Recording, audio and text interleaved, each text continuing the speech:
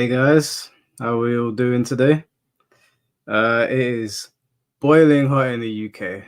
I am I am not having a good time. And this is unlike any heat that I've experienced. I've been to Gran Canaria, I've been to uh, Amsterdam when it's hot. That's not that different from us. Cyprus. UK heat is horrible. It's actually horrible. Anyway, today we're going to be doing something very similar to what we did with 3D Mortal Kombat. Tom Brady, for those of you that don't know, was also very, very competitive on Dead or Alive. He was one of the best Dead or Alive players in the world at one point.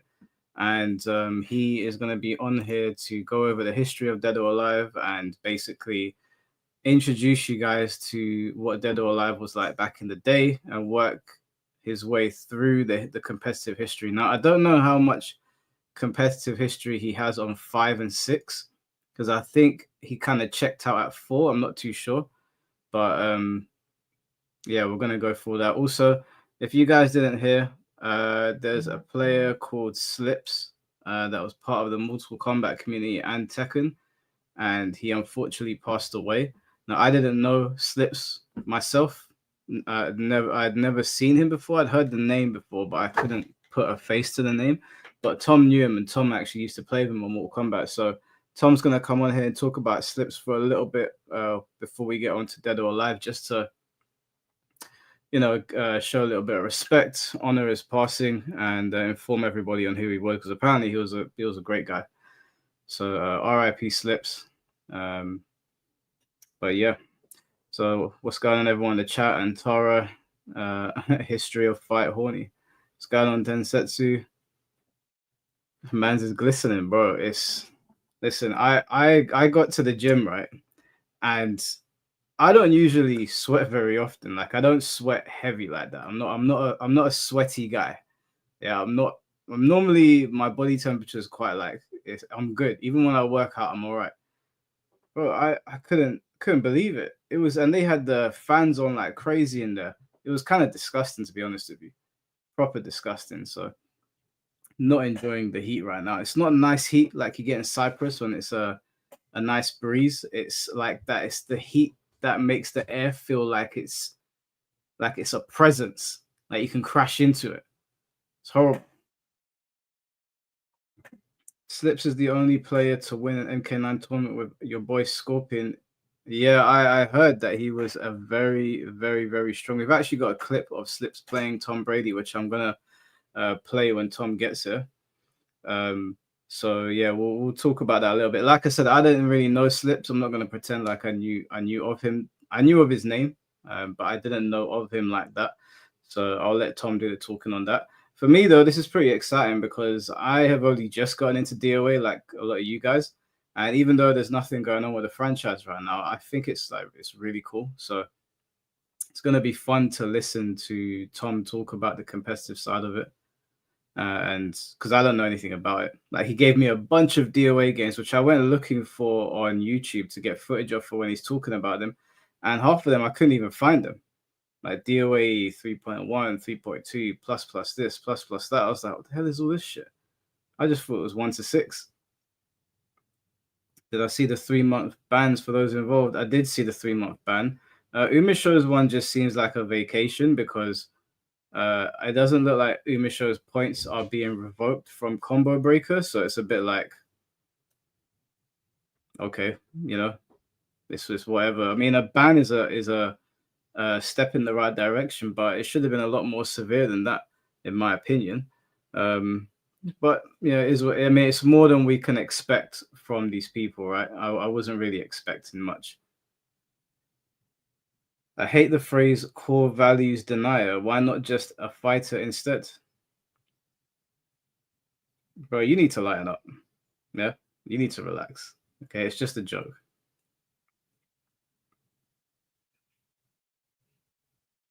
Sounds like a slap on the wrist. Yeah, it was a slap on the wrist. It was a slap on the wrist. I don't think it's a substantial ban by any stretch of the imagination. I don't think that's where they should leave it. But maybe I think there's still legal procedures going on. Something happened, and I know Technicals has a more extensive video coming out. So I thought, you know what? Let me I'm not going to talk about it. I'm going to let Technicals do his thing because he's way more well versed on the subject, and then maybe we'll watch Technicals video on stream or something and go over it. But I think at least there was some sort of action taken. But then on the flip side, it's a bit like, is this just action that's been taken so that it gets everybody to shut up? Which is obviously not going to work because Twitter doesn't know how to shut up, and maybe this is one of the good things that can come from that. What's going on, Orsmic? Am I saying that right? Orsmic. Also, good news. My friend, I messaged him yesterday about my laptop because you guys all told me that my laptop is super powerful, so it could solve my PC problems. And I said to him that I'll give you a bit of alcohol and I'll give you a burger if you come and sort out my stuff. And him and his missus were like, yeah, okay, cool. We'll come down. So I'm going to get them to come down soon. And hopefully we'll have more powerful better gaming sessions on my PC because right now it's I think it's on its last legs. Throw this on while I finish Infinite Wealth. No spoilers, please. I'm only on chapter 6 of Infinite Wealth. Finally, the PC arc is over. Maybe. I don't know. He's got to come here and do it himself. So I don't know if he's going to come here and say, hey, Mike, you got a bigger problem. I don't know. I don't want to touch anything because all the wires are tangled. If I start messing with stuff and I mess it up, I'm going to get frustrated. Yeah, I sent him a message. I was like, because I got a fridge in my room. I was like, I got a nice, might even have one. He won't mind. I said, listen, bro, I got a nice Johnny Walker's here with your name on it. This is not sponsored. I just like them. I got a nice Johnny Walker here with your name on it, whiskey and lemonade. And he was like, cool, no problem. I have one when Tom is explaining shit on stream. I need that 4090 Ninja Gaiden 4. We're 4 months away. I mean, I'll be honest with you, majority of my gaming will probably still be done on PlayStation. I just like playing on my PlayStation. But when it's a thing where we need the PC, at least we'll have it there. You got Muay Thai now? All right, bro. Enjoy. I know Muay Thai is very... I did it for a little bit. It's not fun on the shins. So enjoy. Don't injure yourself.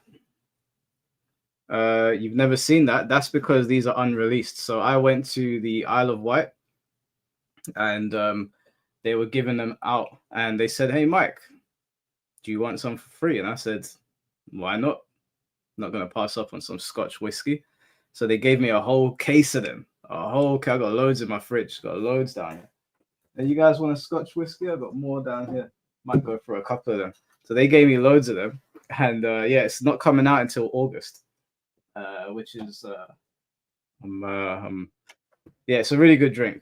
I don't promote alcohol, but I like it. So what's going on, Qatari? Someone said DOA. Yeah, we're just waiting for Tom to get here. Tom, I swear, Tom is like runs on UK black time, man. Let's see, where is he? Yeah, I'm sure he'll be here in a sec. He specifically said start at 7, so I was like, okay, cool. Open it. All right. What do you think? It's fake or something? Yeah, you'll hear the. Do you know, it is pretty hot. This will go down well. Oh, that's a good drink. Hey, Johnny Walkers, if you're watching, listen. My emails are open. Actually, they're not because there's a lot of scam artists. DM me on Twitter. The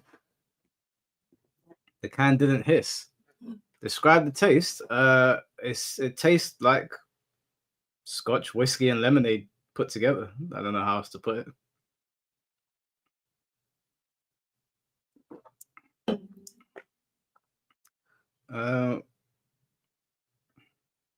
What's my favorite non-alcoholic drink? Water.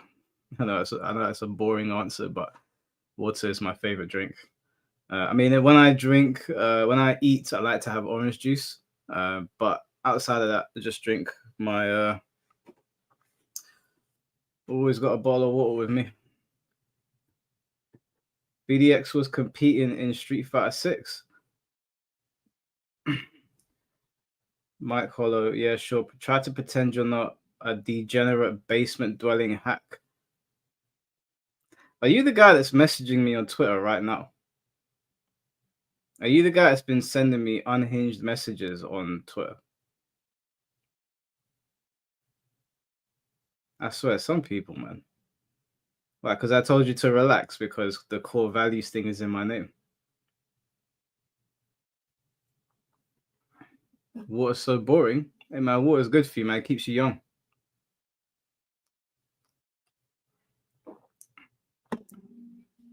Whiskey is hands down the best strong liquor for me. My favorite is actually tequila. I'm a fan of tequila. If you can put together a tequila sunrise for me, yeah, I'm all about that. Seriously, there's no communication anywhere. Team Ninja has told its fans to pound sand. They should close the whole damn studio, come to think of it. It sounds to me like you have a hate boner for DOA, bro. If you don't like DOA, I don't know what you're doing here. We're here. I mean, and I know there's always going to be one that's like, oh, Michael's grifting to DOA now. And I'm like, grifting onto what? Nothing's happening. The series is basically gone. I just like it. I just like DOA. There's nothing to gain from this. I've not had any mention by what they called Koei Tecmo. Nothing like that. I just like the game.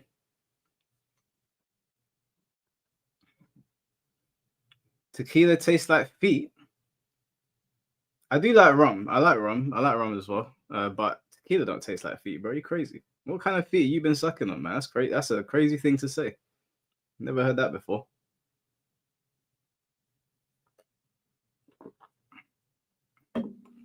Yeah, there's always one, Frost. There's always one.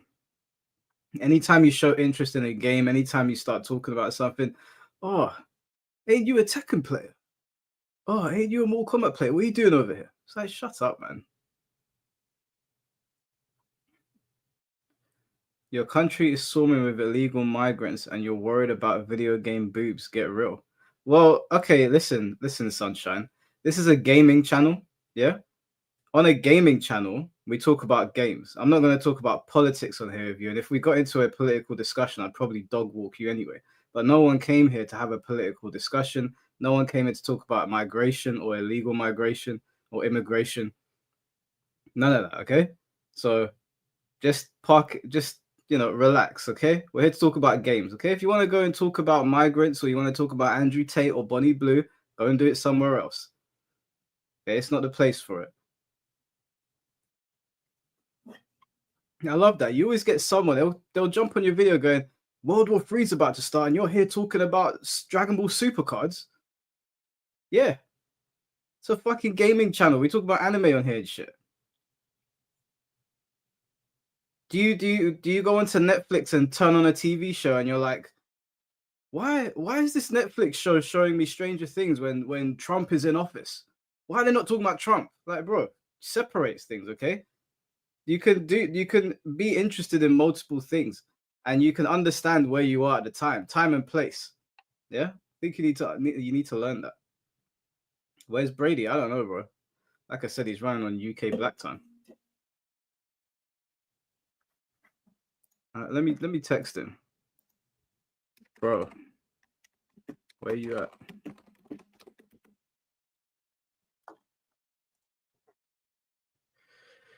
Oh, just as I text him, there he is. I think he's connecting his mic.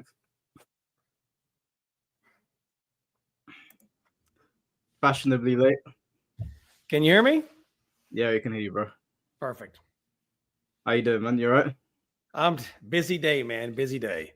Yeah, so I know you had a lot of shit going on. I'm appreciative that you could do this. I was just letting these guys know that before we start, you were going to talk a little bit about slips. Yeah, so for those that don't know, Slips passed away yesterday. They believe it is of heart complications in his sleep, possibly a heart attack in his sleep. He was only 45 years old.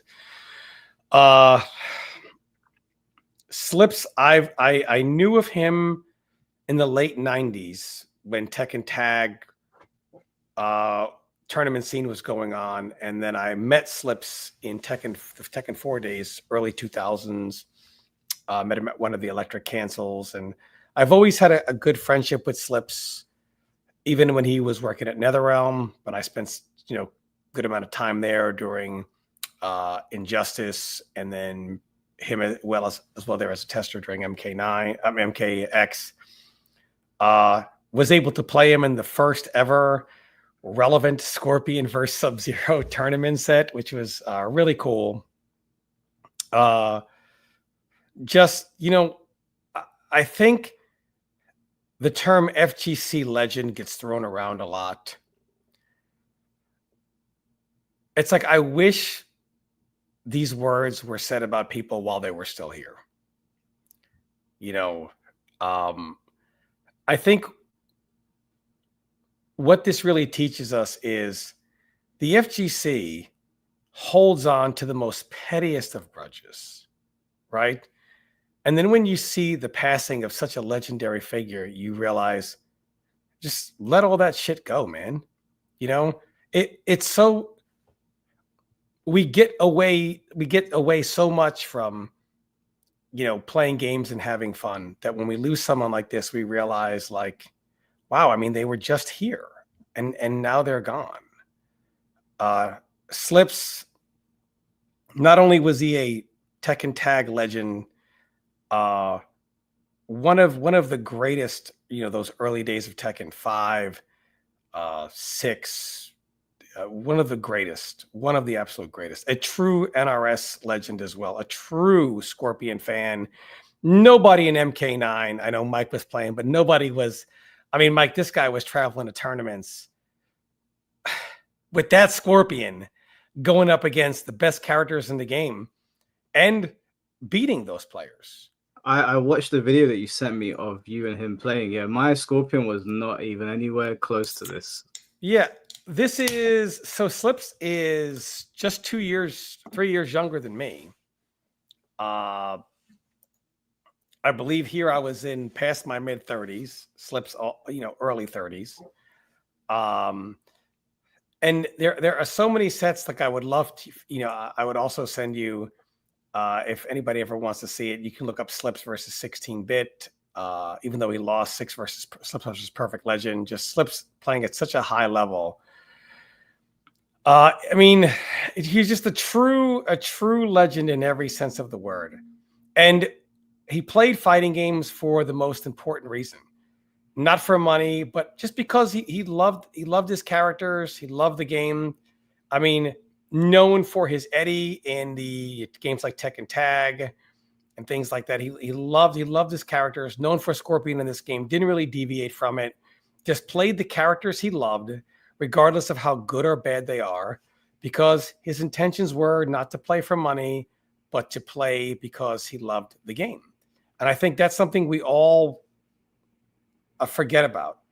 And when we see all these legendary figures like Slips, we realize, like, why we all play these games to begin with. It's not for any other reason that this is what we all came together to begin with, because we love these games. It's unfortunate in the FGC, there's no real way to honor these players. It's not like when a sports legend passes, you see all these clips of how great they are. So much of the FGC and how it was built, and one of the ones instrumental in building it, like Slips, is gone. And we don't see the footage. We don't see how great they truly are. People know how great Larry Bird was in the NBA because you can watch how great Larry Bird was, right? But do people really know how great some of these players are? You hear about them, but you never really get to watch it and appreciate it. I really wish the FGC, I just wish there was just some way to really honor these players who built it, because I think so many of the young players, they come into an FGC that was already built. But the people that did the real legwork, when there was no money, when everything was at a loss, when we had to travel and fight, just to get what we have today, the events we have today were built on the backs of players like this, who gave so much to the scene selfishly. Unselfishly, I should say, not selfishly. Unselfishly gave to the scene. And just I cannot say enough good things about Slips. Not only as a player, and most people will never know the great man this guy was. This guy was extremely kind, very supportive. He helped train so many people, helped mentor so many players. that are in the FGC today, people will never know the impact this guy has in players you see today and people he mentored and taught. Just a great player and an even greater man. Just a tragic loss for the FGC today.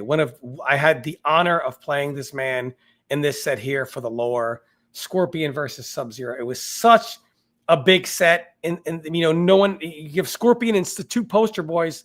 You would think it was common, right? Because you see Ken and Ryu all the time in Street Fighter. It's not uncommon to see that, but in this game, in Mortal Kombat, to see Scorpion versus Sub-Zero, normally because of their tier positions, and MK has become such about money or whatever, you don't really see that today. And you never really saw it back in the day either, because very rarely did they both occupy a good position. This game and this set, neither of these characters occupied a very high tier position, but they were being played because we loved our characters. We loved the Mortal Kombat. And so many people were into this set. I can't tell you how many people were watching in the background.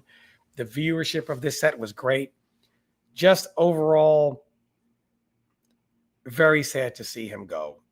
Taken way too soon. Do we know what happened exactly? I believe it was a heart attack in his sleep. Right. Okay.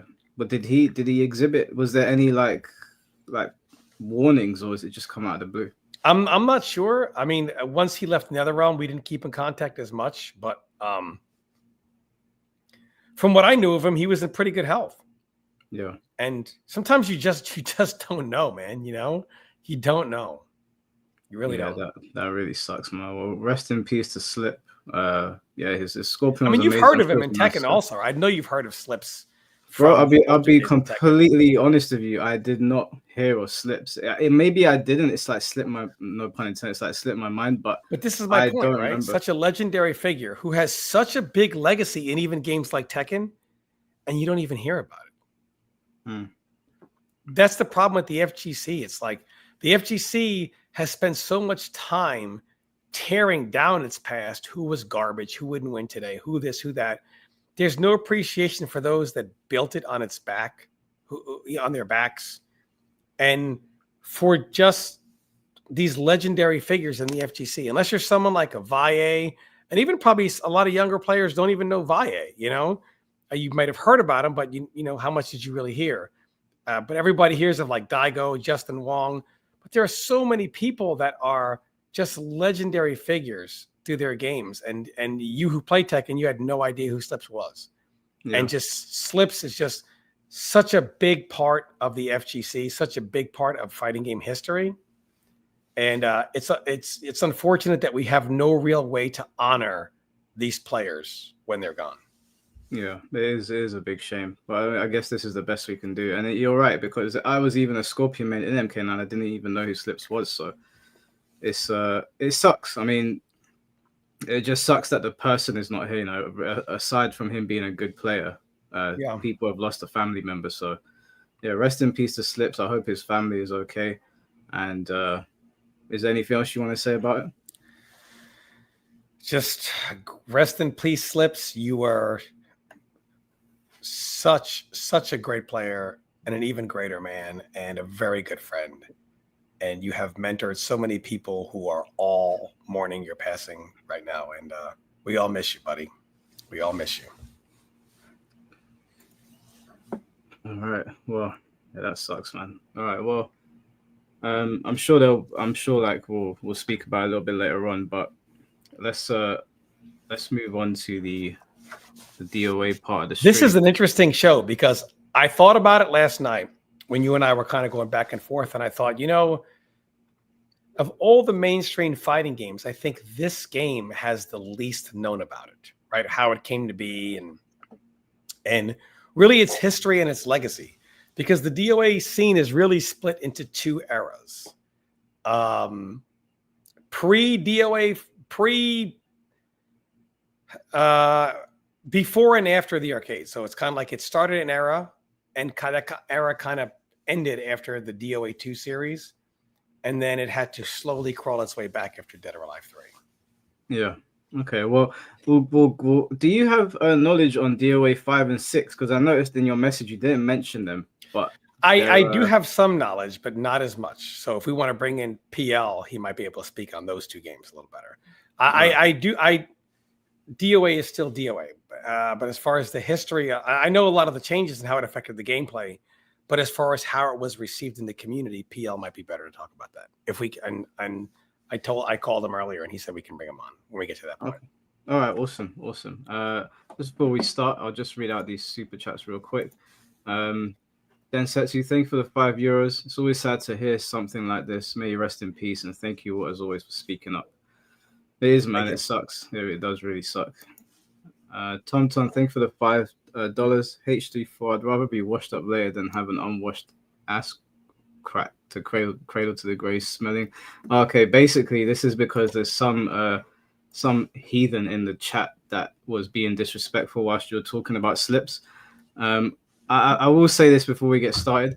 I know it's funny to I think you think it's funny to sit and troll when someone's talking about someone that has passed, and your life is so pathetic that all you care about is a new DOA being announced and we're talking about somebody that's passed. But I just want you to know from the bottom of my heart that you are a bitch. And I'm okay with you coming on later on because I know you had some things you wanted to say, and I'd be very happy to tell you that on the mic. But there's something to be said about a grown man who's apparently 25 years old who is listening to us talk about somebody that's passed away, and you're there talking about him in a disrespectful way and saying, get onto Dead or Alive, get onto Dead or Alive. You are a bitch, and your mom failed you, okay? So why don't you keep your whole mouth shut? We're going to talk about Dead or Alive, and then when I'm good and ready, you can jump on and I can cook you in front of everyone. Until then, if I see any of your dumb comments, I'll just get the most to time you out because I ain't here for that bullshit today. I'm definitely not dealing from some faceless idiot from Twitter. All right? So, all right, let's get started with DOA 1, I think you said. Yeah, so DOA 1. DOA 1 was so far ahead of its time with how it was marketed and made. It was the first ever to do this. So a little background. DOA, the head of DOA was Tomonobu. The creator of all this was Tomonobu Itagaki. So Itagaki was where he worked on games such as Tecmo Bowl, Tecmo Super Bowl, which were big hits, big successes for the NES. It is unheard of for a Japanese developer to make an American football game that is received so well. I don't think it's ever happened since, and I don't think it ever will happen again. But Tecmo went through a period of financial struggles. So Itagaki went to the heads of Tecmo and said, I can make a fighting game that will sell. It was a huge risk. The title of the game, Dead or Alive, is that name because the future of Tecmo, whether it was dead or alive, rests on the fate of this game. Hence, that's why the game was made. Itagaki was the first one to come up with this formula. Because he wanted this to sell, I'm going to ask you if this sounds familiar, Mike. He said, for the beginner, things in fighting games are not so easy. So I will simplify many of these aspects so that the beginner can play the game and have fun and want to buy it. Does that sound familiar, Mike? Very, very familiar. Itagaki, in the early 90s, had this notion. And we see now that's every fighting game developer. Itagaki created DOA 1 to be a game that had 3 core values. And Itagaki said this himself. Gambling, sex, violence. Those were Itagaki's 3 core values. And as you can see, it's a proven winner. Dead or Alive 1, when it made money, when it was a success in Japan, and then flyers were sent out to American arcades. And I don't know if you can look up one of the flyers. I don't know if they're on the internet anywhere. Dead or Alive 1 arcade marketing flyers. It said this is a proven winner, a proven success in Japan, so on and so forth, as a way to get American arcades, or Western arcades, I should say, not just American, Western arcades to get this game. We had a few cabinets at my arcade, and this is why you see the bouncing. That was an option in the menu for the bouncing breasts, things like that. All the things that DOA gets made fun of for. Ironically, people today complain they're tired of the, what do they call it? Woke culture, where now everyone has to have a 3-piece suit on if they're a woman, basically, So ironically, back then when people would make fun of like, haha, there we go. This is this is one of the posters that came out. There was a very bad quality. Yeah, there was a different one as well that was released to arcades for just the arcade game, but it was considered a proven success, things of that nature. It went out to many, many Western arcades. I remember our arcade owner was like, what do you think? Because we were like, yeah, fuck it, more games. DOA, the bouncing breast is the first thing you noticed. And of course, the setting that the owner put it on was the bouncing breast mode all the way up. And this game just had a hold. It was just called hold. So it was punch, kick, and then I forget if it was called free or hold. In hold, you could hold everything low by down and hold everything high and mid by standing hold. And you could do this at any point out of any stun. So obviously, just the counter system was very, very easy to do. A lot of the commands were very easy to execute. They were not hard at all. The juggles were very easy to do. This was meant to be a very simple fighting game. It took some inspiration from Virtua Fighter, but it was not a copy from Virtua Fighter. Even though Virtua Fighter, which was made by Yu Suzuki and Tomonobu Itagaki from Tecmo had a relationship. However, it's not one where he copied anything. In fact, he was inspired by a lot of the work of Yu Suzuki, but he did not even have a conversation with Yu Suzuki, I think until end of DOA 2. So a lot of the Virtua Fighter model was used for this game, but he did not cut and paste it. He still made it its own game, which made it very interesting because even in the early 90s, the stages didn't come into play like you see this, right? Where you see like danger zones causing juggles, things like this. These are not things that were introduced into the game. In the games back then where the stages and the backgrounds played a key point in the match. So Dead or Alive was probably the first game where the backgrounds were this important. It was the first game where the developer, the designer said, hey, let's simplify things for the modern audience so that more of the beginner who we're trying to attract will get into the game. And the game sold very well. Then, something that we wish developers did today, off the back of the success of this game, he created an advanced version of this game called Dead or Alive Plus Plus that we also got. This version set the groundwork for what would become Dead or Alive 2. In this version, holding was not as simple. You had the double direction hold system and you had multiple holds, not just hold high, hold low. Also, the commands were significantly more advanced. Things like Hayabusa's Azuna drop was very difficult for beginners, but this was not made for the beginner.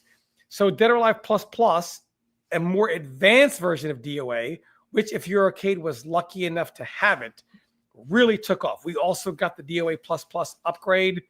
It was an amazing game, far beyond its years. And I don't think it was ever released on the consoles, ever. But I know in the arcades, a lot of us played it. And yeah, getting footage on it was like damn near impossible, right? Yeah, impossible. So, for work, there we go. So the problem ultimately was that there was no way for people to play this game if their arcade didn't have it. It never really got a console launches. It wasn't made to be a big seller amongst casuals, right? So from Itagaki's point of view, why would he release it on consoles or have this release? So that was something where if your arcade got it, you had a more advanced version of the game. I believe this is the only time in fighting game history that a game had two versions: a simplistic version to sell for sales and to get casuals involved in the game, and then a more advanced, different version of the same game designed for the hardcore player.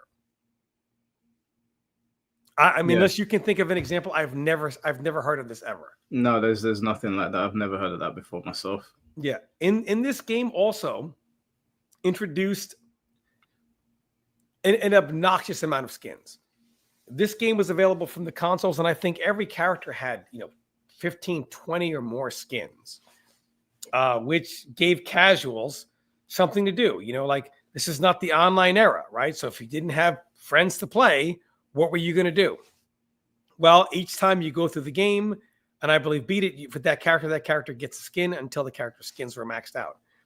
But every character had so many skins that if you were a completionist, which a lot of people back then did, because you didn't have a lot of the luxuries we had today, no online, no whatever. So fighting games, people were used to just being able to play the computer and that's it. This game gave you skins to grind for, and the characters had, I don't even remember how many. I think several of them, almost all of them had close to, if not over 20 skins in this game. So even on the console version, you had a plethora of skins, which you didn't have to pay for because it came with the product. And it was a game that was designed to say, hey, let's not alienate the casual player here. In fact, let's not forget they're the majority of our audience. And let's give them, a game that is a little fun, more accessible, and a ton of skins and stuff. Most people would say fighting game developers today should adopt at least the model of, we already know they're trying to make the games easier, but it seems like now they only want to give you more if you pay for it. This is one of the first games I can remember that made a version for the casual, made a version for the hardcore player, and gave plenty of content for all of them to enjoy. I think this probably was the first time in history something like that happened. And DOA, it didn't really have a competitive scene. DOA 1 never took off. However, DOA 1 sold well enough to save Tecmo, and then Dead or Alive 2 is where DOA really catapulted. Right. Do you want me to switch over to 2? Yeah, Dead or Alive 2. Because DOA 1 it's kind of its own game. It's a niche game. Not many people played it. But the main thing is, think about, that's like a model today. Hey, I'll make a game that can sell by simplifying it for the casual player and giving them tons of content as far as like in way of like skins, things like that. So Dead or Alive 2 has a lot going on. Dead or Alive 2 Arcade, we'll start with. This is Ultimate. I tried to get Dead or Alive 2 Arcade. Getting footage for it was a nightmare. Yeah. DOA 2 Arcade. So Dead or Alive 2 Arcade had two versions, DOA 2 Arcade and DOA 2 Millennium Edition. Before it was released in arcade, Itagaki, who always wanted his game to be on the most powerful hardware, it was done on Naomi hardware for the arcade. Now, Naomi was very expensive for arcade owners. Naomi was the first time a game had a dollar bill validator. Virtua Fighter 3 was the first game ever in arcades that had your coins and a dollar bill validator. This is because Naomi hardware was so expensive for arcade owners that they had to charge you I think most of these games were like $1 a game to start, or $1.25 to start, and maybe 75 cents to continue. So these games started having dollar bill validators, which was unheard of in the 90s. And then Naomi hardware games came out, and these games started having dollar bill validators on them. This game still looks insanely good. Yeah, this is DOA 2U for the Xbox. Yeah. If you bring up even like DOA 2 bring up DOA 2 Dreamcast, look that up and show it. That's the arcade version, Naomi hardware. DOA 2 Dreamcast. Yes. Footage. So the Dreamcast is Naomi hardware. This is when, so in previous to the Sega Dreamcast, arcade games, when they went to the console was considerably weaker. The Dreamcast and so on and so forth started when the hardware that was in consoles and arcade was the same. This is the first time, even like Street Fighter and Marvel, those games like CVS, those were on the CPS 1 and CPS 2. But when they went to Dreamcast, they were on Naomi hardware. This is, I believe, the first time an arcade game and the console version were identical, besides system changes, but graphically, because they were both done on the same hardware. Mhm. DOA 2 was basically designed on the arcade version of a Dreamcast, Naomi hardware. And after that, when we went on PS2, that was, I believe, board 246, and the PS3 was board 256. They were the same hardware. But the first time that really happened was with the Sega Dreamcast, where your Naomi hardware for your console is the same thing that was in the arcade. It was basically a Dreamcast in an arcade cabinet, which is why when the game came home, it was just as stunning as it was in the arcade. This game was and still is absolutely stunning. And they really were the first one to really master stage transitions. You could knock someone off waterfalls down into another part of a stage. The stages were massive. They were extremely interactive. When you see things like Tekken does now, like knocking you from one part of the stage to the other, or other games that started to do this, this game was the first. Dead or Alive was truly a pioneer in the fighting game series, not just in DOA 1, but even DOA 2. And you can, again, knock her down here again, and she'll go down to a third level. So DOA 2 had these multi-tiered stages, these massive stages, also different combos based on the slope, whether you go up or down. And I think really wall game in 3D games wasn't really developed yet, right? Mm-hmm. This game had a wall game that was very unforgiving. A lot of things that so many other 3D games implemented really came from games like Virtua Fighter 3. I want to give it its credit, and Dead or Alive 2. These guys were really the pioneers, but DOA 2 really took some of the things that VF3 did and took it to the next level. DOA 2 really probably was the blueprint for your modern fighting game. So the arcade version, since it was for the arcade, DOA 2, just arcade, had a stun system that wasn't as loose, meaning not as many things stunned you in DOA 2 arcade as Millennium Edition, and not as many things stunned you in Millennium Edition as when it went home to console. You can tell still when Itagaki was taking Dead or Alive from the arcade to the console, there was still an emphasis on making the game a little more accessible for the casual player while still trying to keep the advanced mechanics for the hardcore base. And instead of making two different versions, he did a great job of that with DOA 2. So DOA 2 was really when the story of Dead or Alive really became to life. I don't know how many people really looked into the story of DOA 1. Back then, the attract modes didn't do great with these stories. You had to read up on the lore and things. And in the 90s, it was just about the gameplay. People just wanted to play the game. This is really when you really begin to look into the lore of DOA Tech and the story of all the ninjas, Ian, Kasumi, and how Ayane was a runaway ninja, and Helena, and who killed her mother. Was it just so much? And then you really learned about the clans. It's all that really started to come out for the first time in this game. And still, again, I don't think there were any hardcore DOA story enthusiasts back then. I loved the game. A lot of us that did really got into the story a little bit. It was tough to read up on it, again, because the internet was just starting to really come alive. So it was tough to get this information. So you really had to look for it. The gameplay of Dead or Alive 2 Arcade was, so the way it worked is you had a 4-point hold system, which basically meant there were 4 different holds.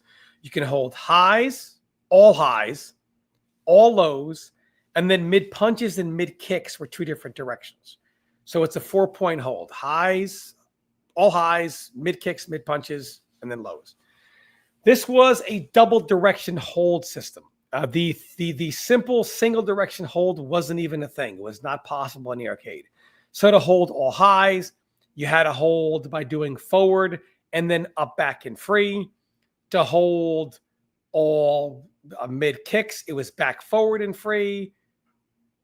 To hold all mid punches, it was forward, back, and free. And to hold all lows, punches, and kicks was forward, down, back, and free.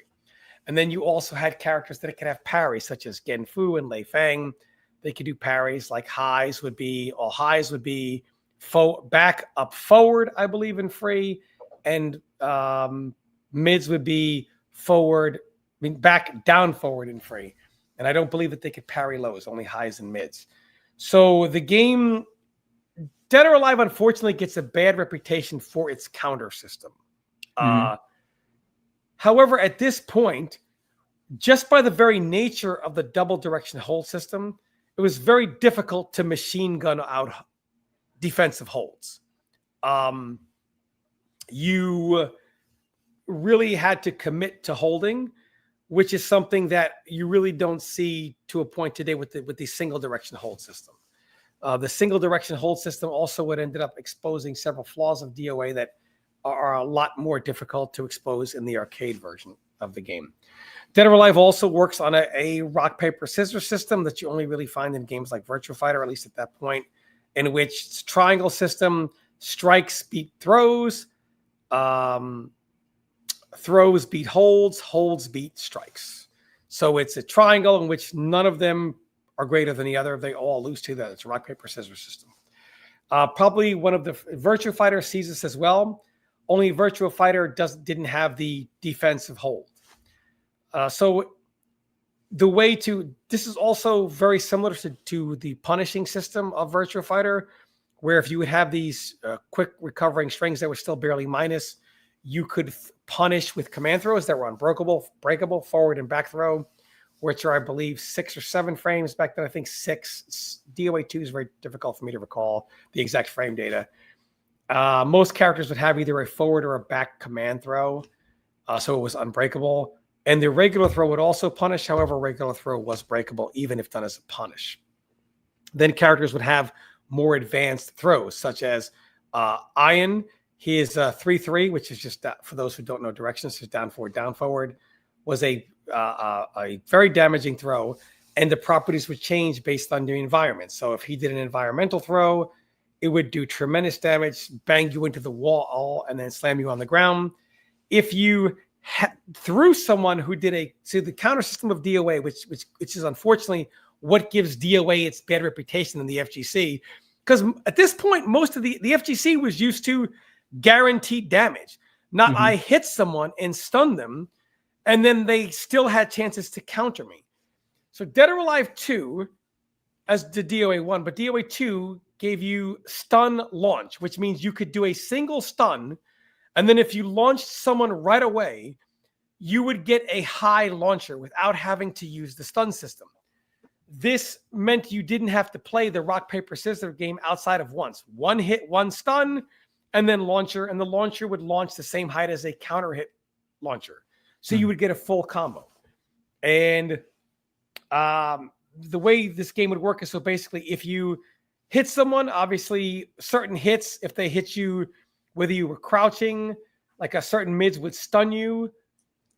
And you would have, it would be very similar to a counter hit stun.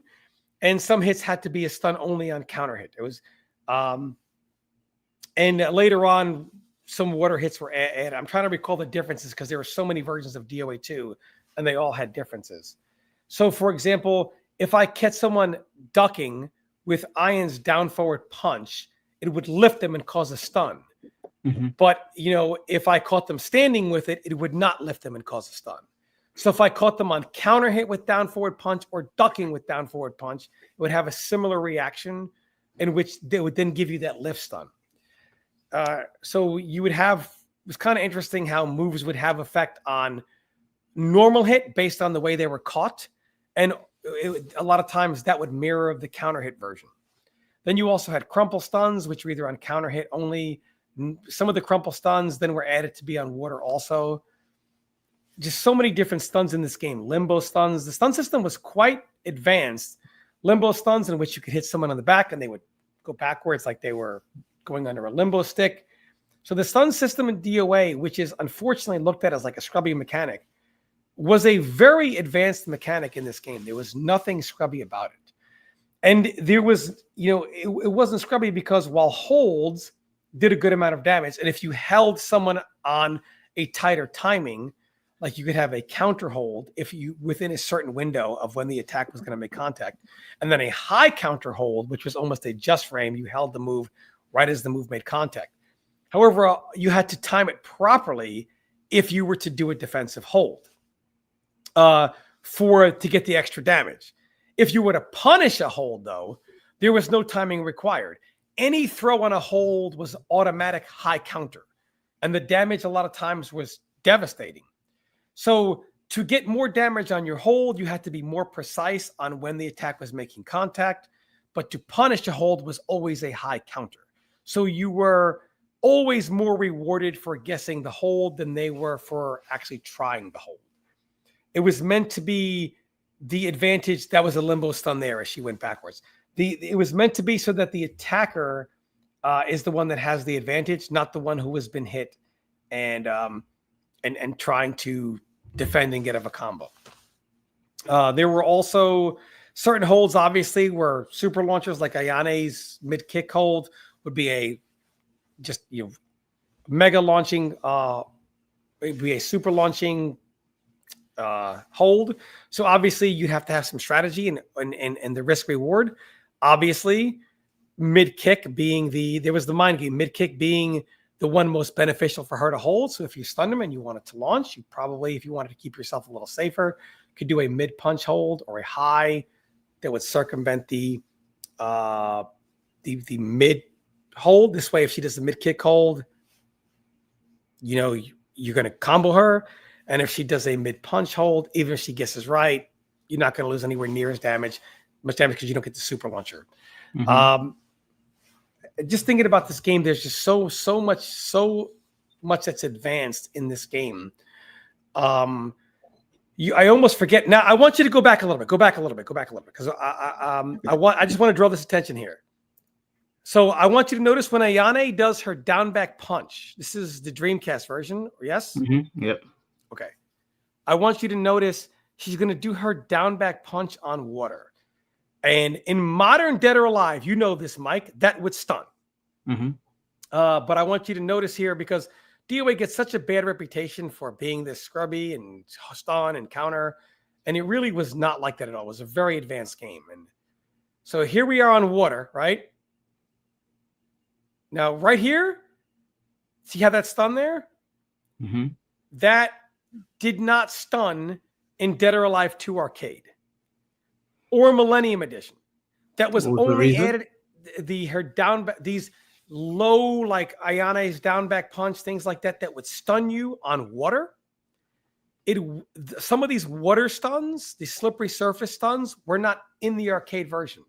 They were then added in the console version as ways to just, give more ways to stun. It was just part of Itagaki trying to make the game a little more accessible to the casual player without destroying it for the hardcore player, right? There were some changes that made the stun system, I guess, quote unquote, more accessible without really making the game watered down. So this game, again, it was so advanced with how it did its rock, paper, scissors system, how there was a good balance between the strikes, the counter hits, the holds, the high counter holds, the high counter throws. It was all very good. Of course, this game was very strike throw. Also, you had free canceling to clear the command. So this game has a lot of staggers, obviously, because there are so many stuns on certain parts of strings. So obviously, you don't want to get stunned. You could start a string or an attack, free cancel it, and if they respect the follow-up because they don't want to get stunned, then you can throw, go into new offense. Free canceling would clear the commands. Also, you sidestep in this game. I don't remember. DOA 1 did not have a sidestep. This game did. You could hold free, tap up, up, or down, down to sidestep. Also, you could hold free and then backdash very quickly. It wouldn't allow you to block while doing this, but you would have the equivalent of a light speed Korean backdash. So you had very great maneuverability in going backwards, as well as the universal crouch dash. So characters could advance very quickly, as well as retreat very quickly. And even though you're holding free, which would also, you could hold back to guard or hold free to guard, if you were buffering the backdash while holding free, you were not able to block. So it wasn't something that was like, because the backdash would circumcede, you know what I mean? The block. So can I just ask, Tom, who was your main in this? This game, I played them all. Young Tom played every character in every game. This game, my main was Genfu and Ian. Dead or Alive. So some of these older games, I was pretty much the first version of some of these characters ever.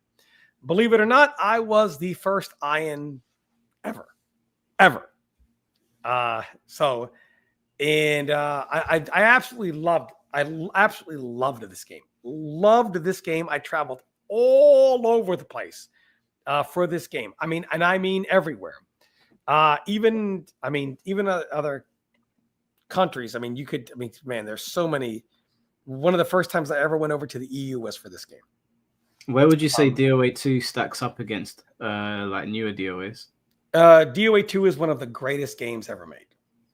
Okay. Would you say it's the best DOA game ever made?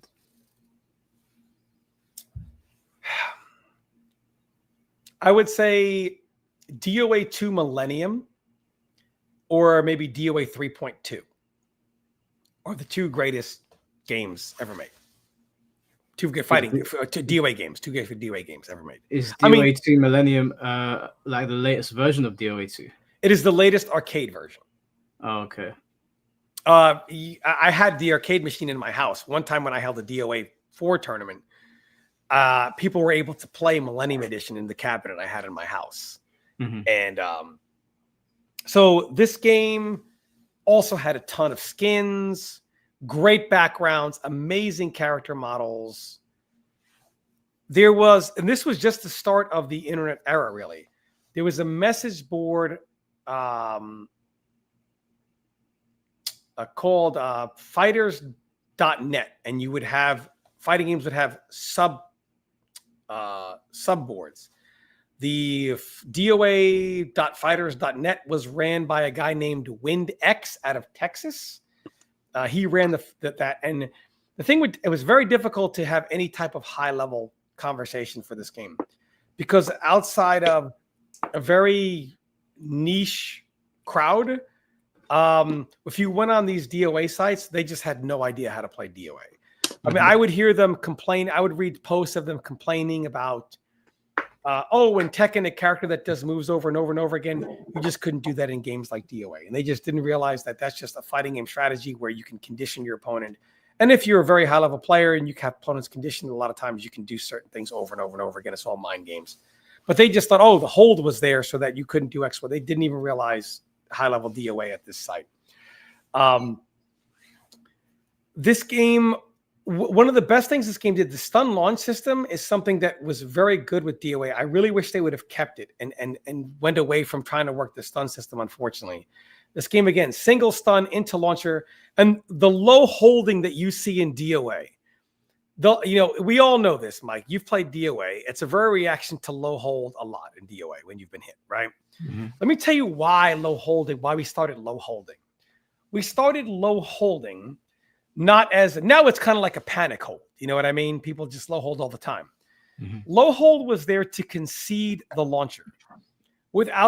Some characters, people didn't do crouching throws very often. Low holding was kind of a way to say, okay, I'm going to concede the launcher. If you are going to try to extend, because here's why. The thought process was, if you try to extend stuns or launch with a high, we're doing a low hold. If you are trying to extend stuns with a low, we're going to hold it, right? So we're avoiding the high, we're avoiding the low. If you're going to try to hunt a high counter throw, we're going to avoid the standard throw unless you do a low throw. And we are giving you the mid launcher. So we are conceding it. So it was basically a way to, okay, you know what? At this point, I don't want to get caught up in the stun system. I don't want to risk a high counter throw. I am going to concede the mid launcher. Now, if you wanted to try to extend the stun, which there was no reason to do so in this game, with multiple mids, you are then risking, hey, I'm giving you this launcher here to now you're going to keep doing this. I have a chance to hold you, and you don't get anywhere near the damage you would have got, and I might be able to get some of that damage off of you now with the defensive hold. That's why low holding originally started. It was I'm conceding the low launcher. And that's where characters like Genfu came into play, because Genfu, very few characters really had a low throw that really gave significant damage. Genfu's low throw turned you backwards, and then his charge down back to forward punch was guaranteed, and if a wall was near, it would slam you into the wall. It was devastating damage. So Genfu is one of the most perfect fighting game characters ever made. He looks like a defensive powerhouse just looking at him, and he is. He's one of the greatest defensive fighting game characters ever made. A very fast mid, and this game also had priority, which most fighting game players, I don't know what that means. Priority basically means when two moves of the same speed meet, the higher damaging move wins. And some fighting games, it just comes down to speed of move, right? And if two moves on the same frame meet at the same time, it's a trade.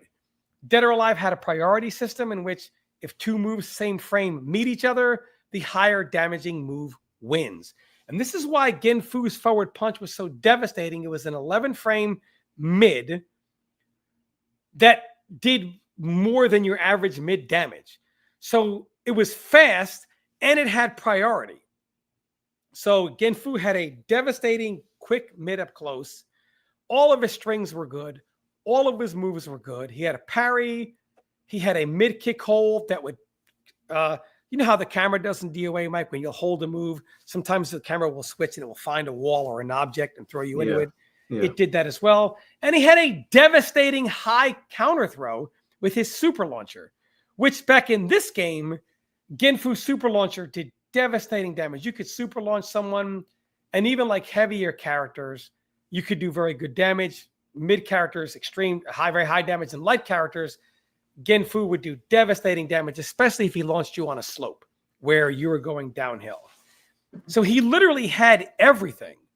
But then, of course, he had certain matchups that were more difficult, like obviously Hayabusa. Almost all of his moves are punches. The Izuna drop probably being one of the flagship moves of Dead or Alive. Again, the tier list was Genfu 1, Iron 2, Hayabusa 3.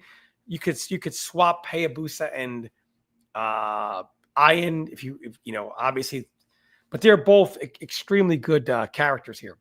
Mm-hmm. That's probably the top 3 of this game. There were tournaments for this game. There are tournaments in the DFW area. You had tournaments in the Toronto area, tournaments in not so much in New York. I don't want to say upstate New York, but it was outside of the city. You had tournaments for this game in several places in North America. And then you had North America was considered the strongest. For this game in North America, I would probably say the Texas area. Okay. And then over in the EU, you had so Kayane, her brother went by the name Hayate. And then another player over in the French area, Hayabusa, they were both very good players. I'm sure Ayane would talk about her brother's love for, Kayane would talk about her brother's love. I mean, Kayane was only, I believe, like 10 or 11 at that time. She was very young. But her brother was a known Dead or Alive player for 2 and 3. So this game had a presence that, again, Japan will always favor Virtua Fighter. They will always favor Virtua Fighter.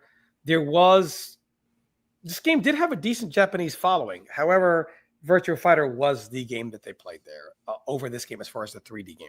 It was Virtua Fighter, and just the way that was their game, right? DOA came along afterwards. But this game, then they released the Millennium Edition, which added to the stun system. I believe maybe added a few moves. I'm trying to remember exactly what they did. This game also, got rid of Bayman, introduced Leon.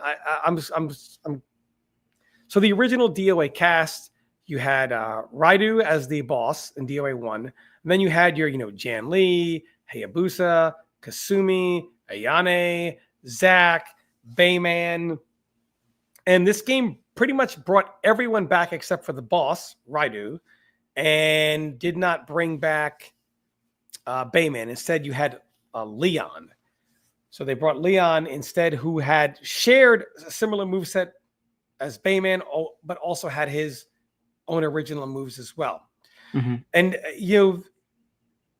they really, again, sometimes you see fighting game developers go a little crazy with mixing up the cast. You know what I mean? This game kept pretty much its all original roster, and the leap from DOA 1 to DOA 2, DOA plus, I mean, is very similar to 2, but still the leap from 1 to 2 was so drastic. And you can just look at even how the presentation is, the graphics of this game. It was just so drastic. This game is such an advanced fighting game, And when it obviously went to Dreamcast is when the tournament scene really, really, really picked up. Yeah. I went to Dreamcast. The Dreamcast was good for a couple of reasons. One, Dreamcast at the time had several things going for it. When this game went to Dreamcast, Dreamcast had the default. So the quality of joysticks at home was not like what you know today. And keep in mind, for a competitive scene, the only place the competitive scene existed back then was the arcade. You couldn't go to the arcade and plug your controllers into it either. You had to play on the sticks. So pretty much everyone that was a competitive player by default had to play on a joystick, as back then fighting games were in arcades first and later went to the console. So the competitive scene gets established, and the predominant amount of players were more comfortable on stick than pad, as that's where they were playing the game. When this game came out on Dreamcast, it came out after the game's launch. It didn't come out on day one. So at that point, you had the Goblin stick, which was the old gray and green stick. They called it the Goblin. It was a decent stick, but again, the quality of sticks, especially Japanese sticks, was not like it is today. And then you had the MA System stick, which was that massive stick that had the American joystick on it. And because this game did not come out at launch for Dreamcast, you actually had converters that you could use for PS2 controllers. You also were able to use the Goblin if you preferred a Japanese stick, or you could get like a MA System stick and have your American stick. But you were able to play on your pad of choice, on your stick of choice, which was huge. A lot of times back then, if a fighting game was a launch title on the console, the technology was not there to where the next compatible thing was available. This game, and this was a problem with the DOA 4 and DOA 3. However, for this game, this was not the case. So the competitive scene was able to just kick off and start rolling right away. And because again, it had a good base in the arcade, but of course not everybody's going to play for money. So when this game came out on the console, it really took off. So you had DOA 2, which was based off Millennium Edition with a few changes to the stun system, like more things stunned on water, things like that. And more crumple stuns on water were also added, things of that nature. Tournament scene really kicked off. Again, most of it was done on IRC. Message boards still were not as popular then. People used to sit on internet chats where all you could do was just type. And, MIRC had a DOA channel, pound Mortal Kombat, pound Street Fighter, all that stuff. This is where most players would talk about Dead or Alive. It did have the message board, like I said, a DOA, I forgot what DOA something at fighters.net, ran by WindX. But again, that board was not, most people didn't go there. They went and shared stuff on IRC, pound Dead or Alive. Or it might have been pound DOA. I'm so old, man. It's so long ago, man. I'm surprised you even remember all this stuff. It was so long ago. This game, when it came out, was my favorite fighting game. I loved DOA, traveled everywhere for DOA. And most people won't remember. I saw people in the comments like, why is Tom on here?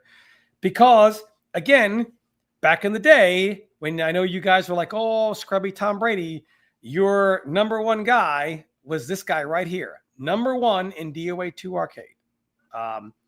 And as well as the DOA 2 console versions. When you had like DOA 2 for the Dreamcast, and I can't think of any modern player for DOA that was around back then. Not a single one of them. This is before PL's era, right? this is way before PL's era. Mochi.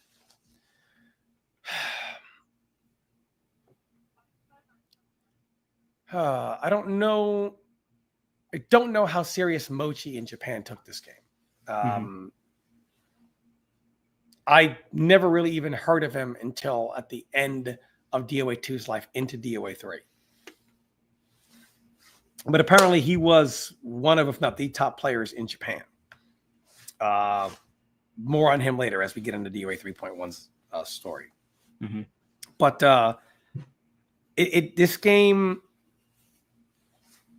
as it came out on Dreamcast, then of course, then I don't know the time. I don't remember the time difference between this and the next version.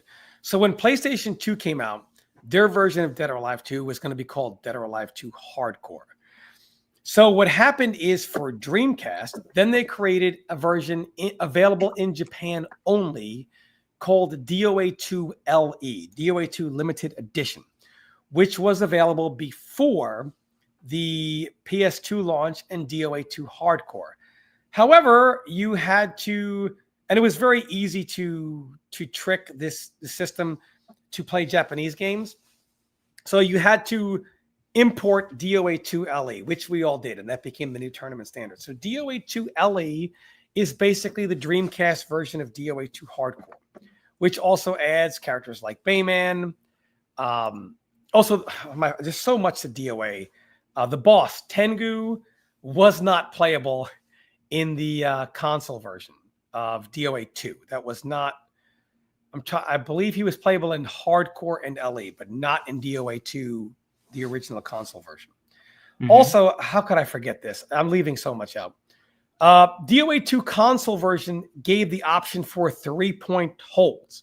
It was the first time this was available in the DOA 2 series, in where you could just change it to a simpler hold system in which you could just do 3 holds, up back free for high, back free for all mids, down back free for all lows. We did not allow this in tournaments. However, if you were just playing with your friends, you could switch it to the 3-point single direction hold system. Again, this was obviously not allowed in tournament play. I just want to speak about the characters of DOA for a minute. The character designs in DOA are so original. I mean, so original. They do not. It's so common to see character clones, martial law and forest law, right? From Tekken 3.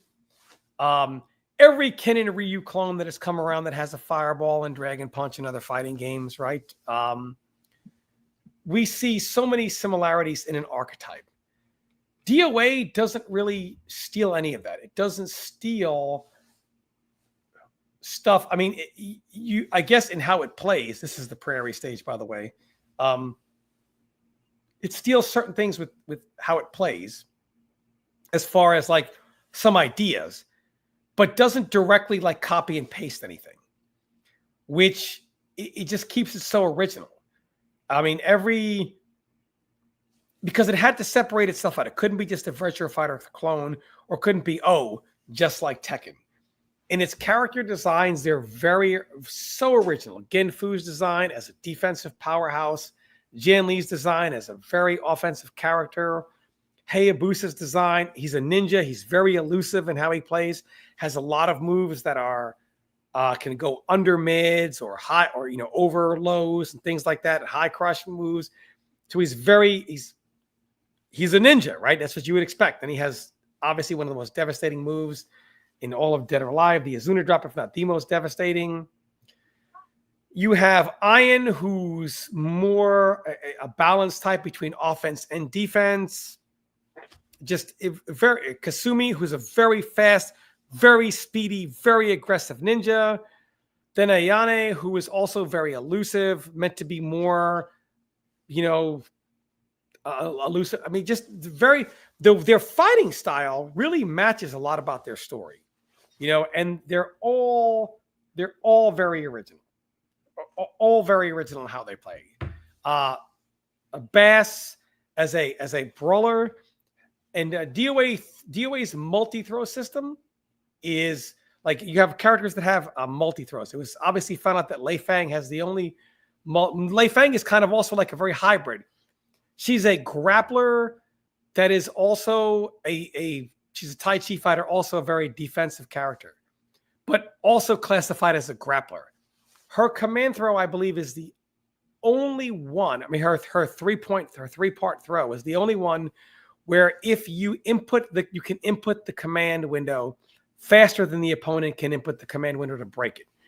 So basically multi-throws where I believe, I'm trying to remember now, you just input these either the same command, forward or back, whatever it is, as them before they do it, and you can break it. And I believe there was at least a 1-frame window for you to do this, 1 frame before they can input the follow-up. So it's a very small window, so you have to time it both ways. Lei Fang is the only one, I believe, where if you are down to the frame, her 3-part throw is unbreakable. So she has this very, again, just in how these characters play, all the characters play, just very, very original. They look great, very original characters in how they play. There is really no like this character is like this character or that character is like that character. Everything about Dead or Alive is just totally original. It doesn't really mimic any part of any other fighting game or another. It takes ideas, but does its own thing with them, which is just really, really good with it. So anyway, back to Ellie. Ellie also kept is the same thing as DOA 3, DOA 2, I mean console version for Dreamcast. However, it gave you all the things that you found in hardcore, the stages, the skins, characters like Bayman, allow you to play Tengu, and it kept everything in the system mechanics the same. It gave you some massive stages, even bigger stages, some new ones. So it was really cool. And Dead or Alive also probably has the coolest soundtrack of all time, Dead or Alive 2. I would put this up there as a candidate for one of the greatest, if not the greatest, fighting game soundtrack of all time. Wow. The character select theme is iconic. Mike, if you could play it. Which Dead or Alive hardcore? Dead or Alive 2. Do they all have the same one, Dead or Alive 2? Oh, shit. Removed Tom by mistake. What is it? Dead or Alive 2 or Dead or Alive 2 hardcore? Like, is there a specific They're all the same. One? Okay. 2. Character select theme.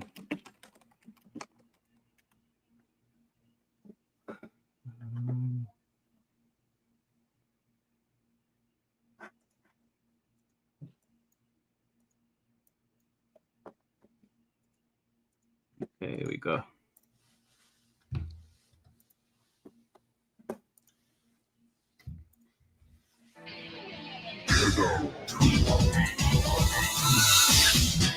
Oh, we can't really hear it good. It's kind of like echoey. What did you say? It sounds like an echo. Maybe the chat can tell you this. Oh, I think it doesn't sound right.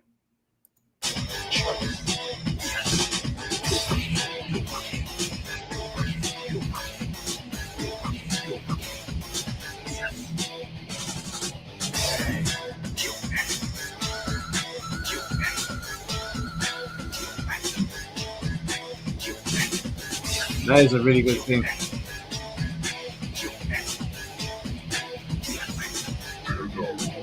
It's chopped. Don't know why it's doing that. Yeah. That's strange. So is it coming through funny for you guys? Super echoey. It is. And there's also all right, I'll let you talk whilst I sort that out. Yeah, go ahead and the soundtrack for this game was second to none. Really no DOA game, in my opinion, besides maybe DOA 3.2 stands up to this game. This game now. Should I try again? Try it again, see if it works. No. It's not very. It sounds like as if it wasn't coming from your PC, as if you had a speaker playing next to your sound. That's really strange. I don't know why that might be. Might have to pass on the music today. Well, I'll try and there are just so many songs. Let me take you to a specific track. Let me link this to you, Mike. It's muffled. That's really Yeah, it's strange. muffled. That's exactly right. I'm not sure why. I mean, like we said the other day, guys, my PC is on its last leg, so I am, and it's very, very hot right now. I've checked the audio source. It's the same settings I always use. Let's see, Mike. Here we go. Okay, play this one right here. Yeah, it could be the video. Let me play the other one from This song right here. And not only are all the songs great in this game,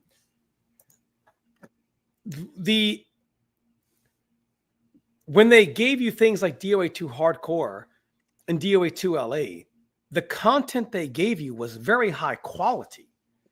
It wasn't like, oh, I just put it together. The quality of this game and the quality of the product and the quality of what they gave you extra. Because, like, here we go. Yep, play this. Rewind it a little bit. The beginning of that song. You want a little bit further? A little further? Rewind it more. To the beginning of that song. To the beginning of it.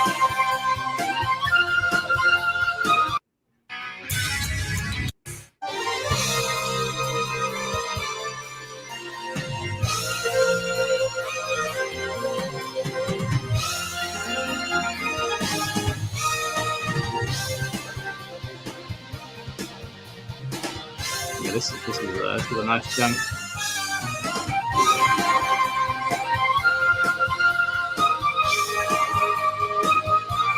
Yeah, we know it's poor audio quality right now. Yeah. What'd you say? This thing is poor audio quality. Yeah, But just to kind of give you the gist of, like, you know, what we were listening to while we were fighting, stuff like this. Everything about this game was the perfect fighting game as far as it captured all the elements that are so important in a fighting game.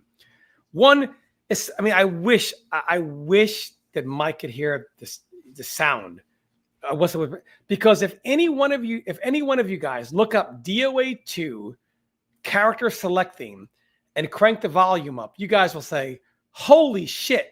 And when we go to the arcades, you better believe when they put games like, with the amount of money they paid for Naomi hardware, they had the sound all the way up because they wanted it to make money. They wanted it to be noticed. So as soon as we put the money in, KO, and that's the first thing you hear, and then the sound hits, and we're like, holy shit. It was engaging you could not even pass the game without wanting to play it. This game also had a tag mode. There's so much about Dead or Alive that I forget. Like, this game also had a built-in tag mode, an amazing tag mode that had some of the craziest fucking combos. This game was it's just a cornerstone of fighting games that really people don't even know exists. It had a built-in tag mode, so you could choose 1v1 or 2v2. I look up Dead or Alive 2 tag mode. See if there's some gameplay from it. It also had a tag mode. So when games like Tekken Tag 1 were really big, Dead or Alive 2 had a tag mode also. And there were tournaments for tag mode. And you could do 2v2 tag. No game existed like this. No game. Obviously, you couldn't do 2v2 tag in the arcade, but you could do that when it went home to console.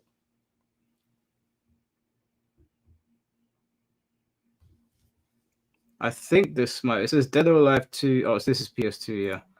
All right.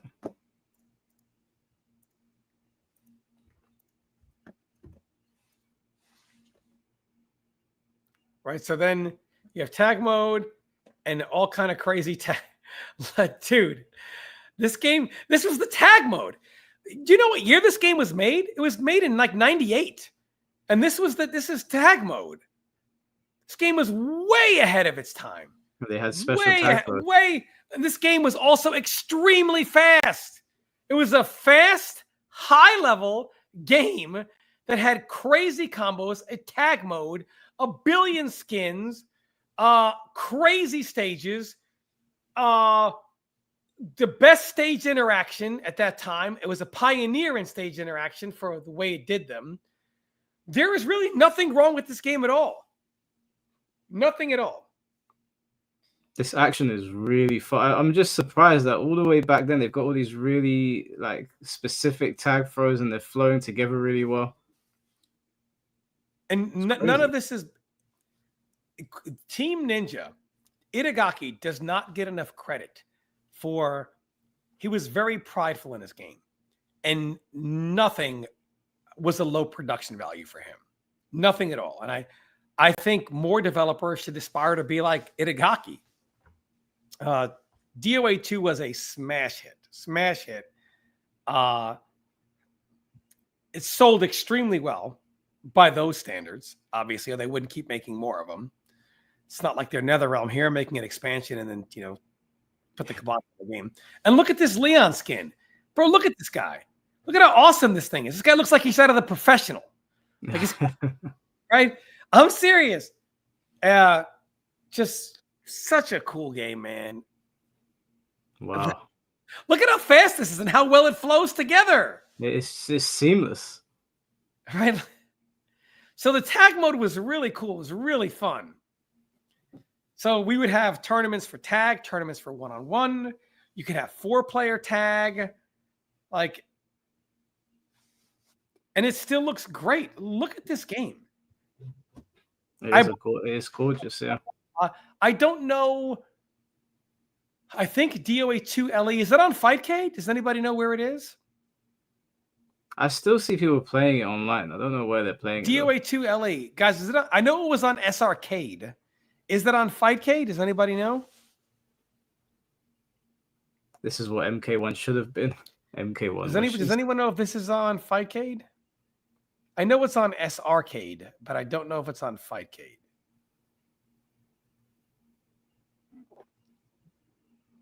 Nobody knows. The history. Look at this. This is Jan Lee. DOA 2 is on Fightcade. If you guys want to play a good DOA game, play DOA 2 LE or DOA 2 Hardcore. Keep in mind, back then, our tournament scene, we imported the game. I went to a place called Styles Buy Right. I was living in Virginia back then. I went to a place called Styles Buy Right. This is the Iron, as we called it, Con Air outfit. Very much like Nicolas Cage from Con Air. Yeah. This game, wow. I bought it from a place called Styles Buy Right in North Carolina. I drove to North Carolina to buy it. We keep in mind back then, and to get your Dreamcast to run it, you didn't need to quote unquote mod it. What you would do is all you had to do was put like a piece of tape on the disc tray thing that lets the system know if it's opened or closed, which would then allow you to open the tray without the system stopping the disc from spinning, right? And you would then put in the web browser, which would load the default code needed to have it bypass the original load up screen. And then once it gets past that, I guess you could have used any game. We use the web browser. And then you take the disc out and put in your imported game, and then it would play it just fine. So because Dreamcast was so easy to play imported games on, it just really allowed DOA to thrive. It was the perfect storm for DOA to really take off. DOA 2 had a very big tournament scene with DOA 2 for Dreamcast and DOA 2 LE. Very big. And of course, then when it came out, DOA 2 Hardcore, everything switched to the PS2 because then you would no longer have to do the swap tricks for the system. Graphically, it was made on Naomi hardware. So even though PS2 was the more powerful system, it just imported graphically better on the Dreamcast. However, quality is still very, very good. And really, all tournaments, it was the perfect storm. Then went to that. Everyone already loved the PlayStation Pad. You no longer needed converters. You no longer needed to do a swap trick. So you could play what was the equivalent of DOA 2 LA on the PS2 without having to do some craziness to get the game to work, without having to... the good thing was the Dreamcast did have the 4 ports, so you didn't need to have the adapter to put all 4 pads in. PS2 only had 2. Keep in mind, only had 2 slots for the controllers. And also, once one player had all the skins were available for all the characters on the console. You know, like right now, like it's all limited to your quote unquote profile. You know what I'm saying? Mm-hmm. Yeah. So only player 1 or player 2, based on which side was signed in, has all access to all the cool shit. You know what I'm saying? And the rest of it's just default. Not back then. Back then, once the console, one memory card had it, everyone could play all the skins. So it was really cool. That's It was really cool. They were just far. You would think there would be less limitations today because it's more modern, but it's really, games back then were more about for the love of the game and fan service and the quality of the product as far as a high level game, and what you got for your money was far higher than a modern fighting game, which gives you the bare minimum for your initial purchase, and then will charge you through the nose for everything else afterwards. Just a different era in gaming. Well, it used to be a product back then. Now it's a service. Very true. Now it's a service. And again, this game was, we also talked on AIM a lot, AOL Instant Messenger. So again, the chat rooms like MIRC, ICQ, that kind of and America Online, Instant Messenger, AIM, were the ways we spread high-level DOA knowledge. It really, like I said, there was a website. I went on it every now and then. They just didn't really, I mean, they were still like stuck in the, is there even a tier list, you know, on that website. Any character can beat any character. It was just, for whatever the reason, the DOA had a much smaller scene. So when I say big, I mean, it was big for DOA. It was a smaller tournament scene than games like Tekken and other games. Tekken Tag's tournament scene was drastically bigger. So Street Fighter, obviously much bigger. Marvel, way bigger. This game was going to actually be included in one of the early beasts. I believe Mike Watson spoke about it. How this game was a game that they were looking to put in one of the early B series, B3, B4, before it became Evolution. It never worked out. I think that was a decision, and I believe Watson spoke about it, by Wizard to not put DOA in. That's because Wizard was more concerned with profits. It was very to procure. I think it was a little difficult to procure this machine, and it was just easier on cost to not do it. I don't remember. There was no real like anti-DOA thing by Wizard. It was just more dollars and cents. You know, the less amount of money they had to spend, the more amount of money they could profit. And that's kind of where those two had a falling out. Yeah. But Dead or Alive 2, it never saw EVO. It never really saw any majors outside of piggybacking off of 3D ones. There was like a Tekken Tag tournament. You would see DOA. Soul Calibur 1 started to pick up only after the Dreamcast came out. Didn't have a big following. Once the Dreamcast came out, you had people like WC Maxi, Jason Arney, who started a Soul Calibur scene. Players being able to get to travel to France, where they would play people like Young Kayane, who was one of the best players in the world, even at a young age. DTN, Dan the Nightmare, who was considered the top player in the world at this game back then, at DOA, at Soul Calibur. So this game could piggyback off of some Tekken Tag 1 and Soul Calibur tournaments overseas and as well over at North America. But DOA didn't really have, it wasn't really big enough to have its own scene. It always had to piggyback off of, like Tekken could hold tournaments like Electric Cancel. That was for Tekken only. And I guess Calibur, part of, you know, they're on the Namco umbrella. DOA had to piggyback off of its bigger brother, you know, Big Brother Tekken, Big Brother Soul Calibur, the more popular 3D games. So while this did have a very healthy tournament scene, it was still the redheaded stepchild of the 3D FGC, basically. But I mean, such an underrated game. Really, the bad reputation for defensive holds and how scrubby is DOA, that was not really going on right now. The fighting game world didn't know what to make of this game. Didn't know what to make of it. Not many people from those scenes played. That's another weird thing. When it came to like games like Mortal Kombat Deadly Alliance, it was Mortal Kombat, right? So a lot of people that played Soul Calibur and Tekken, they knew Mortal Kombat. They played it.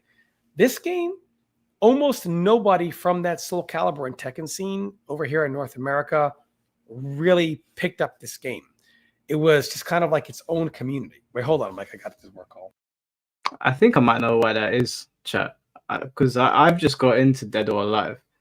And of all the games that I've played, I mean, there definitely is things that cross over that you can take from other fighting games and you can adapt to DOA. But DOA, I don't know if it's just me. Maybe it's me because I've not played a game like this before in like the 3D space, but it feels harder to get good at DOA when you're playing someone that's good. Because when I play someone that's good on Tekken, I'm like, okay, cool. I know they're better than me, but I kind of work out what to do here. DOA seems a little bit more complicated. I don't know if that's just me, but if I went from Tekken to Deadly Alliance, I felt it didn't feel like a massive leap. And if you were a Virtua Fighter player, you'd feel no, maybe if you were a VF player, you would not feel at home with DOA. The two are not similar. The two are not similar. As in that they have a punch kick guard. And I believe VF3 had the evade button, right? VF3 TV. By the way, very good DOA 3 player. I mean, that VF3 player. Good old young Tom Brady here. Who did you play in VF3? Or was it everyone? Again, mostly Akira. Okay. Mostly Akira. In fact, oh God, it was VF3 is when I took Virtua Fighter seriously. And I was an ignorant American who was one of those dumbasses who called Kage Cage. Oh, no. I was, man. But I was this ignorant Mortal Kombat player. What do I know, right? And VF2, and I'm like, who, Cage? And then when I got into the tournament scene in VF3, they were like, it's Kage, idiot. And I was like, okay, I'm an idiot. I'm a ignorant American. Yes. Did you see the K and just think it was like Mortal Kombat where they just pronounced I did. I did. Yeah, idiot right here. So you can still pull up some of my, I think if you look up NEC, Tom Brady, DOA, you might be able to see some DOA 2U. I don't know. Let's see.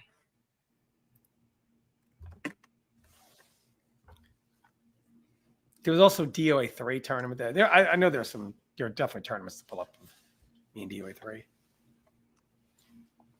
And DOA footage is really difficult to come by. Especially for DOA 2. Very difficult. Very difficult. Let me see if I can find some. Hold on. Yeah, it's very, very difficult to come by. When I type your name in, it's either myself that comes up on here with you on the podcast, a couple of videos of Fate. Let me see if I can find it. Mortal Kombat. Let's see if I can find it. Yeah, I mean, I found. Here we go. Here's me versus popular player at the time, the Faceless Master. Anyone, and I mean anyone who was around back then, knows who the Faceless Master was. What a cool name too, right? The Faceless Master. What an awesome really cool name. The Faceless Master. This also, is just before we move, Tom, I appreciate your super chat. I'm not going to read it just now because it's a bit of a crazy thing to say. I get that guy deserved it, but thank you for the $5. I'll bring it up later on when we're not talking about DOA. Let me get this video up. This was the tournament in which Final Showdown, when I had that picture with him. With Final Showdown. Okay.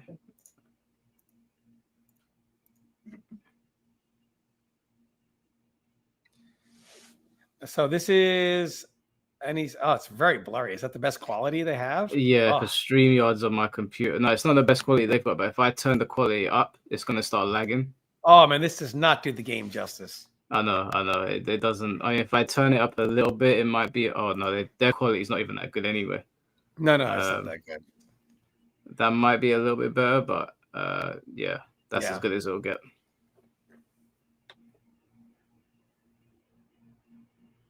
Oh, that was the onion. Normally, Iron, it's down to the frame, but when you get that, he can on lightweights, he can still punch. It's a That very, very actually, fast-paced game. so that actually, with me doing that, I don't know why I got in the habit of just mashing free after every round. They named that the community called the Brady Chicken Dance. Whenever I would win, I just mashed free. I don't know why I did that.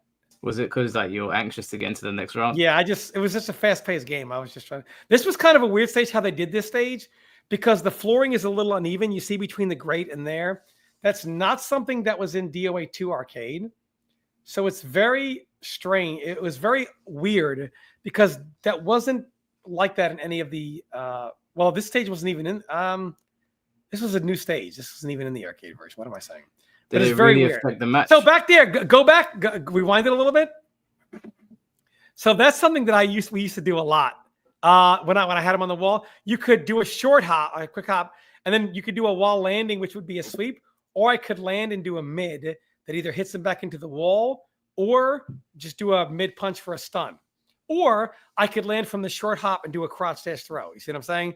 So when you had them on the wall, some characters that had really good wall landing moves, like Iron, were I don't know why I called this short. It's just the hop. It's just the jump. I'm giving names that didn't exist. So and if you try to, you could also take up or down off the wall, which is why free plus kick is a very good move by Iron there. It allows you to, and DOA, just how like the wall, there we go. Look at that devastating really damage for a cool. hike. Yeah. And back then they put the life on a largest, I think. I don't know why. You could have throw punished. See, even back then, like I was getting away with murder. It was like unfair. Anyone from the old school arcade era who would play this version at the early point of the DOA community was like God, because they didn't play at that level. That back kick I do, that launcher, that's a free back throw into a combo for you. I mean, like I was like, man, I can do whatever I want. I get away with murder here. It's like they just didn't know. But Dead or Alive 2, it doesn't get the place in fighting game history it deserves. One of the greatest fighting games, 3D fighting games out there. One of them, a true pioneer that will never get its justice. And then we move on to the death of the DOA 2 scene. Dead or Alive 3.0 for the Xbox. Right. Now, do you know where I can get footage of this? Because all I could get was 3++. 3++? Let me look. Let me find it. Getting footage for Dead or Alive is let me see. a mission. It's one of those games that have been lost to the hands of time. Oh my god. A lot it's of so stuff. hot in my room. I'm literally dripping. Pause.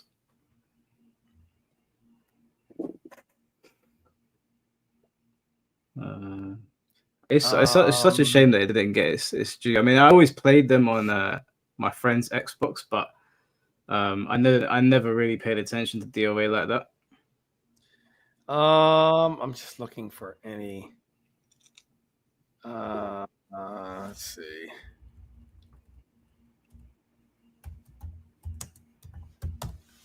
See if there's any footage of this.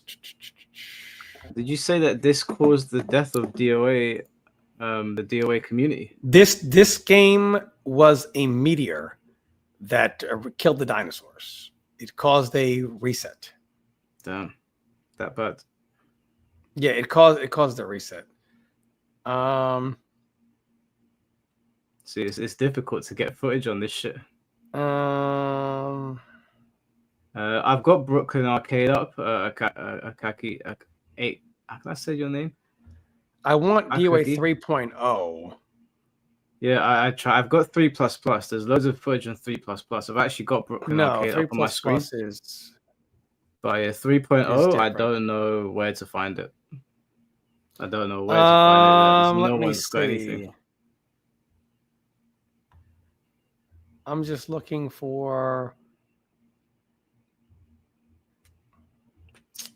Have to get Swoozy in this history lesson. And do you know who Swoozy is, Tom? Swoozy doesn't know anything about this either. Swoozy doesn't come around till DOA 2 Ultimate, brother. I am, like I told you, man, I am the only real historian of total FGC history. So wait, did this come out after? This a DOA 3.0? DOA 3.0 came out after DOA 2, but before DOA 2U. Oh, okay. Interesting. So let me... my gosh, what are these? So okay, so back then you had to let's see. 3.0 is 3.0 US is 3.1 in Japan. 3.2. No, wrong. It is not 3.1 in Japan. Wrong. So here's the 3.1 video just to start off while I'm looking. This is the player you guys might know from the Soul Calibur world. Something unique. Have you ever heard of him? Actually, man, there's so much lore here.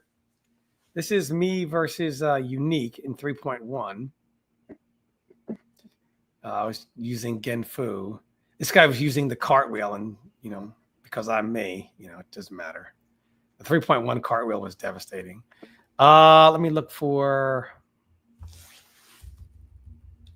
Man, DOA 3 footage is very difficult to find. Yeah. After DOA 4 is not so hard to find, but before that, all of these games that are kind of like lost to the hands of time. Yeah, I'm looking for DOA 3. So is DOA 3 not as good as 2 then? Not even close. I guess you'll tell us why in a minute. A million reasons why. Let's see. You're right. It is really hard to find DOA 3. Wow. Yeah, I looked for like a good half an hour and I was like, don't know where to get it.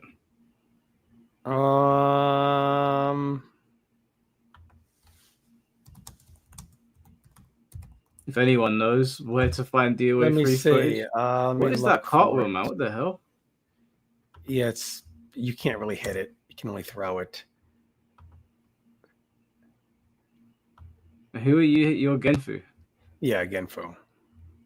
Oh, yeah, because you're doing the chicken dance again. Yes.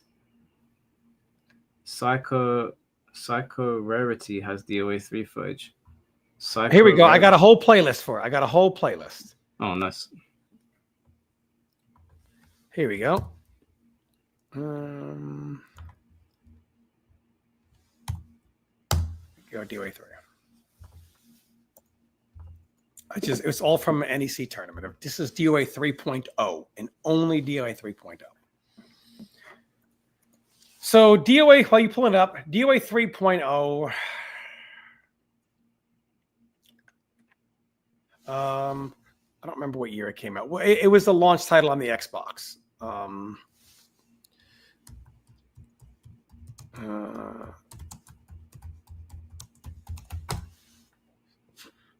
Came out November 15, 2001 in America. So this destroyed the DOA community. So for one, a couple of problems with this. One, the game launches and it's an incomplete game. So DOA 3.0 came out first, and then a more completed version came out later in Japan as 3.1, and then the final version came out in EU as 3.2.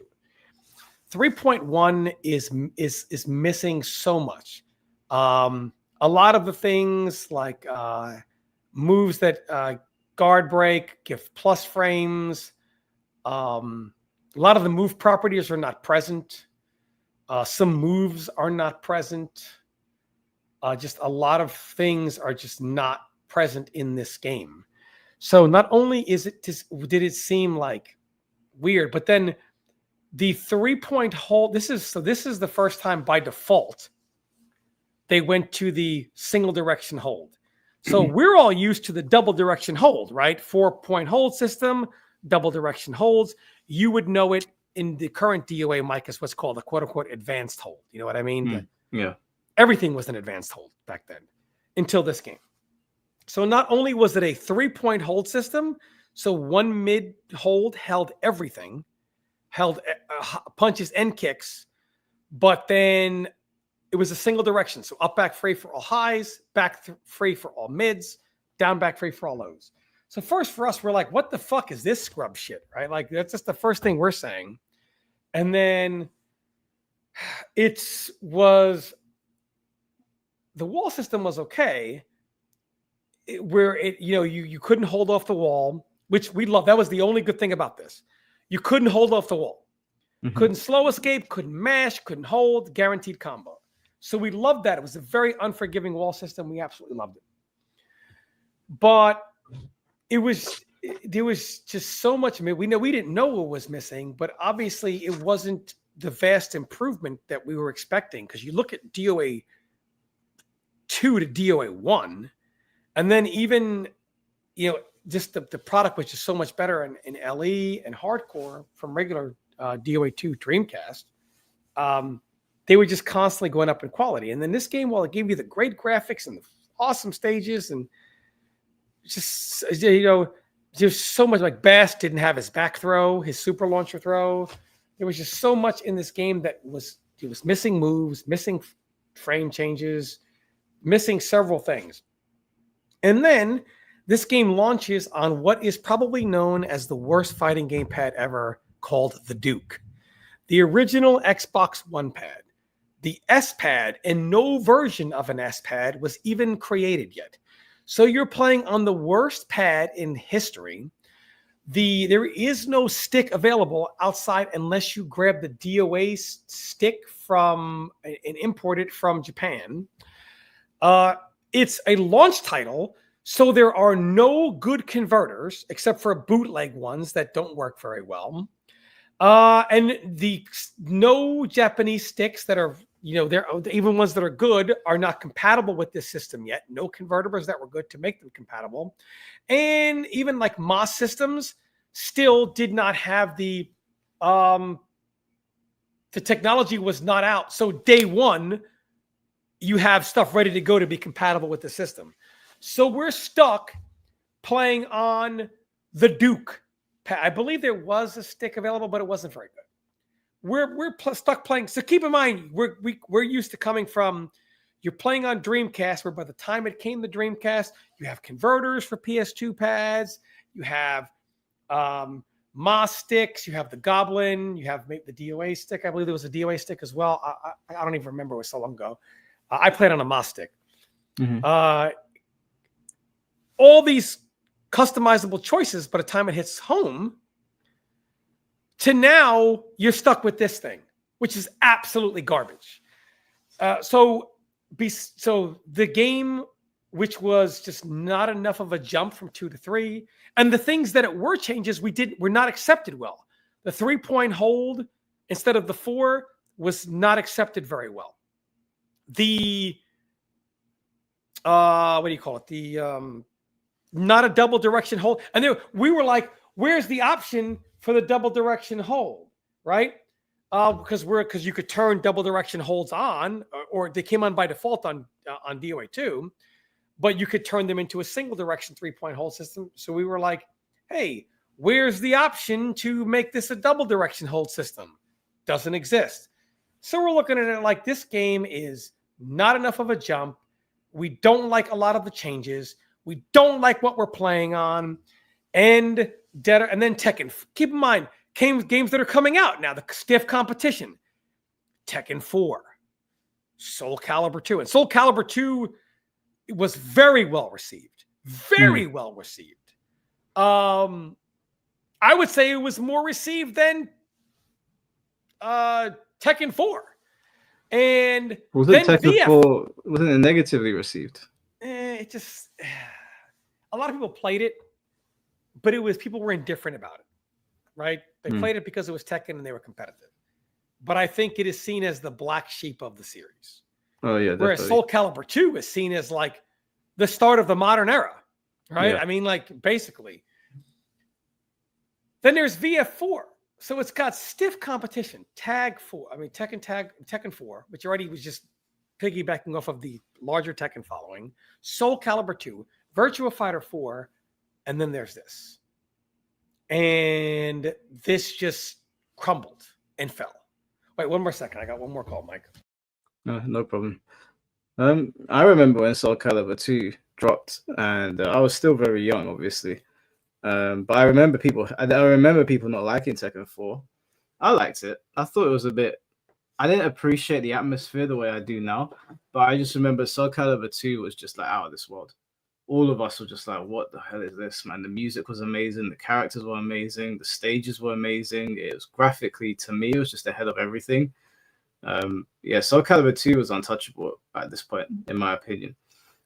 I'm not going to sit here and lie. I was not paying attention to DOA because I was an Xbox hater back in the day. Because we were young. We had the console wars. I would hate on Xbox like crazy. Anything that touched the Xbox, I was like, I ain't playing that shit. I was proper invested in the console wars when I was a kid. It was fun times. So I didn't play Dead or Alive 3 until many years later at a friend's house. I think I played Dead or Alive 3 after 4 had come out. And then by the time 4 had come out, I still wasn't into getting the Xbox. I was just not interested, but I had a friend at school that had Dead or Alive 4, and he was the Dead or Alive guy in school, and I was the Tekken and Mortal Kombat guy. And every now and then I'd play it, so it was good. I thought it was good, but I could never admit it because I was like, Xbox can't have a good fighting game, man. Gotta stand here and stand for Tekken like it's paying my bills.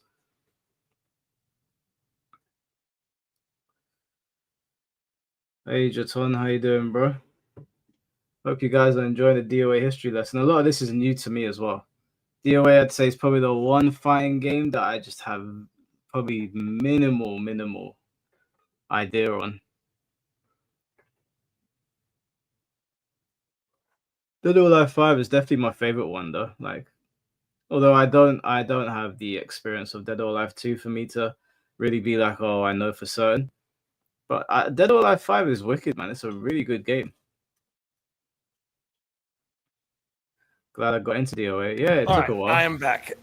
Okay, so this game put the DOA community, it was done. Everybody had moved on to Tekken 4, Soul Calibur 2, or Virtua Fighter, or some started playing Street Fighter. There was no community. There was no message board. There was nothing. The community was gone. And keep in mind, a lot of I played Tekken 4. Oh, okay. So a lot of the community was my age. And I'm old. And because I'm one of the oldest, if not the oldest fighting game player right now, or former, but when I was playing, I was the oldest. Because normally, most people didn't stay in as long as I did. And that was very unwise of me to stay in. However, I stayed in it longer than pretty much everybody. And what happens is a lot of them had moved on. They got older. I think I was in my 20s, my mid-20s. And a lot of people were, starting families. You know what I mean? There were, this is before the recession in 2008 over here in the States. People were, wife, kids, family. And I'm mid-20s, just, fighting games, tournament life. Which does not seem uncommon now, but back then, people moved on with their life, with their jobs, their careers. Only idiots like me said, I'm just going to stay playing fighting games. What started the DOA 3 resurgence is we just got tired of Tekken 4. So two players, JOP and Jackie Tran, were staying with me at the time.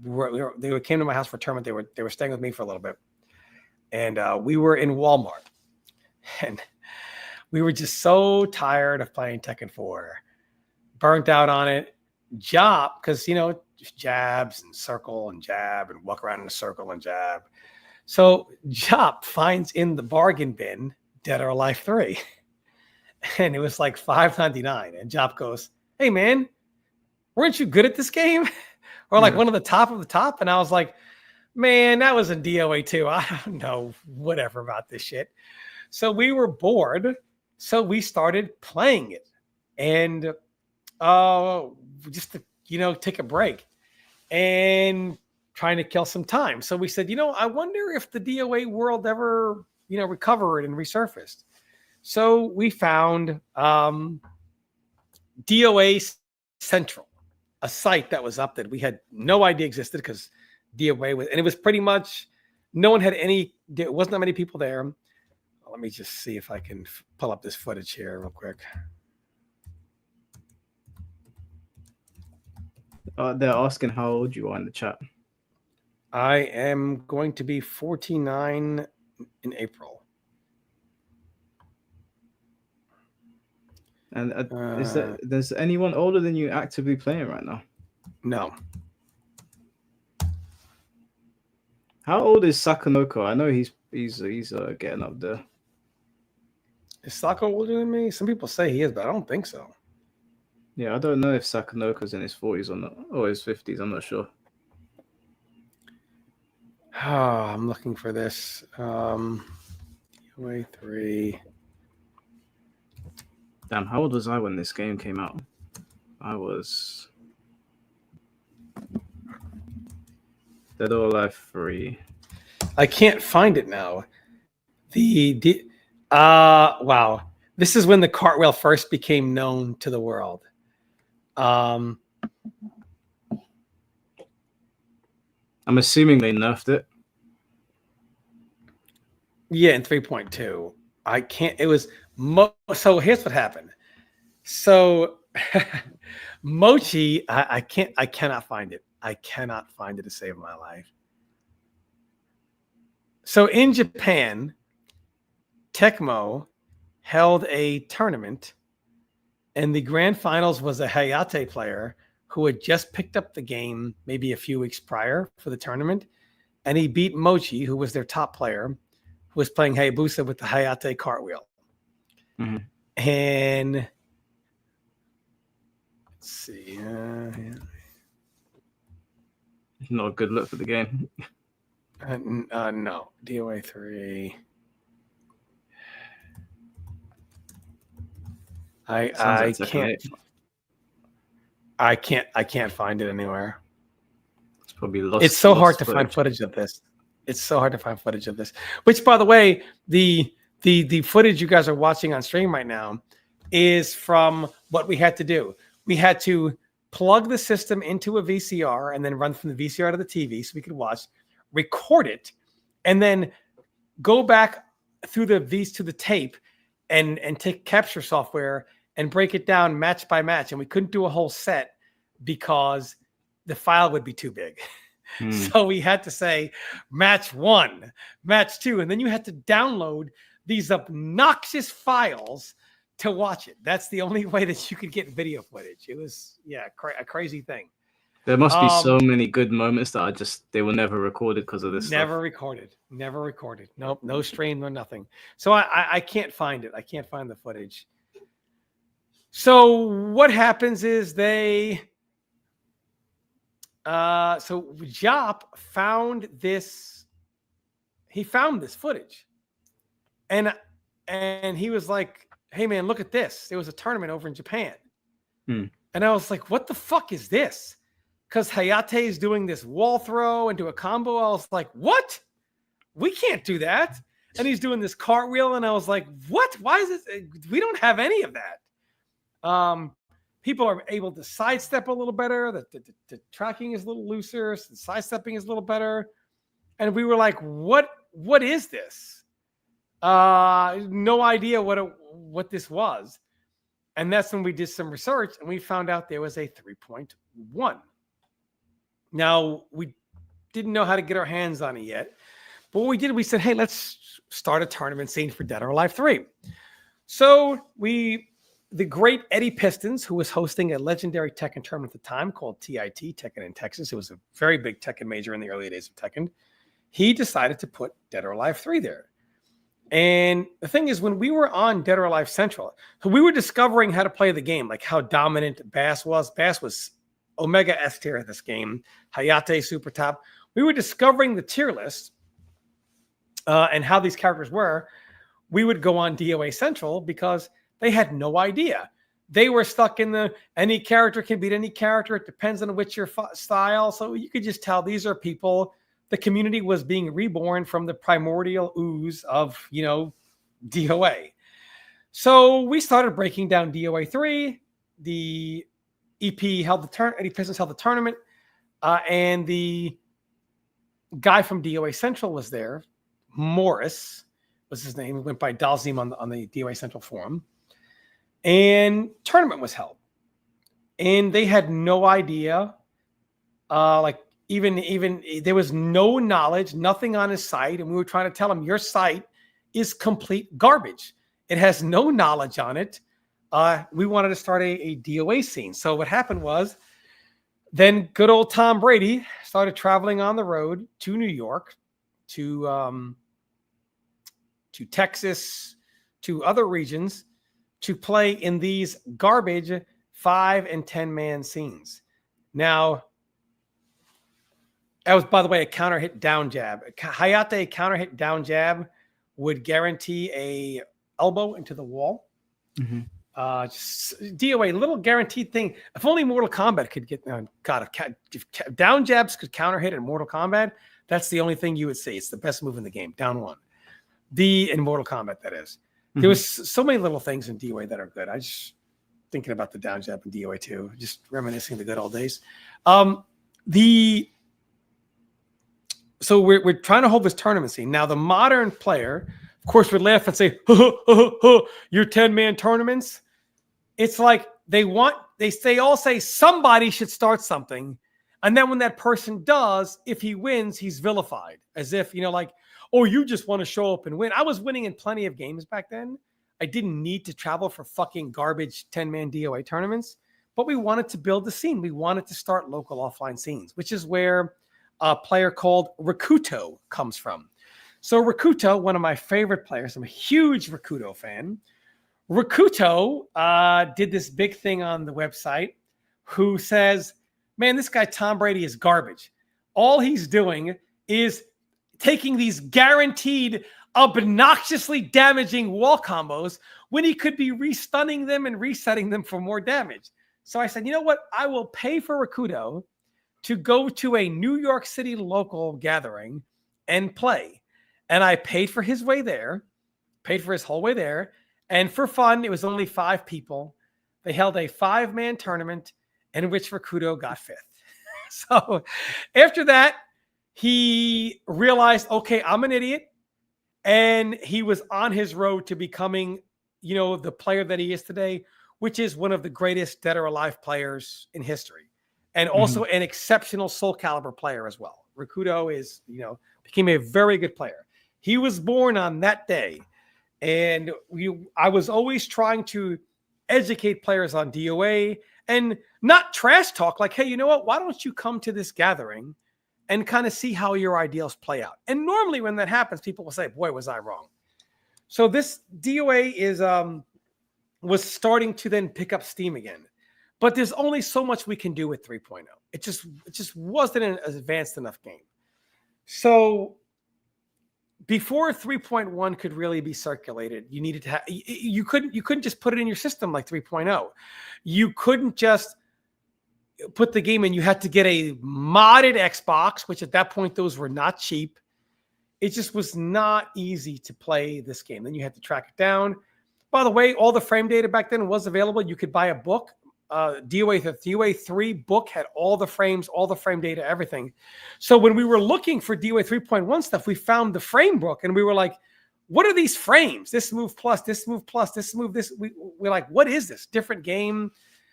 By the way, that Hayate move was +2 in this game. Mm-hmm. So this is, I use it to get around wake-up kicks.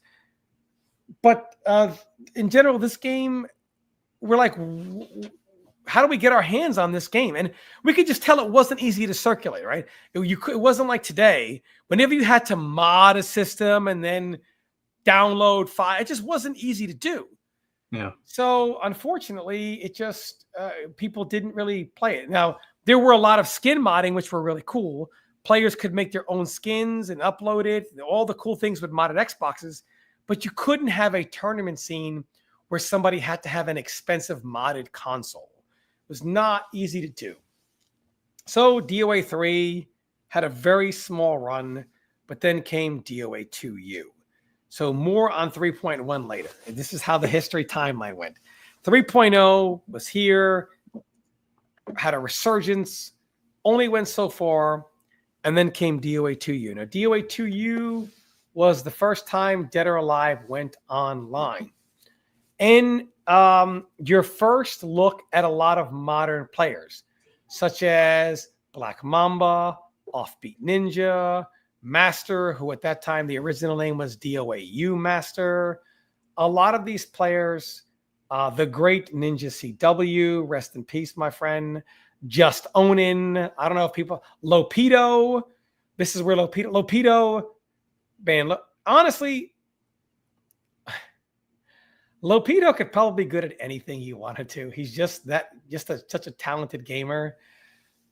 He just chose DOA. He just loved DOA, but he could have been good at anything. Lopedo is just a different animal of fighting game player, but DOA was his cup of tea, so be it, all these players, became known and Ryujin, tournament players. Now, the thing about DOA 2U was they added Hitomi, which was a DOA 3 character, which I believe Hitomi is the only new character in DOA 3, if I try to remember the cast correctly. I think it was Hitomi. I think Hitomi was the only new one. Was the reason they brought out Ultimate after 3 came out because 3 wasn't doing very well?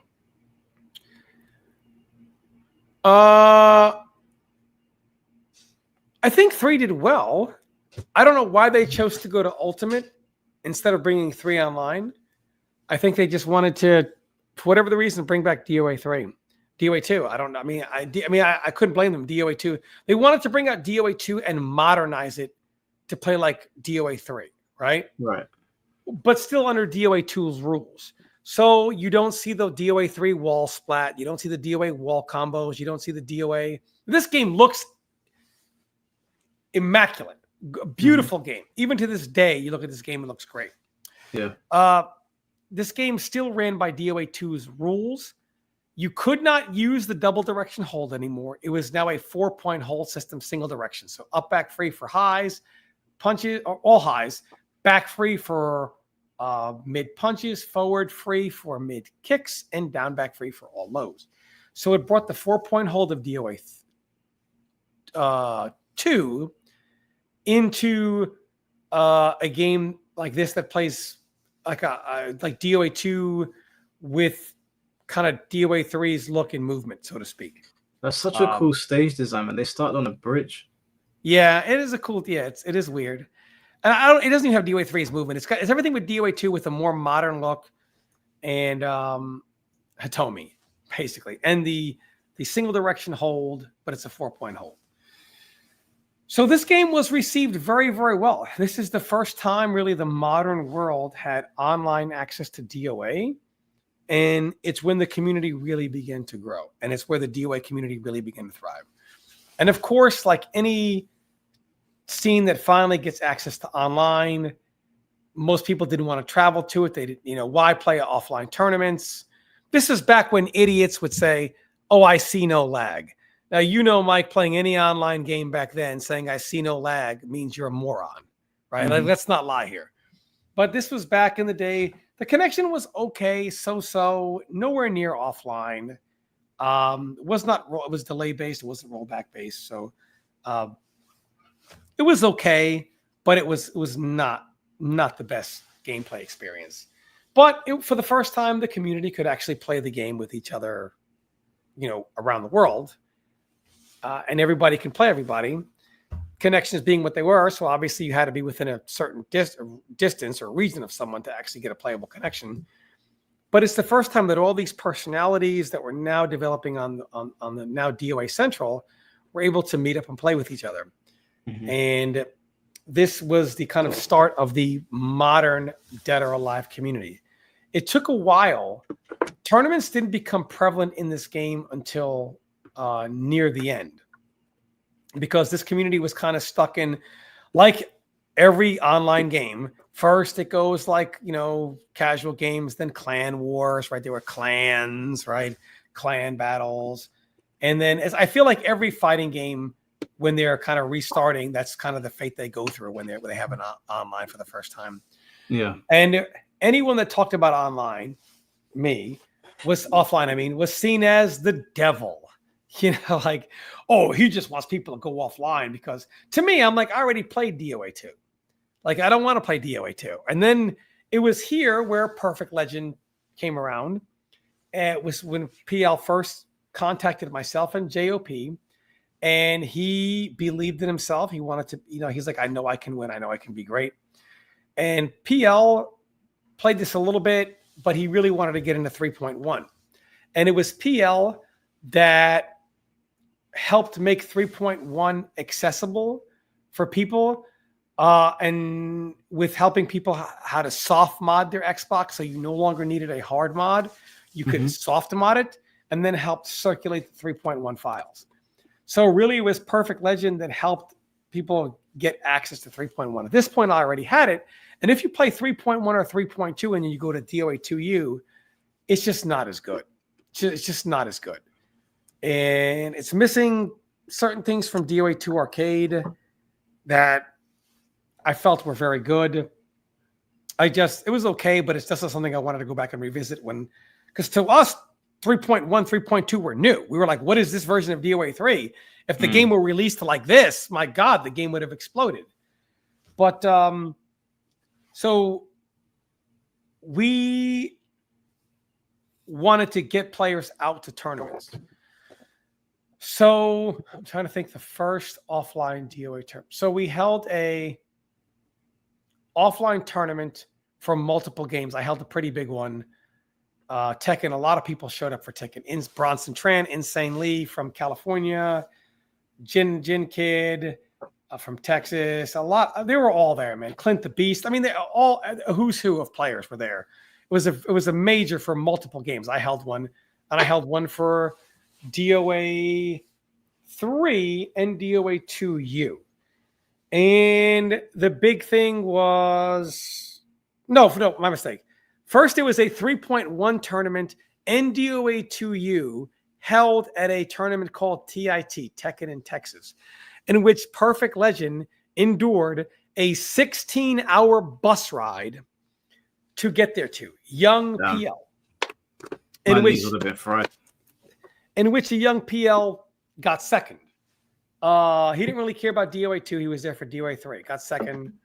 Young PL. And then he started at a young age, mind you, hosting his own locals, to which he was winning in DOA 2 and DOA 3, but it was mainly focused on DOA 3. And then we held a DOA tournament in Virginia, which the main focus of that was 3.1 or 3.2, I should say. It was not DOA 2U. And then there was the first ever DID, in which there was DOA 2U and DOA 3. And it was 3.2, of which it was myself and Master in the finals of DI D1. I put Master in losers, and then Master beats me in finals. There was a little, I don't want to. They paused the DOA tournament for 3 hours, DOA 3. And no, I don't want to get into the dirty tricks people did. No, why not, man? No, we're here for the stories.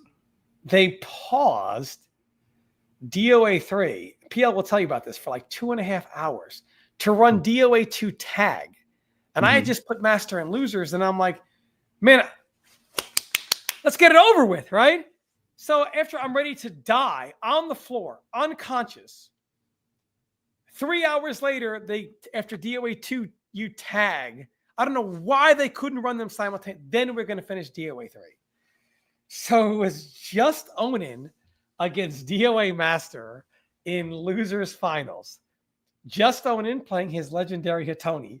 And Just Onin was one of those characters who would listen to these audio tapes that were self-improvement about how you have the power to move things with your mind, and a weird dude. And then he had this can of this bottle of what was called Focus Factor that he took for extra focus. And he started out on fire, wins the first game, and he's, tapping the bottle, and then wins the second game. This is first to 3. And I'm like, oh, thank God. He plays a light character. Bass will slaughter him. I don't have to, I'll win this. I don't have to deal with Master in finals. And then I guess the focus factor ran out. Master, is that that's like pre-alpha brain stuff? Yeah. I mean, but after every round, he's hitting the bottle, like the old school FGC shenanigans, to where you're hitting the buttons hard and, all the weird, dumb stuff we do in the old days of the FGC. And like, he's touching the bottle. He put some grease on his fingers so that he can move his fingers faster on the pad. And I was like, is this like new technology going on here? Like, but the focus factor went out, and I guess the grease dried up, and that was that. So Just Onin loses, Master beats me, and hail to the champion, DOA Master. But it was the first time DID, where all the DOA community was really showing up. There was a player called Demon who showed up to the first Dallas tournament, but he showed up again for DID. It was where they were all there. PL couldn't make it because traveling things. He just went on, keep in mind, how many bus rides are you going to go on that are that long? But a lot of people were there. And it was the first time DOA was getting live updates on the DOA forum. Who's winning this set? Again, there was no live bracket. You couldn't follow along. All you could do was post a picture of the original bracket, and then people would turn.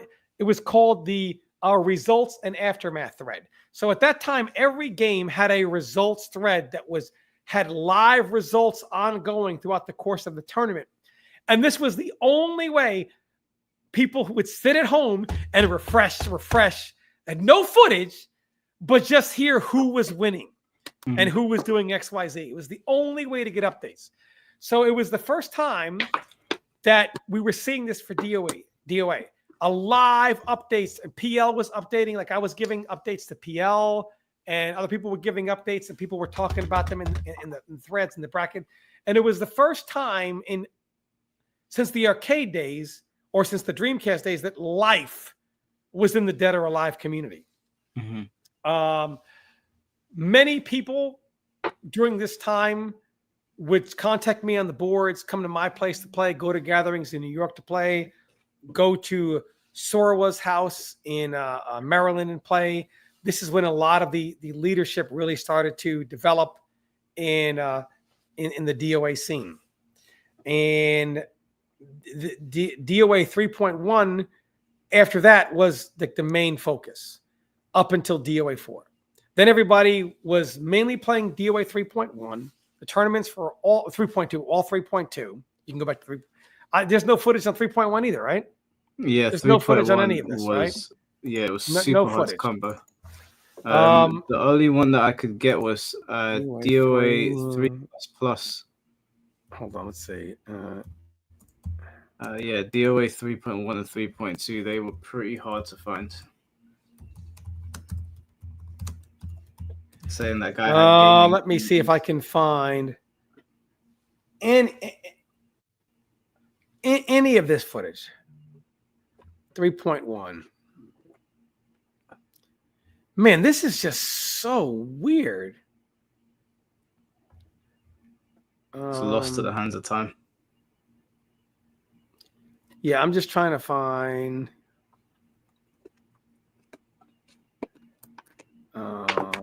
Is it hot in America right now where you are?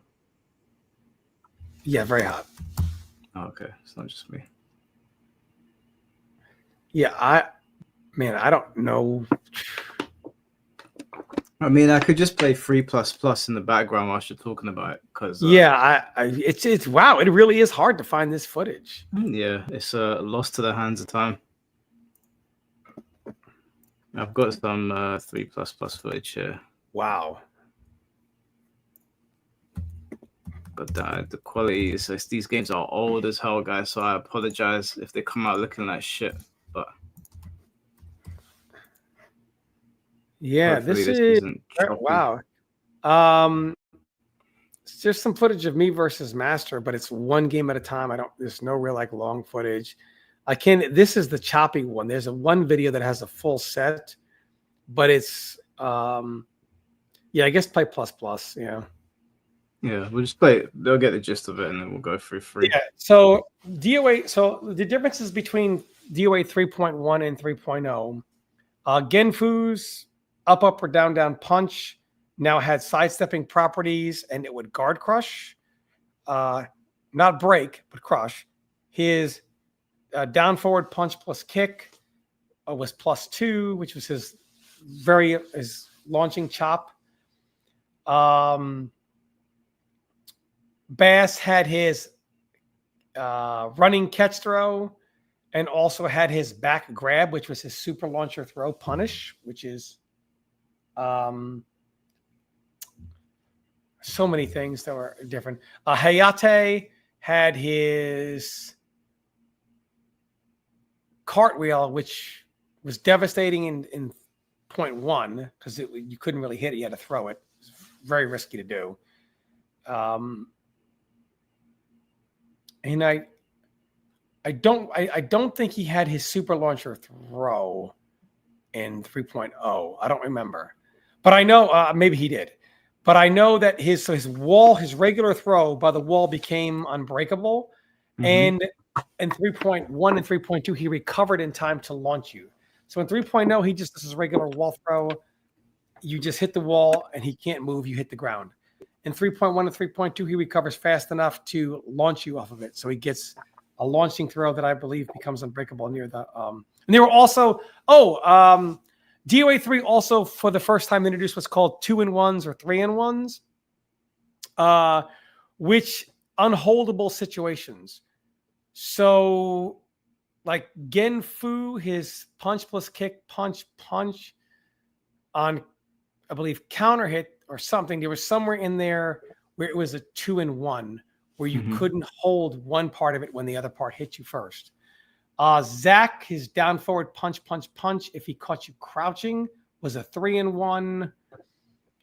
There were just a few of these in DOA where you had certain unholdable situations if one hit going into the next. And this is the first time DOA introduced that. And it's something that they still, I do believe it's still part of the game, but this was a big deal because it was the first time that it happened. That was also in DOA 3.0, but 3.1, there was just so much from us. So Zach also his spin actually had good evasive properties in 3.1, but also it wasn't broken like the cartwheel, so they kept those evasive properties in 3.2. So Zach was a little more evasive. He had, I think his back punch or his up back punch was a guard break. Hayabusa's back 3+ punch, whatever it was. I forget his move. It didn't used to guard break. Now they made it I think I have a video on the differences, actually. Let me see. Yeah, one of the guys in the chat is saying that there's 3.1 footage from the grand finals. Yeah, but it's very choppy. Me versus Master, it's very choppy. Oh, okay. It's very choppy. Like, I don't know who recorded it, but it's terrible. What year was this game? 3++? I don't know when I don't know. It's a fan project. I don't know when they did. Oh, 3++ is not an official release. No. Oh, interesting. Let's see.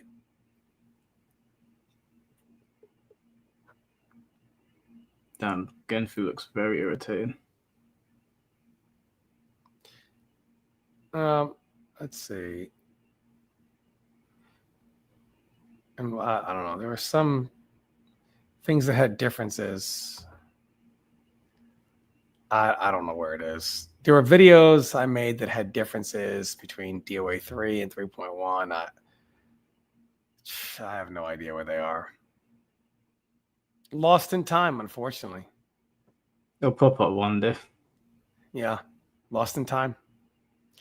There were a lot of differences. I believe like Hayabusa, his guard crush could be I seem to remember like Hayabusa could do his guard crush, but it was actually a guard break. Mm-hmm. If I remember correctly. So there were guard breaks and guard crushes that were not in 3.0. Massive frame data. It's like Jan Lee's forward punch kick in DOA 3.0 was very unsafe. In DOA 3.1 and 3.2, it was +2. So very significant differences when you go from moves that are punishable to now +2 advantage, right? So massive differences in those things. His also down kick, and also off the punch down kick string, that was also +2, whereas it was heavily punishable in 3.0. Just a lot of differences. You saw a lot of moves that were punishable, now plus frames. Moves that were punishable, now guard crushes or guard breaks. Move that looked evasive but didn't avoid anything, now we're heavily evasive. Sidestepping was better. Moves didn't track as much, so you could actually step moves to a certain extent. So it was a very complete game. And that's what the community after DOA 2U went to and began to build off of. And then you had tournaments in which you would have DOA 2U and DOA 3.1. And this is, like I said, this is when a lot of the more, I mean, people like Excalibur Blades and Sonic Fox or Quiggle or Lopedo didn't even particularly play DOA 3. He mainly played 2U and then moved on to 4. But there were quite a few players that did, Silent Legend and, obviously PL. So many players. Offbeat Ninja, all those guys. And then it created the foundation of the DOA community to move into DOA 4. Now we can finally, and keep in mind, we can't find footage until we get to DOA 4. So that just tells DOA you how 4, rare. easy to get footage on. Yeah. Very easy to get footage on. So now let's go to the start of DOA 4. So DOA 4, also online. And the DOA community. Sorry, Tom. These are saying, are we skipping extreme beach volleyball? Yes. We're skipping extreme beach volleyball. Yes. My God, yes. We're skipping Just that. Before you go on to DOA 4, what is your opinions on the volleyball games and the dating games that they've brought out? Do you think it's done damage to the franchise? I think because people didn't know what DOA was, the jury was kind of out. Like, what kind of game is it? Good? Is it bad?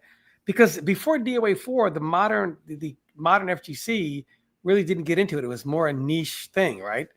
Just the DOA kind of had its own community. And then when you bring out beach volleyball, it's just like, oh, this is just a game for people that like to watch characters with boobs bouncing. It just added to the stereotype that people already had as a joke, right? And then it hurt the legacy of the game because it just added to the, oh, no one takes it seriously. It's not a real high-level game. It's for people that want to watch bouncing boobs and whatever. So it definitely did some harm to the game's legacy, absolutely. We've got some footage of it here. Yeah, this is I was telling these guys, they were saying to me, "Oh, will you play the game?" And I said no, because I actually feel like beach volleyball. I feel like beach volleyball did damage to. I don't know much about DOA's history, but I can only imagine that if this is what you see of DOA, you're not going to take it seriously as a fighting game. So here's what did damage to DOA. This game then followed up by what many consider to be the worst of the DOA franchise, DOA 4. Maybe people would say DOA 6, but most would say DOA 4. Okay, let's move on to DOA 4. I don't know anything about the beach volleyball games, guys. I'm sorry. I mean, I would say DOA 6 would be considered worse than DOA 4. But if you ask some of the people like Lupito and players like that, Kudo, maybe PL, I think he has a special place in his heart for DOA 4 being the EVO champion and the top player. But most people were just like, ugh. So DOA 4, it had one version of DOA 4, the original version, which, I mean, they changed a lot from DOA 3. Many of us believe this is because for the first time, DOA 3 videos, although you can't find them now, are being circulated on the internet. And this is the first time Itagaki can actually see what's being done in his game.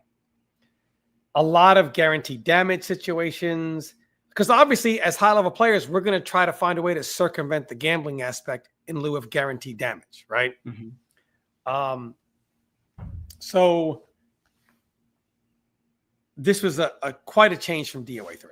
Huge change from DOA 3. Almost all of the guaranteed damage situations removed from the game. Gone. Bass removed his ability to get guaranteed pickup scenarios, really. Completely removed his back grab. Just really neutered. And there was a lot of tech coming out for Bass, and Itagaki just put him in the floor. And especially me, I was putting a lot of the content out there for Bass. At that time, I was one of the only people putting DOA content out there. A lot of it around him and, in the ground. They got rid of, off the wall stun into a guaranteed launcher. That was removed. Now you could hold or do what we called the scrubby slow escape. So DOA, we had this slow escape mechanic that was always in the game. It didn't really matter when it came to the wall because the wall was, there's nothing you can do. But any situation in which you could hold, you could slow escape. And you could build up a slow escape meter. So you could just, while you're stunned, mash all your buttons and circles and build up a quick recover from stun.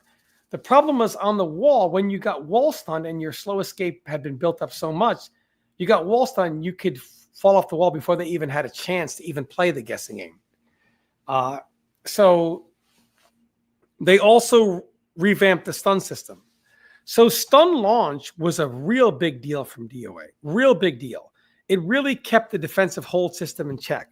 Had any of these players that mock DOA for your ability to counter out of so many things played games like 3.2, like DOA, any of the DOA 2s, things like that, they would not have seen DOA as this, scrubby, hits you, counter. They wouldn't have seen it like that. However, the modern FGC's real introduction to Dead or Alive was Dead or Alive 4, in which they revamped the stun system.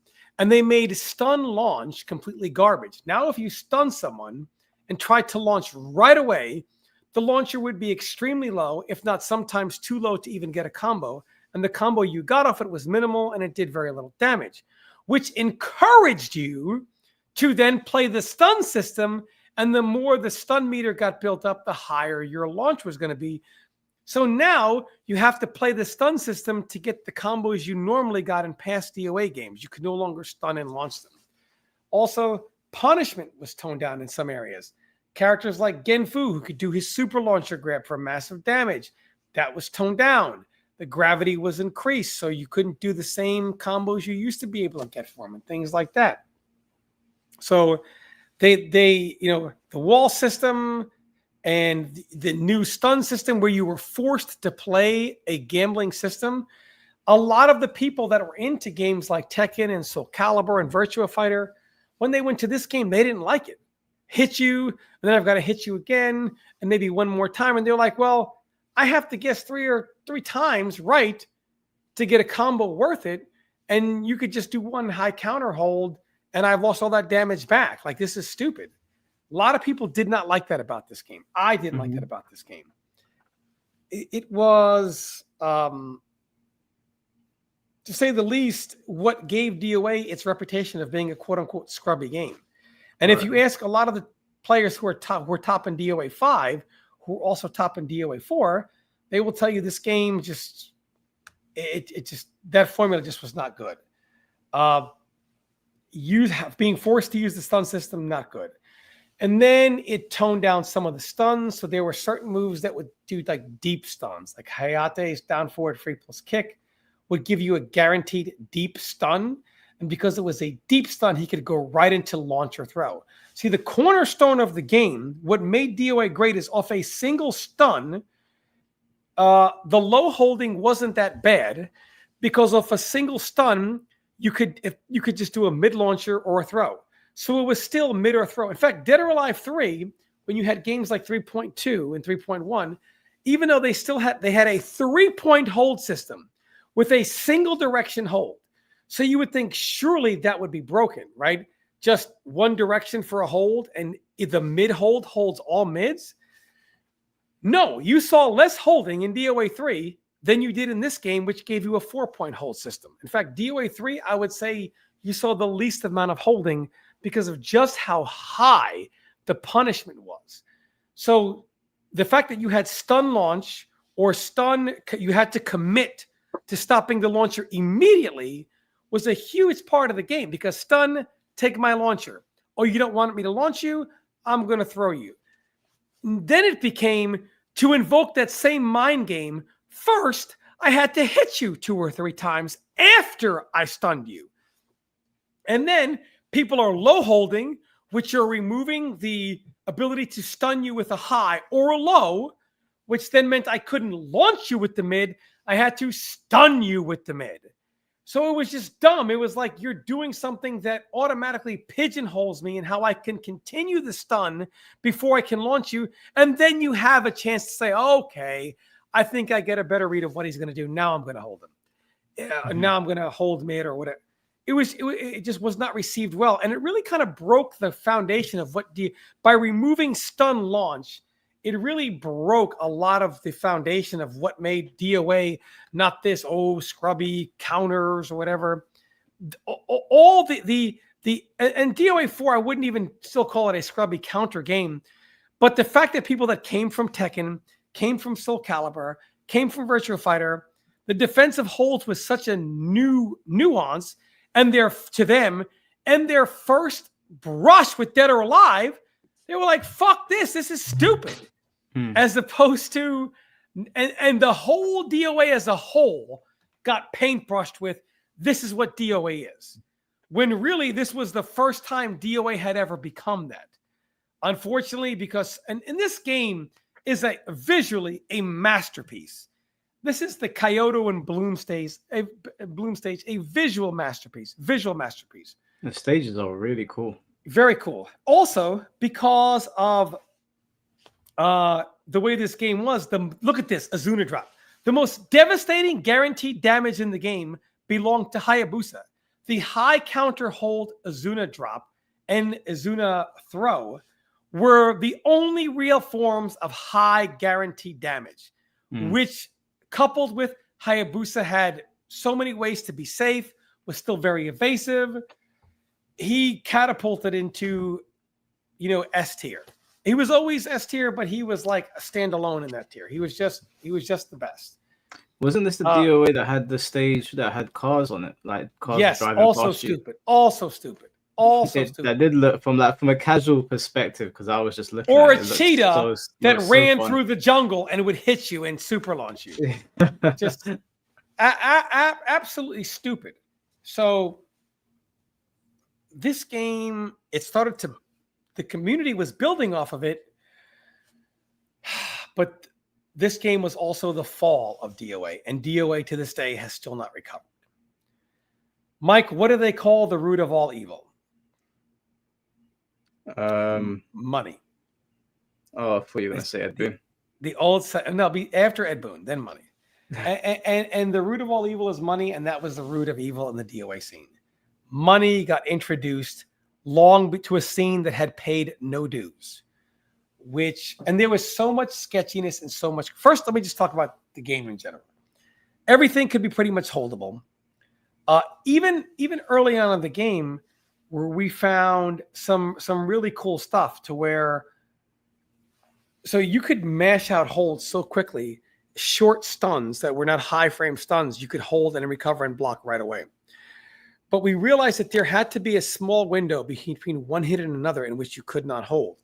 And the way this was discovered is if you counter hit someone, say with Iron's 3 kick on the wall, even though the first, you could hold an open space between the first kick and the second kick, but you were not able to hold the second kick after the wall splat. So if he stunned you and did 3 kick on the wall, once the first hit, it was a guaranteed launcher. And then we said, okay, so whatever that window is between the amount of frames between wall hit and next hit, there is that window in which we could develop wall game around unholdable launching scenarios. And just as we begin to kind of look into that, Itagaki patched it, and even that was removed, which then all forms of guaranteed damage were removed. So, of course, it's the player's nature to look for your guaranteed scenarios, and Itagaki removed that. He also removed a lot of plus frames moves that were evasive, like Genfu's up, down, punch. I'm so used to saying 2-2 or 8-8, but, a lot of players don't understand. You would understand the Mike as a Soul Calibur player, but like DOA, we use those inputs when we talk about the commands. Can I just ask before you go on, did the dinosaurs get involved at all? Yes, you could hit somebody over a dinosaur and over a log right there and continue the combo. Of course, they could hold off of it. That's crazy. Yes. So this was a scenario in which, removing a lot of those cool guarantees as we're starting to really flush out these nuances of the game, I think hurt it more than helped it. A lot of the moves from 3 that gave you those cool, like sidestepping properties, guard breaking properties. It added other characters too, like Kokoro as well. So DOA is always, like most games, adding new characters. I believe it's added Kokoro. It added Lisa, also known as La Mariposa, who. So it added some very interesting characters and play styles to the game. Very interesting. However, the game's just lack of guaranteed damage really led people. And there are many people that tried to help this game get off the ground. Like Tragic started his own DOA site, DOAlive.com, and they started to do like offline matchmaking forums like other communities were doing. It just didn't pick up because, unfortunately, DOA 4 rubbed a lot of the other fighting game world the wrong way. It also introduced Spartan, which was a very good character as a super heavyweight, but it just rubbed a lot of people like the wrong way. It introduced you had ceiling combos. I think those were in DOA 2U as well. But the game looked cool. The music was good. I want you to play. Can you play DOA 3 Tina music, please? Play DOA 3. Might not come out well because of my. I know, but still, people have to hear it. People have to hear it. DOA 4 Tina theme. DOA 4 Tina theme. Yes. Everybody has to hear it.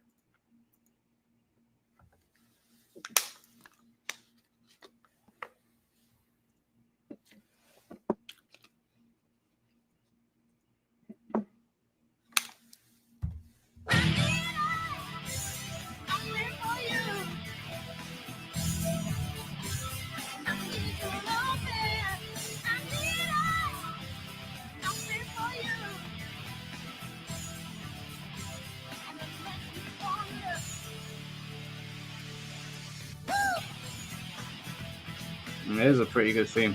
Yeah. Awesome theme. Awesome theme.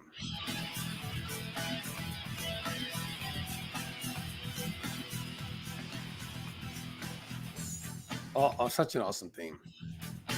So that is why DOA is just such a good legendary fighting game, in my opinion. Its soundtrack is second to none, man. Like you cannot beat it. You cannot beat it.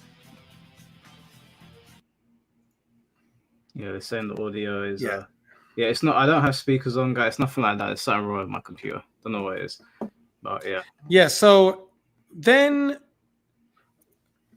as DOA, the first tournament was called DOA Tech that I held, won by I believe a player called Shade Swift Eye, PL second, Just Own in third.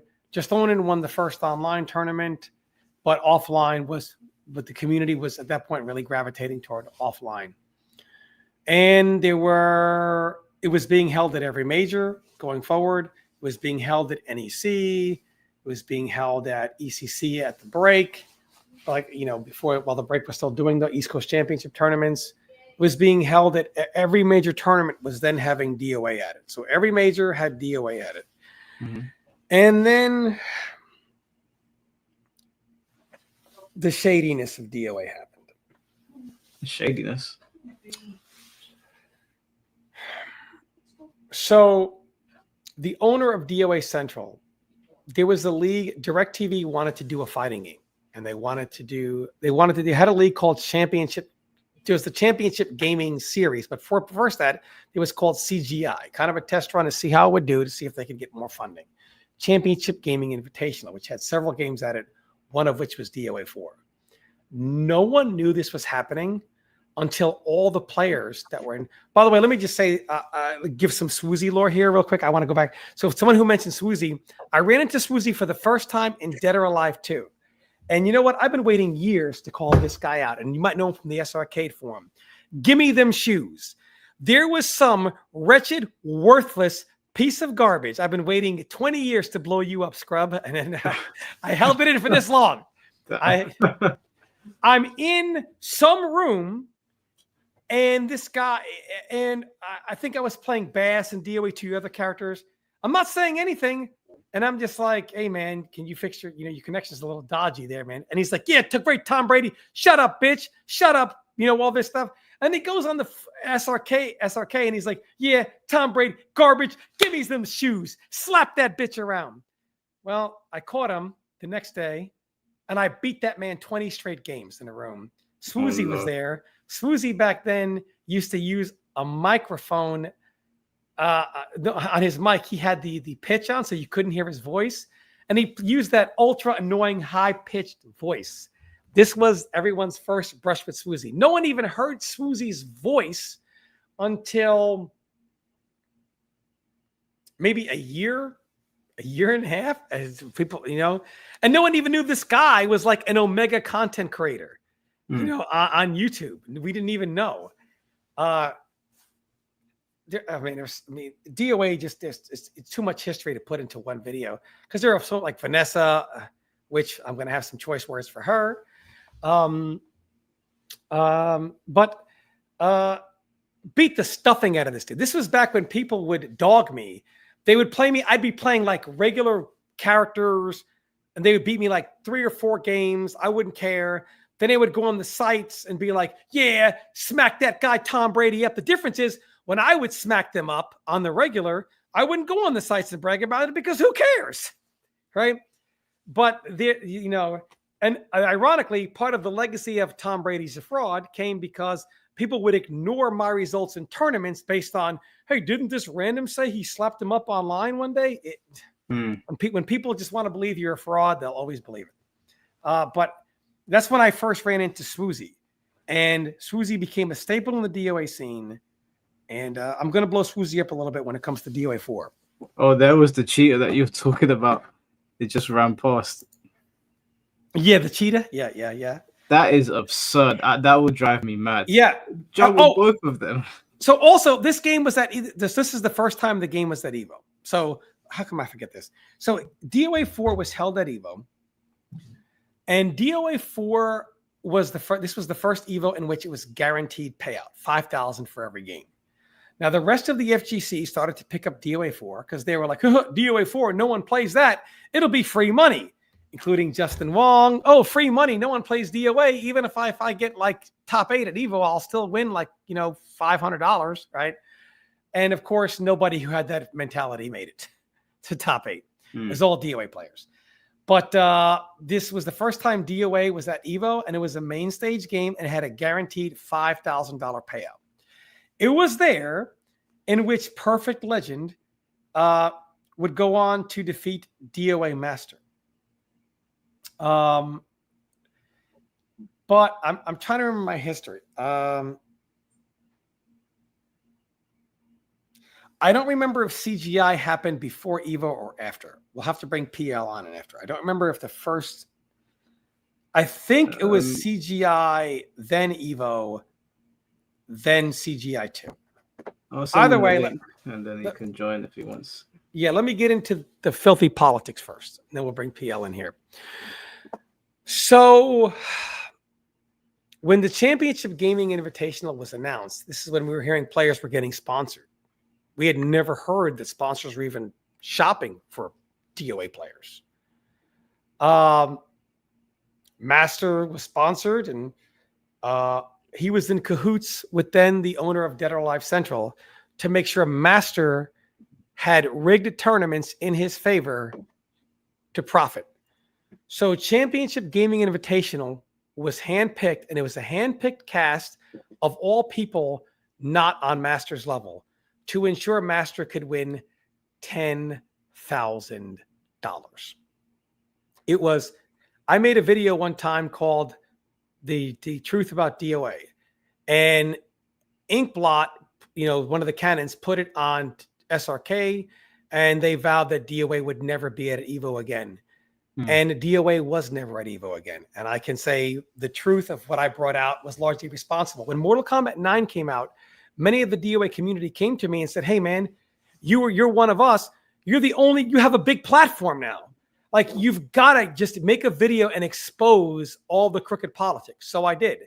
And I set them free. But because of all that shadiness, that was the end of DOA at EVO. And to this day, it's never been back. There was a lot of shadiness that killed the DOA. So for one, Championship Gaming Invitational, and I will send you a video of this, Mike. Let's see. This stage is absolutely bonkers. Oh, bonkers. So there was Championship Gaming Invitational, which was a hand-picked cast of all people that Master could and would beat. And it was handpicked for a $10,000 prize. So no players besides those that were invited knew about this.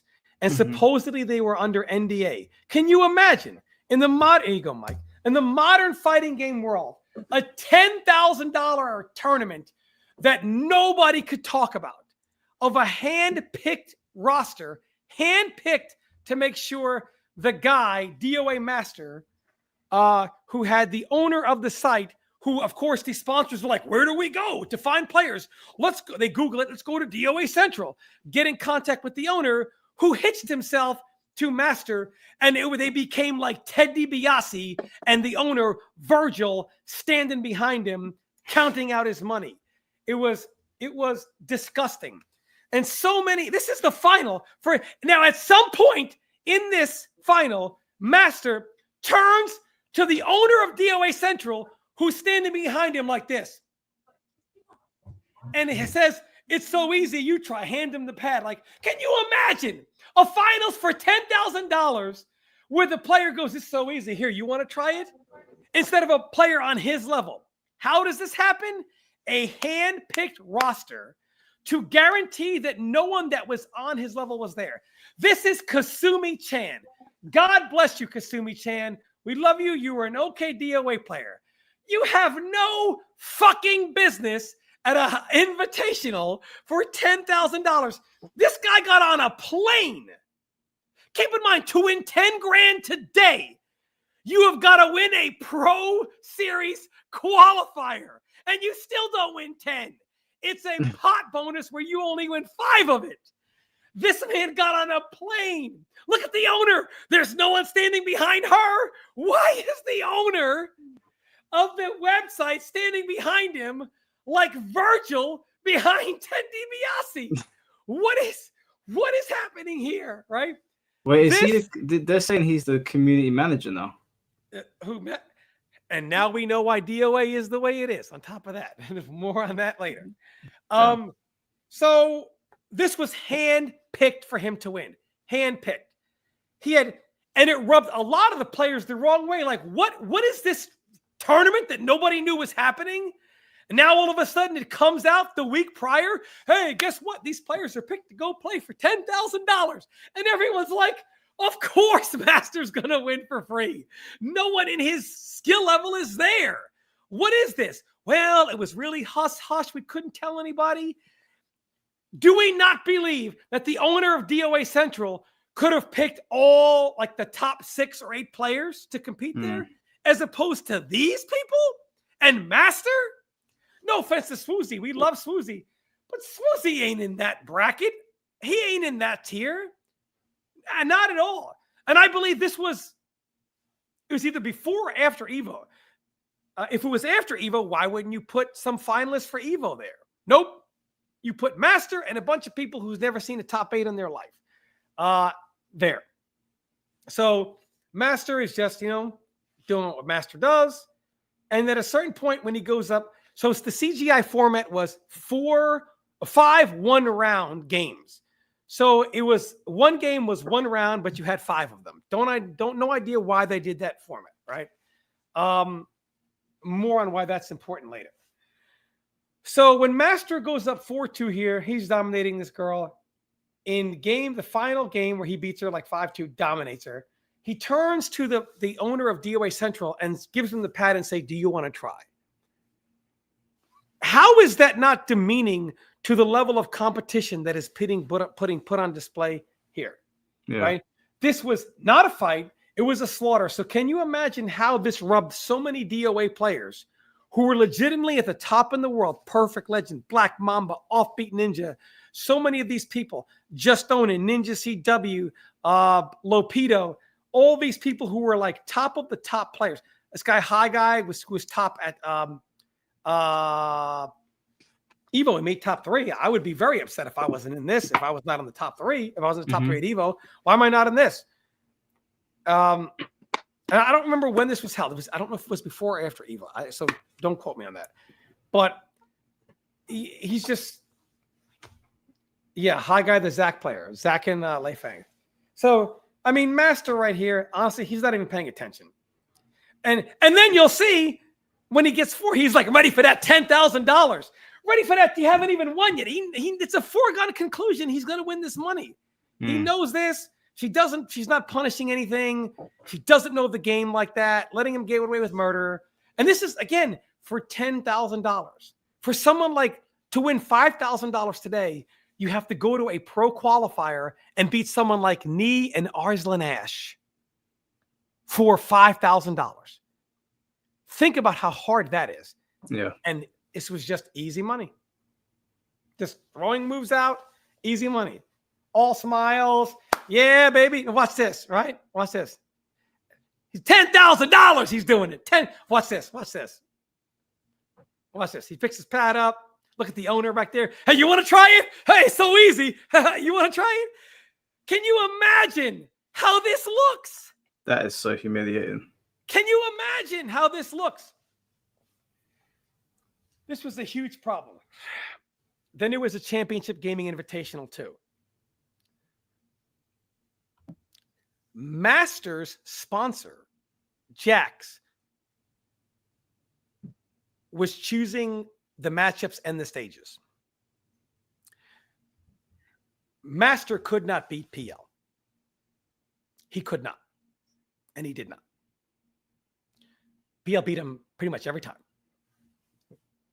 This was so rigged that Master's close friend, then called King, who also plays Hayabusa, who has no chance of beating PL unless something is rigged.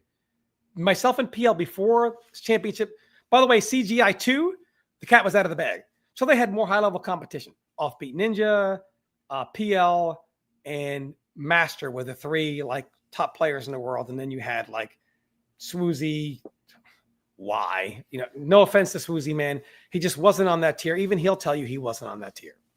But he's a good relevant personality, but you shouldn't be invited to stuff. We want to see the best of the best play. Mm-hmm.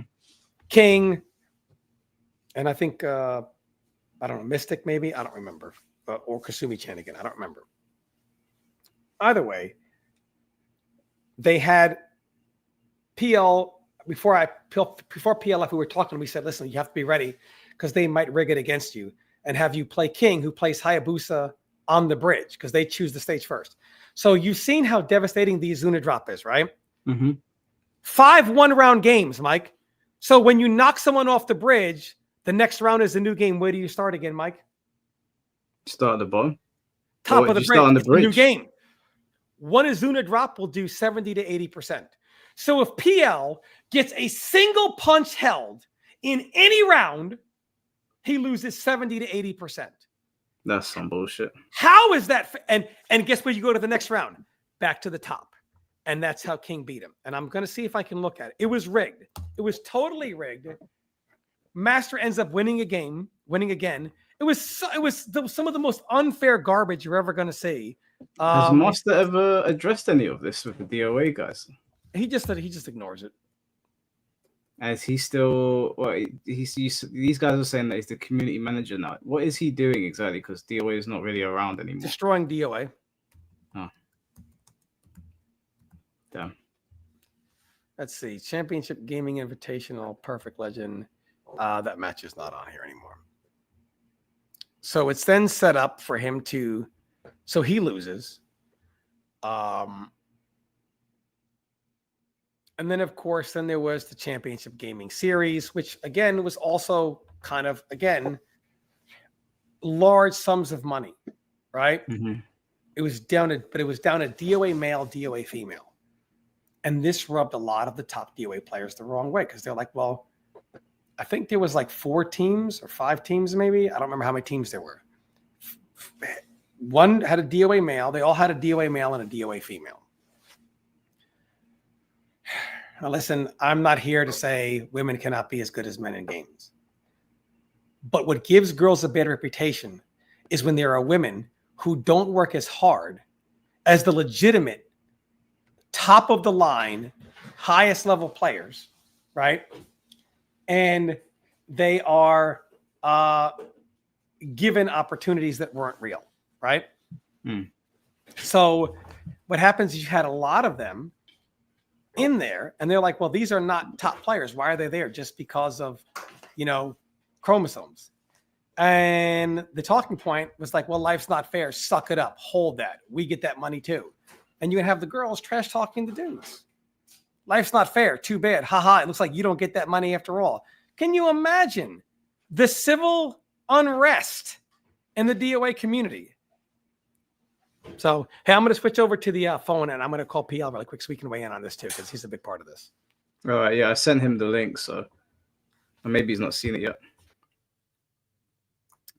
That's some crazy shit, guys. Whilst we wait for Tom to get back here, I wonder if Master will ever see this. It would be good to hear if he could address what Tom just said, because that's mad. 10K just handed to you like that, and then a job. I mean, in his case, right? I'm not condoning it, but if they were just handing it to him, and let's say he's got kids, he's got a wife, he's got a mum, whatever, he's not gonna turn it down, is he? That's some crazy shenanigans, man. That is crazy shenanigans.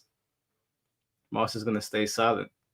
Well, there's no need for him to I mean, there would be no benefit for him to get involved in this conversation, would there? There's no benefit for him to get involved. It's just gonna loads of eyes will jump on it. It doesn't look good for DOA either. It would be wise to just stay quiet, because even in the event that the story just told wasn't accurate, even if that was the case, simply engaging with this would probably do him no favor. So I can't imagine he would engage with it, but I would obviously be interested to hear what he has to say. By the way, quick update, guys, for the weirdo that came in here earlier just saying crazy shit. Imagine, he sends me DM saying that I like to just say stuff to wind people up, and then obviously when I insulted him and told him to piss off, he blocks me. Do you want to know how that all started? I was sitting at work and I get a DM from somebody, and they're talking about how I'm the reason that I'm one of the reasons why DOA is the way it is right now, and I'm like, excuse me, I've just gotten into DOA. And then he said to me, oh, okay, you're off the hook. So I sent him a voice message saying, who the fuck are you talking to, bro? What do you mean off the hook? I don't even know what he's on about. I have no idea what he's on about, but I sent him a voice message saying, don't send me that bullshit about off the hook. I swear some people just have no people skills whatsoever. None whatsoever. Don't know how to talk to people. Then he sent me some sub story about why he was banned from a forum, and I told him straight up, our first interaction was you acting weird. I don't think that's why you were banned. The reasons you're giving me, I think you were banned because you say some unhinged shit.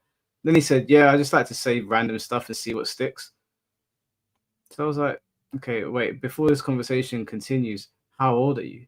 He was like 25, and I was like, okay, you're cooked. I stopped replying. Bro is immune to grass, for real. All right, PL's in the back. I think he's just setting up his mic and his cam. All right, Kenjamin, no problem. That was a full statement, Tom. Master has nothing to do with DOA 6's development. He openly spoke on his gripes about the game and how it plays. Yeah, this is all alien territory for me. I can only listen to you guys. If he's the community manager, shouldn't he be able to give the development team feedback? Well, I mean, to be fair, Emery Reigns did speak about that, and he did say you got to keep your mouth shut about certain things. I don't know if it's the same for a community manager because Emery is a commentator, but yeah, talking about H3. Whilst we're waiting for Tom to come back, this super chat that came in from Tom, bro, like you can't. I appreciate it, but crazy thing to say. And Tom always comes with the fire insults.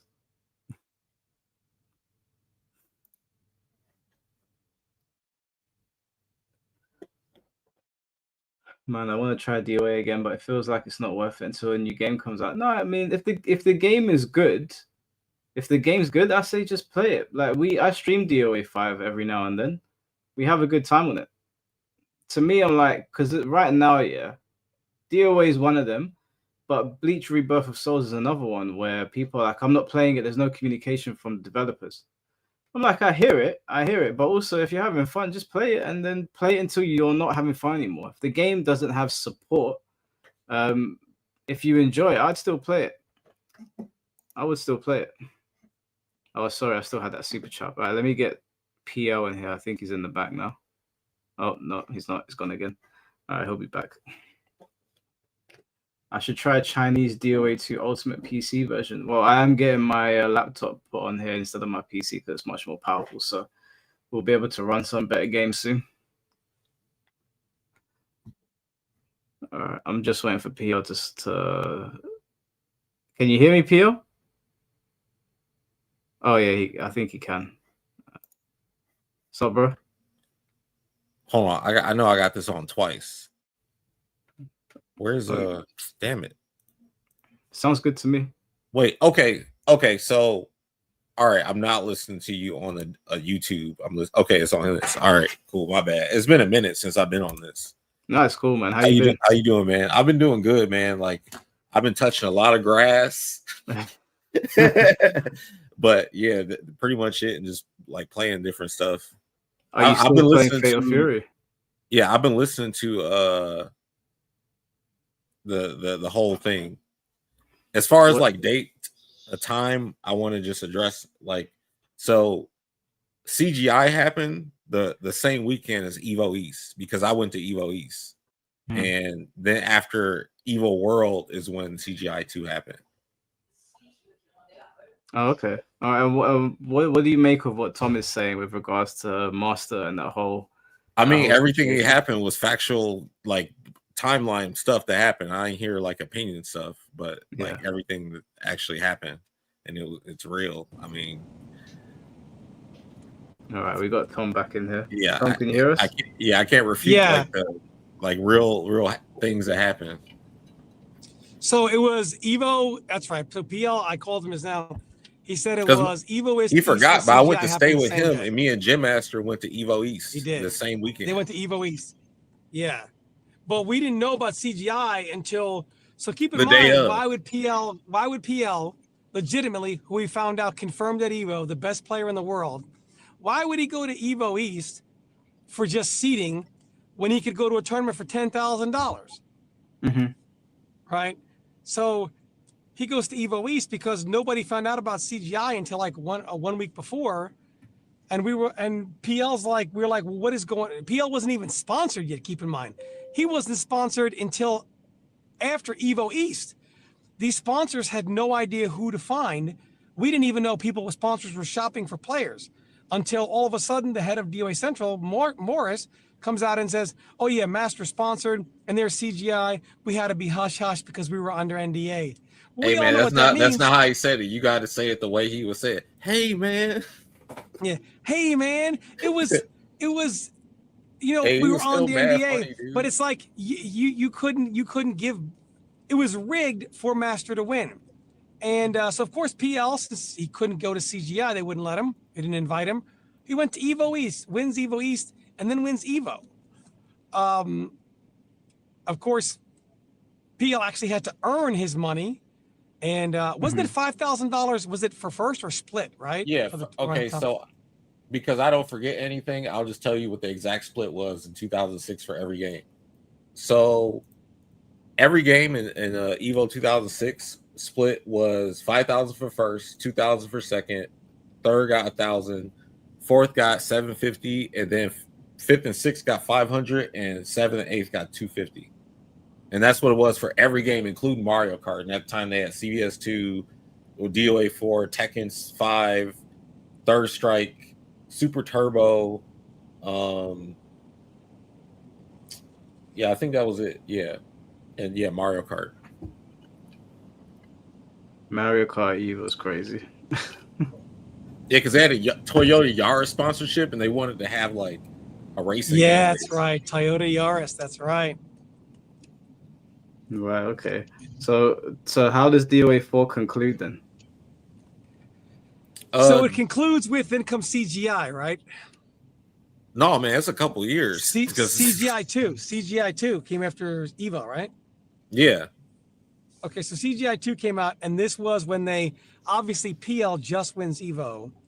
You couldn't keep the Evo champion out. That would be obvious.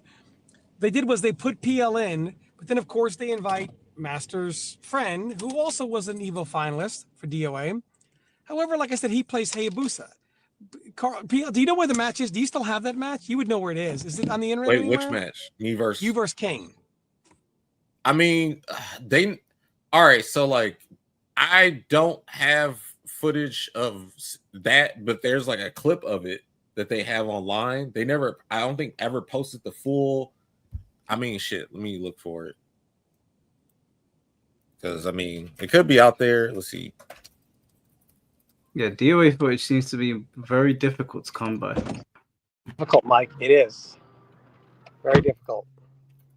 It's a relic. Yeah, that shit was whack because we was joking about that. It's like, what if they put me on the bridge versus King? And it was like, so every time if PL got held at all, any punch, spoiler, most of the moves he was using were punches, it was like 70% of one hold. Or he couldn't risk. So the strike throw game was also all right, hold broken. on. Oh, there's a part of the match that happened that people don't understand. Like, so, like, unless I can find the footage of this, so you can then see. But basically, what happened? A one time in the game glitch happened to me in that match, to where, all right, so basically, if you try to hit somebody off of like a platform or whatever, sometimes, which means like once in 1,000 years, the game will knock you off the platform back onto the platform. But the game starts to think that you are in the animation where you're falling off, but you're not. You're still standing up to fight. But all of your moves won't even like interact with your opponent. So like you do a grab, nothing happens. You attack. I mean, your animations come out, but it's like it just goes through my body. This glitch happens to me versus King because like he hits me off or something, but the game doesn't push me off the bridge all the way. So I'm still on the bridge and I'm like doing stuff. All I can do is block or hold. And once you like finally like hold or actually get knocked back down to the bottom of the stage, your attacks and throws don't like interact with the opponent. So you're at like a major disadvantage. For that to happen to me the first round, and even I'm already starting at a disadvantage based on like how the stage is, it's like, dude, what is this? But that's crazy. that was dumb too.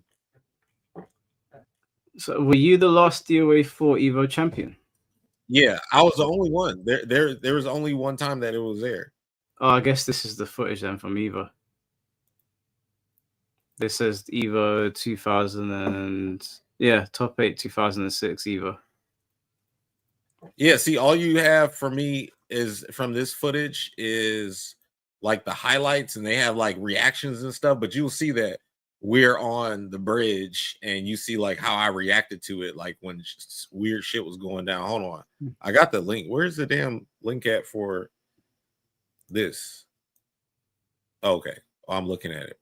Well, actually, I'm not looking at it. It was behind this. Okay, here we go. Damn it.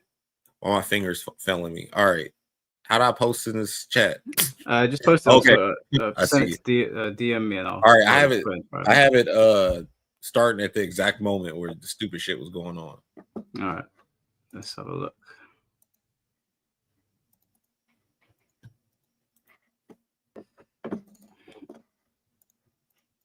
He's like, yeah, that's like the only time he's ever beaten me too. Sound quality might not be great, but they should still be able to hear it. Man, honestly, the Punisher uploaded this. Oh, okay. Most experts figured this would be a cakewalk to the semifinals for Perfect Legends. A cakewalk. Quickly became he got that Global Guts voice of the tournament. My king to win that one. After 8 thrilling rounds, bullshit was just happening. Of double axe kicks and a massive pile drop. Sparked a 5-3 upset and sent the legend to an early fall.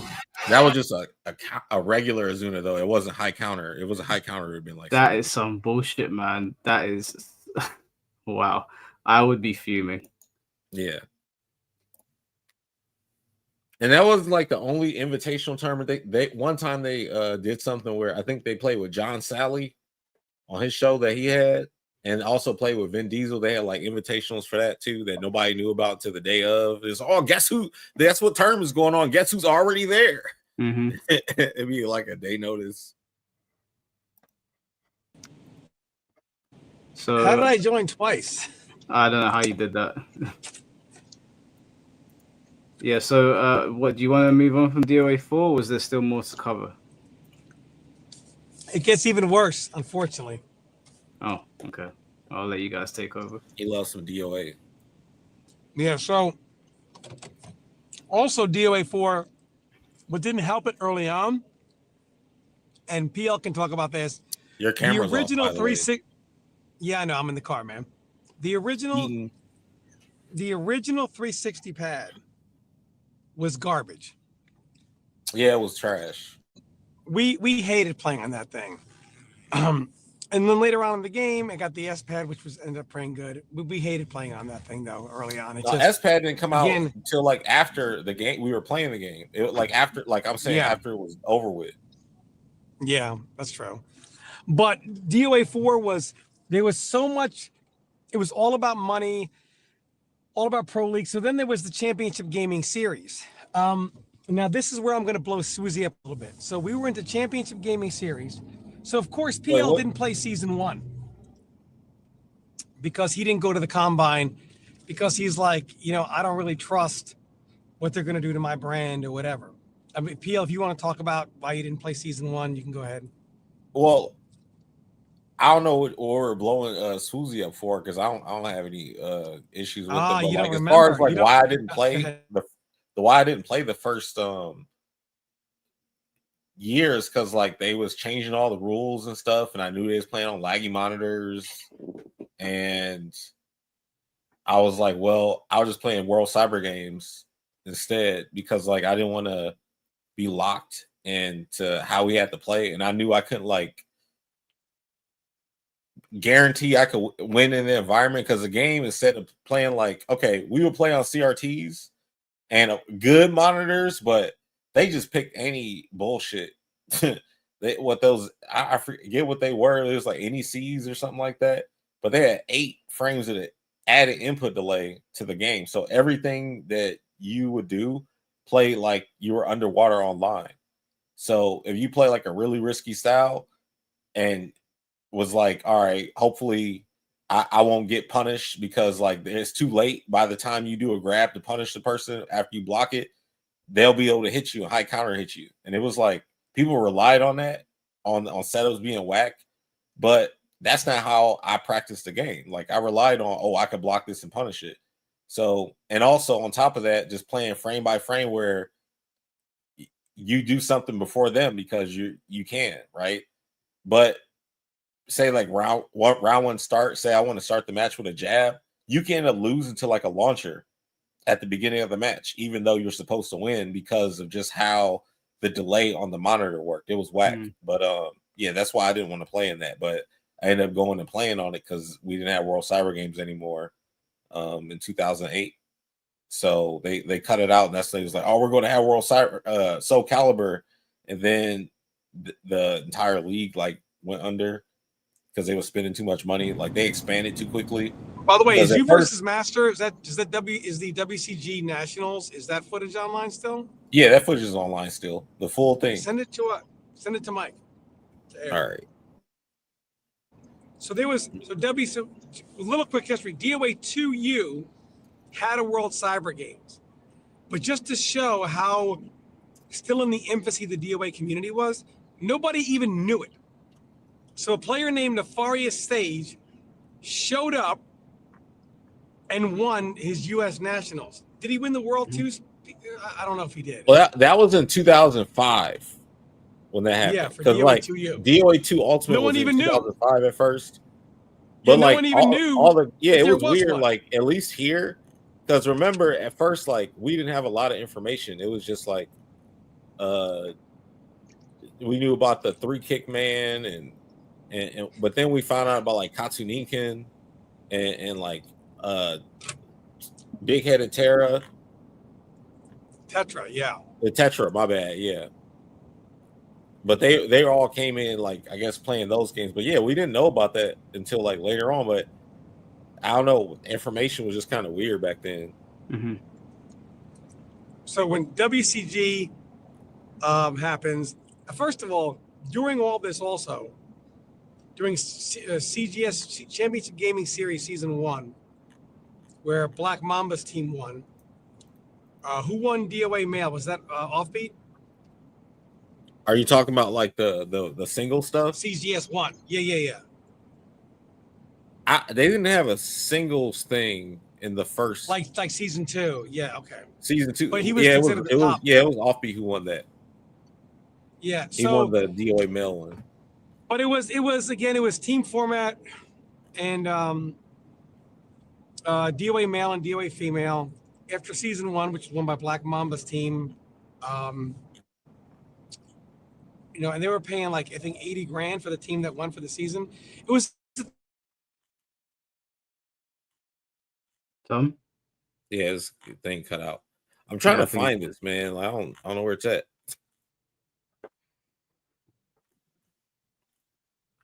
This game is still fun to watch, though. Like, from someone that doesn't know anything about DOA, really, just watching it is quite exciting.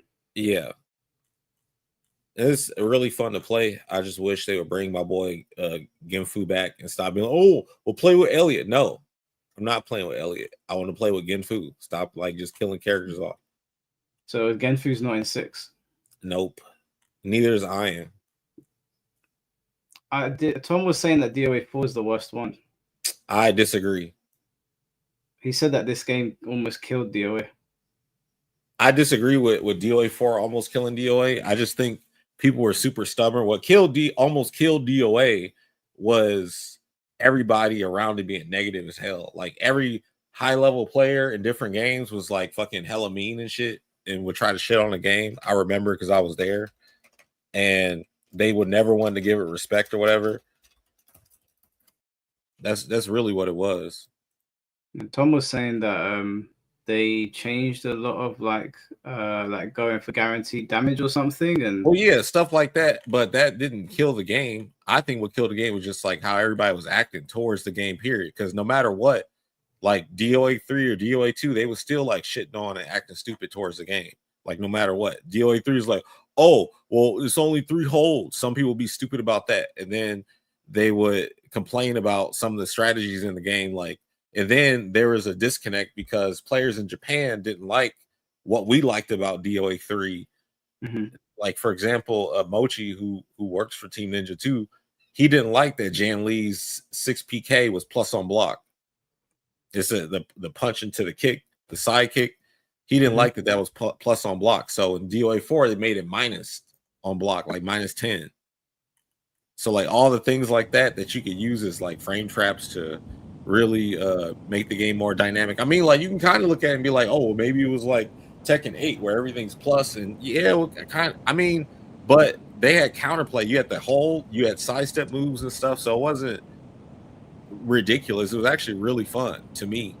But yeah, they also took guaranteed damage off of like the wall, the whole off, like basically you get knocked to the wall and you could relaunch in DOA 3 for like even bigger damage.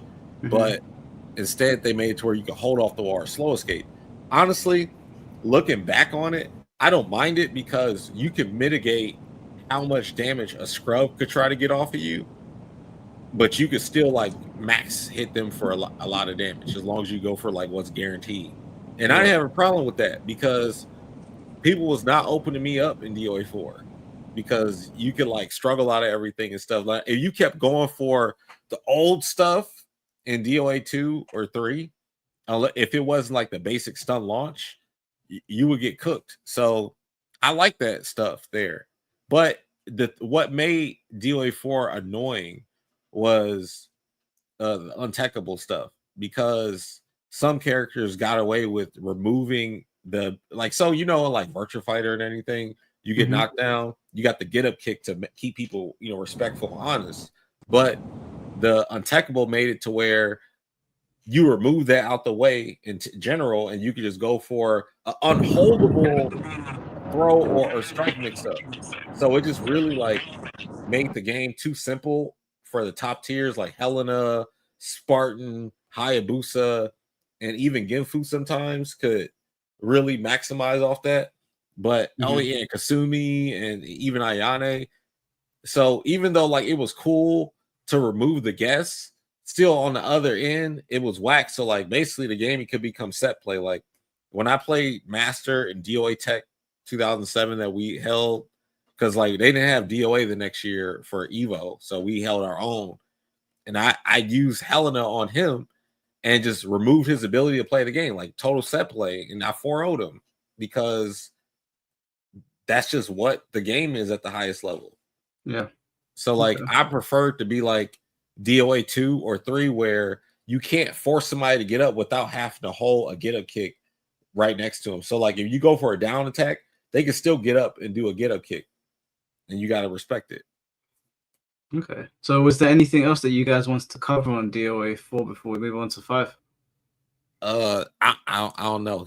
He where we at? Because yeah, no idea. Yeah. I do have one more thing. I don't know how I can't get this to play to my car speaker. Hey, you're very Can quiet, you guys hear me Tom. okay?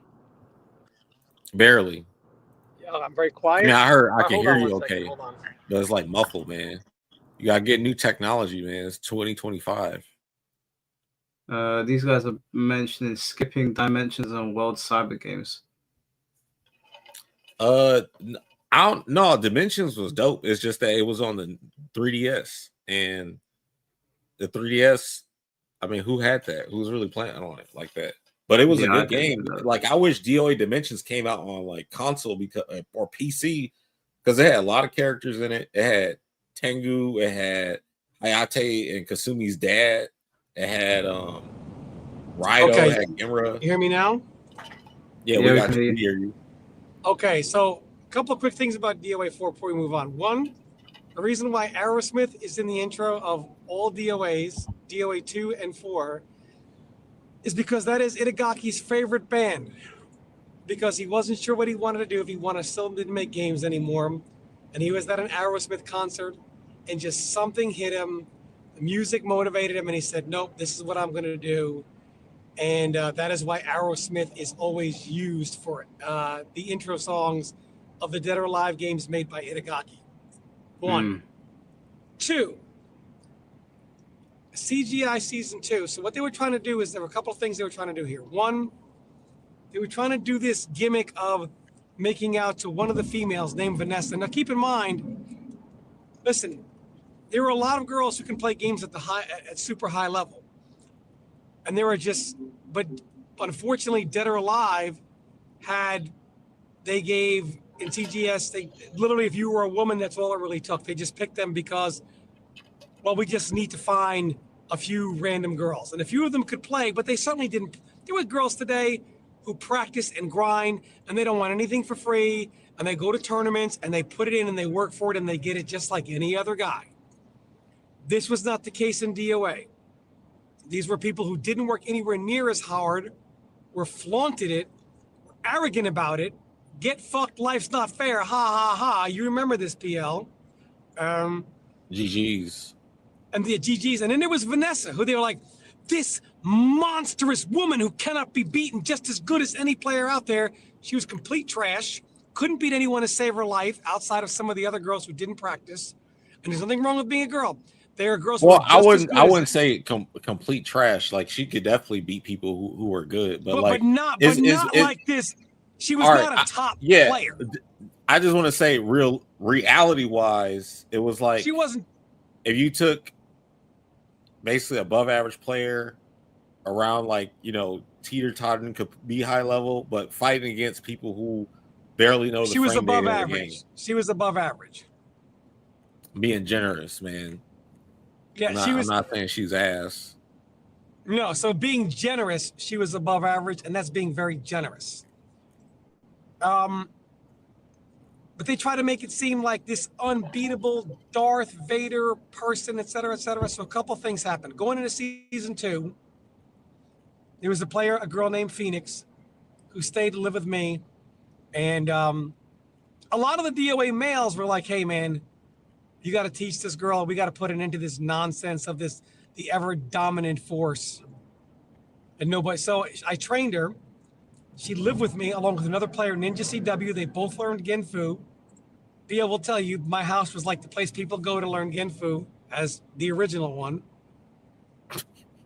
And she's the only one that beat her. Beat her twice on air. Mm-hmm. And in season 2, they were saying, hey, stay away from Tom because he doesn't have your best interest at heart. Let me tell you what was happening. So season 1, players got a guaranteed $30,000 salary paid throughout the course of the year. So even though your work was done over the summer, you still got paid like a normal paycheck to equal your total $30,000 over the course of 12 months. Of course, you could win more money if your team wins or where they place in the playoffs, if your team qualifies for the postseason. In season 2, they pulled a very sneaky thing. They held season 2 in the writing of the contract you signed. It says, by the way, after you do your work and your season is over, we can choose to not pay you just because, with no reason, and you have no recourse. Take it or leave it. So, of course, you had people like Smooth. Any young player who's, hey, man, does this sound right? You had people like Smoozy who would tell me, I would say, hey, man, that doesn't sound right. I'm like, you know what? If all of you guys would stand together and say, I'm not going to sign this. If I do my work, I get my money when the season's over. I still get paid out. They couldn't do this to you. And they certainly couldn't replace you with secondhand talent because the league would flop and they would lose their sponsors. Swoozy told me, hey, man, you got to watch what you say. Everybody's a microphone. He was a corporate shill. Everyone who was a good person turned into a corporate shill. And he would tell players, hey, man, and you were there for some of this, Carl. Man, you're getting paid to play a video game. I would do it if they paid me $1. I just remember me being like, hey, I want to wait to sign this contract. And people we'll get to that. We'll get to that. That's part of season 2. So I'm like, you're telling kids, hey, man, if I got paid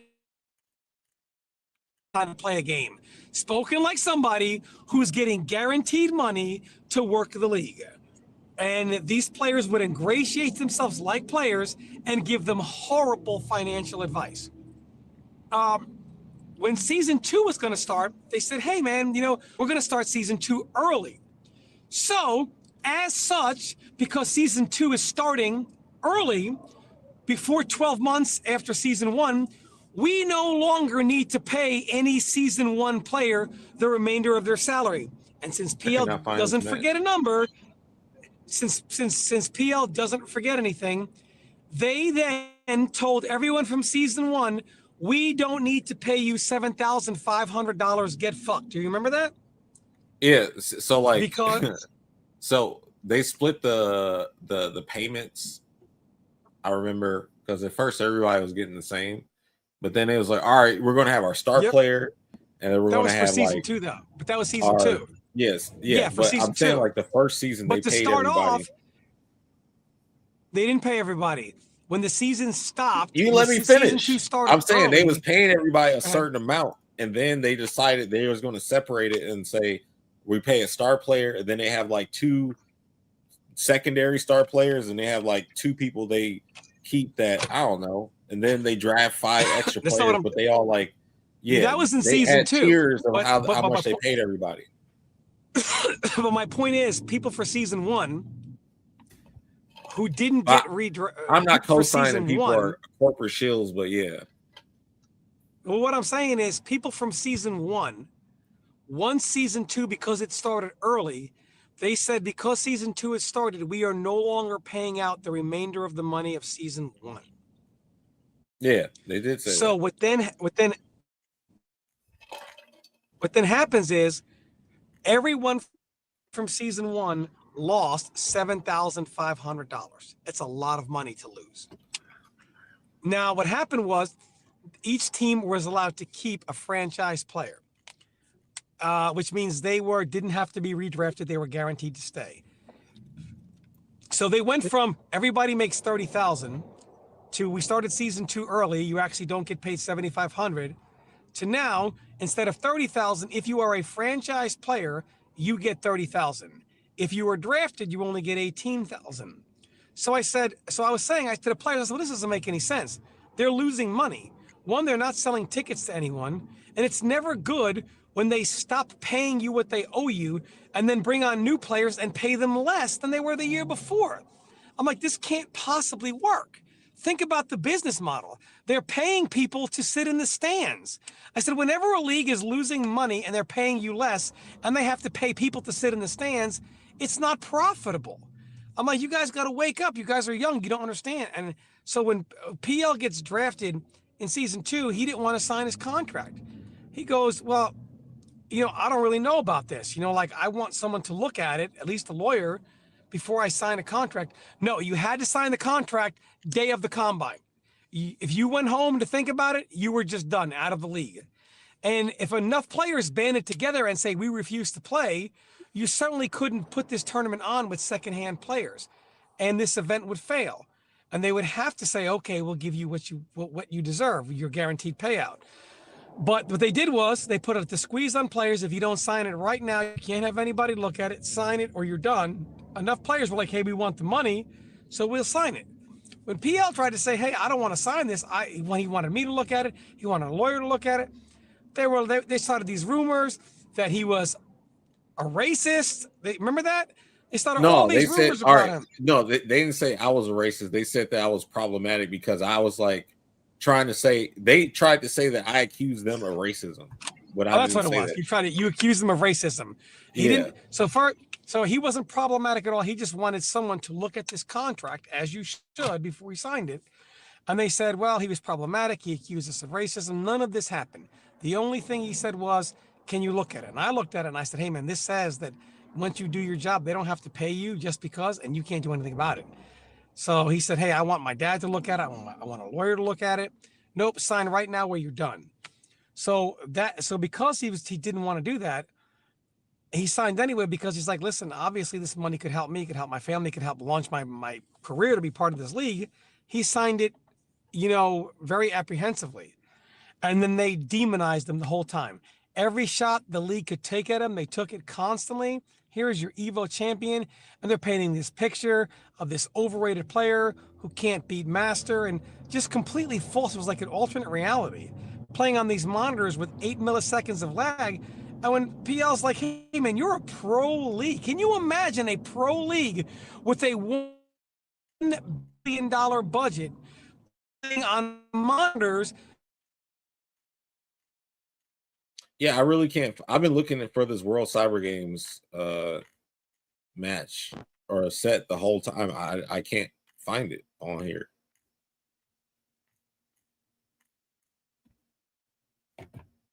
Did we all get cut out? Like, what happened? Can you hear me? I've been muted this whole time. Damn. I don't know what happened. My shit got muted for some reason. I don't know why. No, I was saying that I couldn't hear Tom. He was technical difficulties. Yeah, I don't know how. I must have accidentally clicked mute or hit. It's like the Illuminati came and grabbed him into the abyss or something. He was like, "Yeah, and the hey, he's talking too much, saying too much now." So is there a lot to talk about when it comes to DOA online? You mean like the online, like DOA 2, basically? Because that's what I don't know what they're referring to. They keep saying Dead or Alive online. Yeah, there's a DOA online game that's basically just DOA 2, but they call it DOA online. It has like avatars and stuff. Like you had to. I played it, but I played it when it was like on some Chinese servers because it was a Chinese game. Like you couldn't get it anywhere else. So like if they're talking about that, then I mean it's just DOA 2. Oh, okay. So there's not really too much to cover on it, right? Okay. Like DOA 2 has been one of their most re-released games, like remaster games with Ultimate, Hardcore, Millennium Edition, and online, all that stuff. Did Itagaki ever explain the choice behind this stage? Because although it's cool, like having cars drive by and hit you seems a bit mad. No, like Itagaki, I've spoken to him, but for what I know, like he's just a really like creative dude, and he's all about creating a more dynamic experience. But he also studies stuff like poker, so that's why the game plays so much the way it does. With I mean, every fighting game has risk reward and stuff, but I guess just how everything, like no poker game goes the same. And I don't think any DOA match goes the same, even though there's like certain matchups and stuff. Can you guys hear me now? Yeah, there we go. Yeah, that's kind of how DOA ended. DOA 4 ended in a state of, it was all like, and then Master got every opportunity, and this was mainly, and a lot of players were disgruntled about it, and that's because he was being marketed as the best player in the world, and we all knew the best players were PL, Black Mamba, Offbeat Ninja. There was no denying that, but every opportunity was kept hidden and secret and then given to him. And then when Mortal Kombat came out, MK9, a lot of the DOA players reached out to me and said, hey, MK is new. You have a platform that everyone listening to. Can you please expose this? So I used all the footage, which was still available back then, just completely blew up all the crooked politics that was happening. Inkblot said, DOA will never be back at EVO, and it never has been. And the DOA community kind of blew up and was finally free to restart. Well, hold on. Do you count the side tournaments of it being there as being in there, or you mean officially? No? But it wasn't a mainstream. It wasn't an official tournament. Is what I mean. Yeah, I'm just saying side tournaments. Anybody. Yeah, side tournament. Anybody. If you want to run your own tournament, they'll allow you to run your own side tournament. But it's never been a main stage game since. Now, the crookedness gets even worse because before games like DOA 5, they did a game called DOA Dimensions. Now, here's PL, your DOA 4 EVO champion, best DOA 4 player in the world. Here comes DOA Dimensions. He is picked to go to Japan because Itagaki stepped down after DOA 4 to go there and play test the game and talk about his ideas with the team. So everyone's going, there just happened to be a blizzard in Toledo. No lie, a legitimate blizzard. Not me forgetting about this happening. And I was like, yep, this shit happened. So PL hits up Tom Lee and all the people that were doing this, and he goes, hey, man, my airport is closed. I can't get on the flight. And they're like, oh, well, guess you don't want to be part of this. And he's like, no. I can't even get on the plane if I wanted to. They closed the airport. Oh, well. Yeah, you get a fine if you try to drive. But even if he went to the airport, it was closed. We had a level 3. You couldn't drive. Yeah. So even if he willed himself and teleported himself to the airport, there were no planes leaving, right? Like there's nothing he could do. And they're like, oh, well, I guess PL just doesn't want to be part of the team bad enough. This is how they treated him. It was all crooked politics. It was all crooked politics based around Master manipulating everything to be the voice, to be the head, to be whatever. Master was never the face. He was never the best. He was never anything that he claimed to be. Never. Never, not once. Not a single time. And unfortunately, PL was always getting the raw end of the stick. So even for games like DOA Dimensions, and then of course Master goes there, and they're all like, ooh, this is the great DOA Master. The only one that was going to be on that trip that could even challenge him, put him in his place, and do things for the betterment of the players and what the players wanted was PL. It would be like when MK was trying to start again with MK9 and MKX, if they shut me out and didn't invite me. Can you imagine what we would get? Oh, we already saw that, MK1. Amazing. A player like PL who was going to speak for the players is gone. And Master was there to be self-serving. But to put himself as I'm Master, I'm the best, I'm the expert. No. When sponsors and people wanted to figure out who to get, they naturally Googled DOA, whatever, and they would find DOA Central. And through the owner of DOA Central, he put everyone in touch with Master. So then Master had all the cards, he had all the contacts, and then everything went through him and the owner of the site. And even after I buried him and the owner of the site, and by the way, I was putting my money up for some of their tournaments. I would put $1,000 up for one of their tournaments just so they could pay players out. Tell them about DOA Tech, just because I want to hear about it. DOA Tech? What about it? What part, man? There's so many parts of it. Everything. It was our Evo, and we decided to hold DOA Tech, and I put the money up. I put up $3,000 of my money, right? I think first got $2,000. The other grand went to the rest of top 8 on top of entry. I housed the entire community in my house. There was nowhere to sleep. I housed everyone. That's true. Right? They were all playing DOA 2 Millennium, actually. I had the DOA 2 Millennium machine set up at my house. They were all there, all playing, because myself and PL were like, look, we're never going to get Master. You're never going to get a fair shake if you go somewhere. There's always going to be something. We're going to hold a tournament, and I'm going to put up so much money. There's no way that we'll get Master out there, and then you'll beat him in front of everybody. Same with Offbeat. So PL went there, and we knew, myself and PL, we all knew Helena was the best counterpick to Hayabusa, which is who PL used to beat him. We were like, Helena, best counterpick to Hayabusa out there. Only one that can combat his evasiveness. Also has a lot of evasive kick moves. Doesn't have to deal with Azuna. So she could out Hayabusa, so to speak. Very good damage as well off a single counter hit launch. Very few characters didn't have to deal with the stun system like she did not.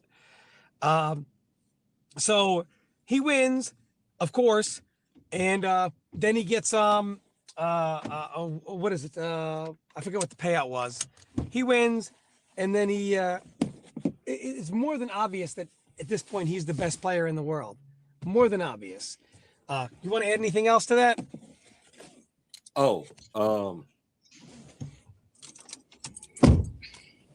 It was I don't know, I guess it's just more to like how we freaking just didn't have another Evo year.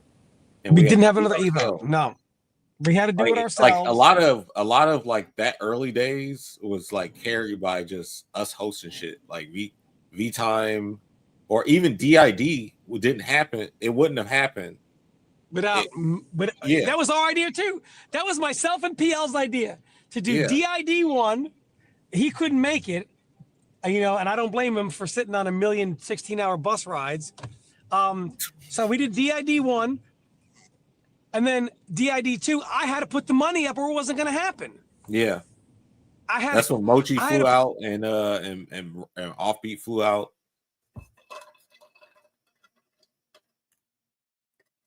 So is there anything else that you guys want to? Do you guys want to move on to DOA 5? Yeah, I mean, go ahead, because like honestly, like after that and like CGS 2008, I mean, yeah, which was after DOA Tech and stuff, the game was like over with, because the last event we had was a World Cyber Games Fighter Club, but that's when like Street Fighter 4 had came out and people weren't really playing DOA 4 anymore at that point. But 5 was interesting because like I had a big part of just basically giving them my ideas on just improving the game, and they implemented them. But then they also like implemented other stuff that I wasn't like super fond of, but looking back on it, is nowhere near as dumb as the stuff like in modern games, like how they have it to like, you know, just simplify the win condition. I want to say like games are super hard because people still got to learn how to do fireballs and all that stuff. But I think the newer games really just like help the average player to be closer to a high level player with the win condition stuff. But DOA 5 had the power blow, which was a cancelable super move, but it didn't have invincibility or anything. You could still hit people out. It had no armor, so it wasn't that bad. But in terms of like a complete DOA game, I give it a thumbs up because of like all the characters, the rosters, the stages, the preservation in the stages from DOA 3 just in the game, and then like all the content they gave it. They had like Halloween versions of stages and characters and costumes and stuff. So it was fun.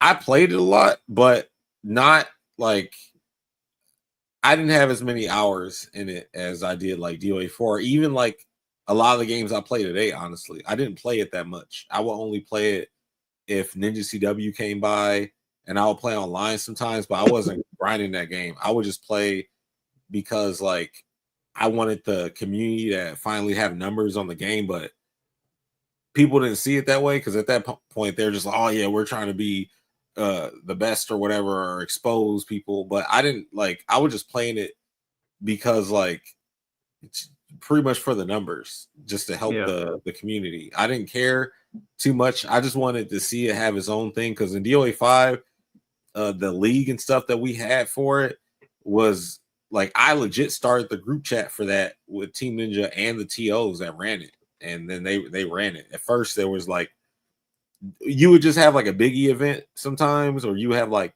unofficial events here and there, but it wasn't as like super influenced. Like, all right, we're going to have this as a major, that as a major, and they actually made a collective like league for it, to where it had like legit official like international competition coming out and trying to play in it, not just for. It was because it was World Cyber Games or like CGS. It was like straight up the community and Team Ninja like backing it with the costume sales, like everything that the game communities will say that they want their game to do, like, hey, sell costumes for skins and stuff. Team Ninja did all that shit for DOA. They was like, all right, DOA did it for free.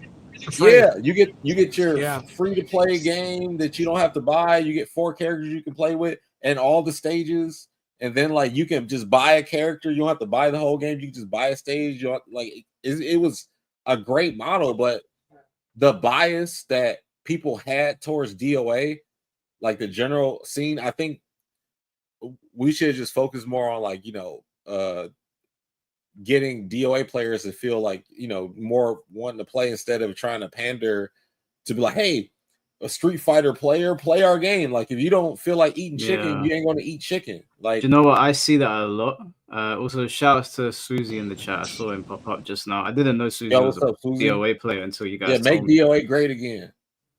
But I see DOA players doing that a lot, actually. That was one of the negative interactions that I had with a DOA player. Before I got into DOA, I was like, oh, you know, I don't know if I really want to play it. And then he was just like, why are you Tekken players don't ever want to play our game? I was like, bro, relax, man. But I have seen that quite a bit. Yeah, it's a lot of that. And I know, like, At least from a DOA player standpoint, I remember the days where you used to try to get people to come to play the game, and we thought that's what it would take. It wasn't we were trying to take people away from their game. It's like, hey, play our game too. But you should just cater to who gravitates to the game. Like if they like the game, then they they like the game. If they don't, they don't. Because all people are going to do is push back anyway on that. Once you try, I mean, I get it to an extent because like now that I've actually played DOA, I understand why they want people to play it because it is a pretty incredible. Yeah, it's really fun. But it's definitely not the right way to go about it. Some of the interactions that I've had. Yeah, because they'll make it a whole thing where I feel like. Go ahead. If DOA 2 arcade / DOA LE / hardcore, or DOA 3.2 was the FGC's introduction to mainstream DOA, I feel like DOA would not have the bias it has now. It was just I don't know, man, because DOA 4 was their introduction. Yeah, hold on. I'm gonna say this though, because I don't think no matter what, however the game style was, whatever DOA was, they were acted the same. Because DOA 3, the current DOA players do not like DOA 3 because they're like, oh, why you got this plus on block launcher? Why you got this plus on block knockback move? Why does Bass do a back grab at 7 frames? Like they complain about that shit. Like these are the same players that complain that, all right, first off, when DOA 6 came out, that shit was godlike. Yeah, it didn't have Genfu, but it finally had the Virtua Fighter sidestep. So if you want to mash, and it brought back stun launch, which fixed the stun system. Yeah, it also brought stun launch fixes the stun system. Hold on, wait. It brought that back in DOA 6. They brought back stun launch, but I'm just saying, like the defensive aspect of the game was improved because now if Kasumi wants to come in and mash a punch string on your block, you can, while blocking the string, sidestep out of it and blow her up like just in Virtua Fighter. But no, they was like, this is too broken. I can't mash like a scrub. So then Team Ninja was like, all right, you scrubs, we're going to add meter to your sidestep attack. So now if you want to do a sidestep attack, you got to build meter. Now there's meter in the game. Like, dude, this shit is so irritating. The meter, I'm tired of meter in like 3D games. It became a thing as they started Soul Calibur and DOA got it. Now Tekken's got it.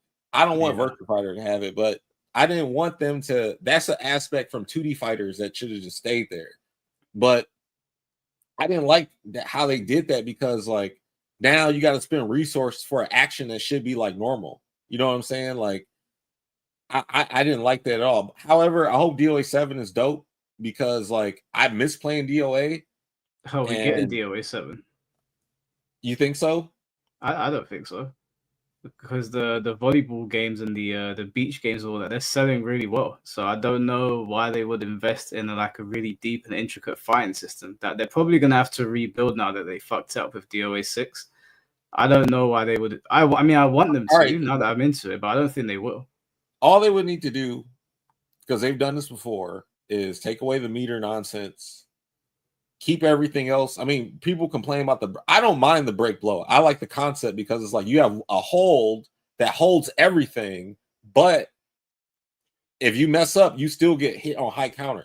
But the hold is the break blow is just a damn. The break hold is just a an old school DOA 1 pair hold, which is basically a hold that holds everything, but you only get plus frames. You don't get it's honestly. I'd rather just have the Azuna instead of the break hold, but that's pretty much like the difference in what it is. It's just that it covers all the options. But I like the break blow too, even though it's a super move or whatever, because the break blow is basically a Sabaki that goes to a super and it's like a cool animation, but it has more utility than just randomly throw it out neutral, or you can be blocking and then just do it. So I liked how they did the system. I don't think they would need to rebuild too much. My biggest gripes with DOA 6 are the stages and the characters. I don't Kula, I know is like a KOF character and stuff, but Hanoka, like I didn't like her. I don't like Mary Rose. I know she was in 5, but I feel like they don't add the DOA. Hanoka is just like a character. It's got a bunch of moves from other characters put together in her move set, and it's generic to me. It's a generic Doral type character, like from Virtua Fighter or something like that. Just give us another fighting style, martial art, or a different, fighting style in the game. So like they did with Diego. He's kind of like Brad or like a brawler or something.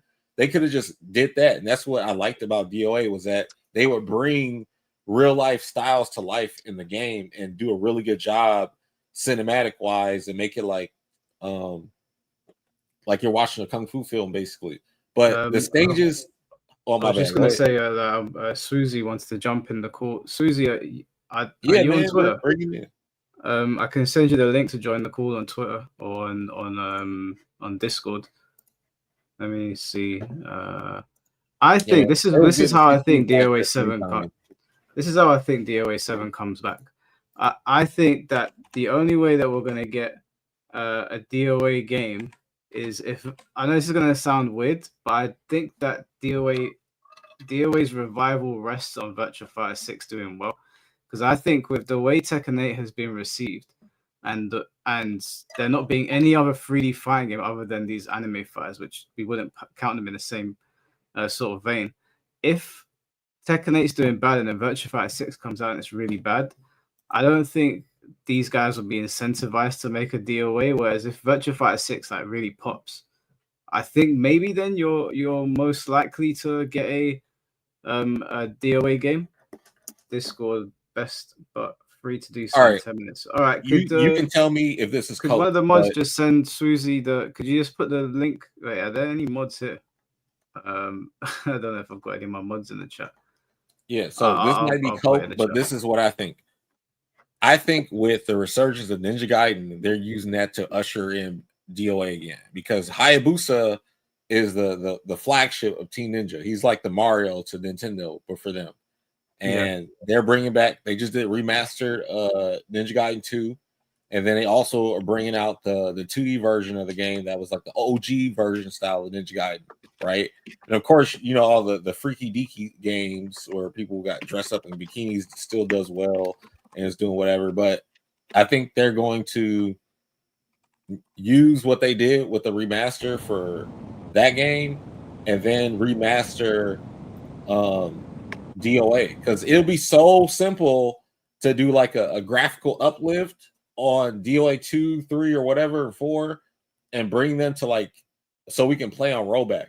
That would be like a very safe way to like for them to like make money and also like to reinvigorate the scene before ushering like DOA 7. And it's like, oh yeah, DOA 7's come out, just like they did with Ninja Gaiden. They was like, here's Ninja Gaiden 2 remastered. Now you can play this until Ninja Gaiden 4 comes out. That's what I think they're going to do. I hope so, because I've only just gotten into DOA and I think it's a really cool series. So I'd like it to come back and not like upset the DOA fan base either. So if that is true, if Ninja Gaiden is being used to like bring it back, then that would be great. But I'm apprehensive about Virtua Fighter 6. I'm excited for it, but I'm worried that if Virtua Fighter 6 does badly, that we're gonna go into like a 3D fighting game drought. I don't want it to end up like Fatal Fury. Yeah, I think Virtua Fighter would do fine because it'll be a new game, but the issue is that like the marketing, who they market to, how they market, because what they did, what they showed off the new 6 with NVIDIA technology was good. Yeah, and I think if they just stick to it where they go full force with like the martial arts theme and then really emphasize on how they change how blocking looks and make it look cooler and everything for people, I think it'll be good. What about DOA 5? I didn't play DOA 5. It's the first DOA I didn't play. I feel like DOA was done after DOA 4. It never recovered from all the crooked politics. No, 5 was great. I know, but I mean, I feel like it never got off the ground the way it should have, because DOA never got back to having pro leagues or etc. after the DOA 4 politics kind of killed it. Can you talk about DOA 5? What made it, all the different revisions, the changes, what made it good, and why DOA 5 resonated so well with the community, whereas 6 did not? It was just the gameplay was good, the characters, the stages. People had fun with the game. Honestly, it's one of probably the best fighting games to release. It's just that I know the PS5 or 4 version has a lot of input delay, I heard, But I don't think this I don't think anything about the game is being held back. I think it's the like people just wasn't gravitating to playing the game, or they felt like it was too much to learn, or something like that. Like at least in the fighting game community, they just gravitate and play the games that they play. Like it's hard to grab fighting game players in general, I think, or gaming in general. Like you got to think there are so many barriers of entry to this. It's like, all right, just to be a gamer, you got to have, and I'm not talking about like execution, I'm like interest level. You got to, all right, I like to play games. What games you like to play? And then it comes down to what they really like to do. And then you got to get over the fear of losing, and then get over the shame of losing or not caring about it, and just really enjoying the satisfaction from pressing buttons and stuff. So DOA, I don't know, the certain audience, like I can say what I am gravitated to DOA for, and it's not the your titties and ass. Well, they ain't really got ass, but like the titties and shit, that has nothing to do. I don't care about that. Like I like the ninja aspect, the very fleshed out like kung fu aspect, or just fighting aspect in general, like all the different styles and stuff. And then the backgrounds and how you can interact with the backgrounds, and every fight felt like a real movie that you're like living in. That's what gravitated me to DOA. It wasn't like anything else. So like I don't know if other people see the game that way, but I know people who played the game see it that way. So because I've talked to them, but other people, like there's just a lot of games, and I don't know what people like, why people gravitate to Street Fighter, for example. Like I know a lot of people like Street Fighter because the way it looks, the way it feels, it's the satisfaction between hitting the buttons. But also we got to factor this in. DOA 4's biggest issue was that it was on Xbox 360, a brand new console that nobody had, and most of the fighting game community was playing on PlayStation 2 at the time, and no one was trying to invest in the 360 because it was overpriced, just like how they say all the new consoles are, and nobody liked controller. There was no other fighting game on 360 for years for anybody to have a reason to get it. So that can also be a big damper in the player base. It's not so much because like SRK, people who was a part of like Tragic, Afro Cold, and everybody was Markman. We're all like playing the game and making like Wikipedias and stuff to get people into the game. But all other stuff was just, the 1% playing the game. Like look at Fatal Fury, right? That's really just a 1% playing the game at this point. And that's probably how it might become, because like as the game gets further along and more high level, the barrier to entry for people to like feel decent is going to be harder, because they got to actually learn the game at the highest level to be able to play it.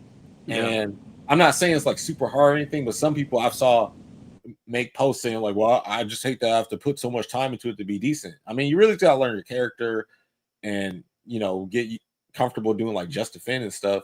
But it's not a, hey, well, I'm going to just simplify this win condition by giving you plus frames that loops into itself, and you could die from, you could definitely die from simple interactions in that game, but you got to really get opened up at a high level. I think like one bad DP you could probably lose, but it was like that, like a very high level game that you had to study and be really good at to prosper. You couldn't just walk up and random somebody out in DOA. You could get randomed out in DOA, but at high level is not happening. You're not going to lose to a lower level player. They gotta be good.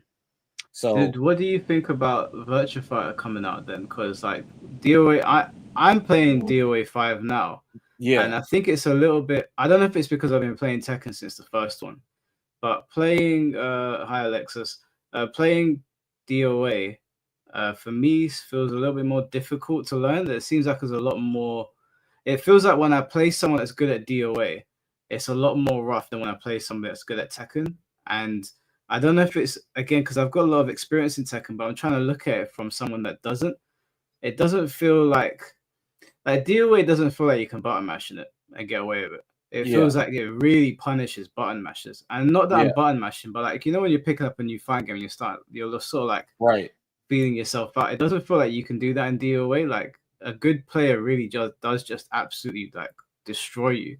And I think that's a good thing. And that's something that I like about it. But I don't know if that is what might turn people off.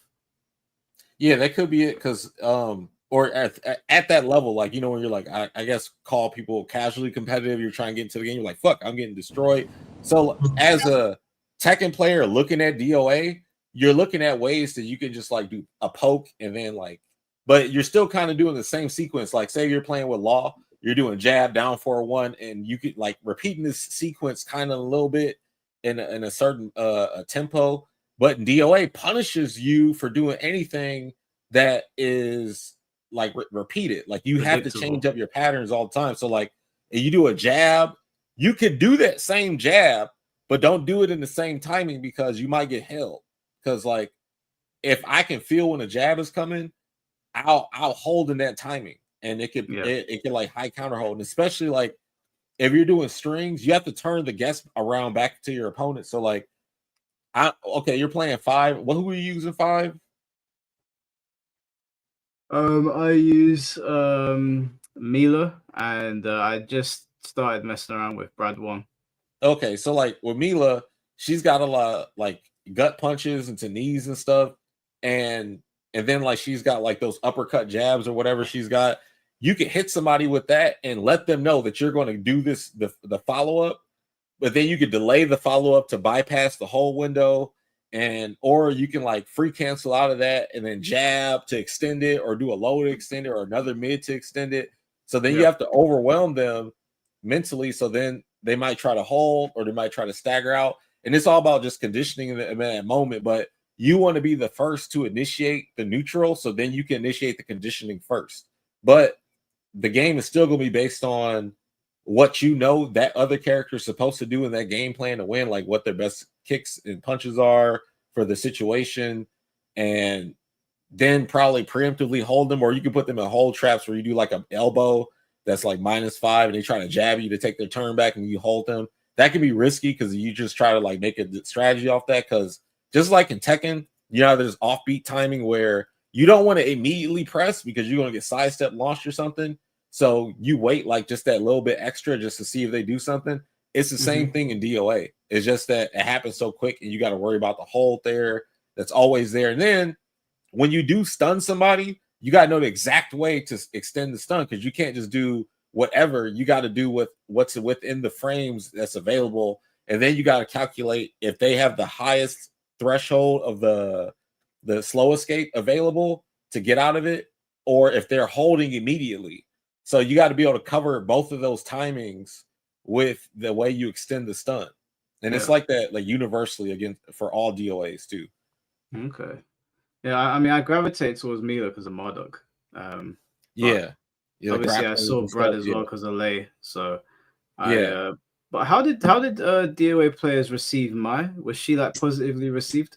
I personally didn't see anybody negatively receiving Mai. I thought everybody liked that Mai was in the game. She was a welcome addition, I think, just from how she measures up with the rest of the cast. Like, there's a bunch of beautiful women in the game, and they're all doing like cool stuff. And yeah, I thought she was cool. Yeah, I think I really like Mai in the game. I like the Attack on Titan stage they've got in this game as well. I thought that was really cool. It's a shame you can't buy either of them. That was another thing. Like, nobody said anything about that stage as far as like negative. Like, we just everything that they put in the game. Personally, I enjoyed. I just didn't like Mary Rose because I thought like whatever people probably say lolly stuff, but it's more so like I care about the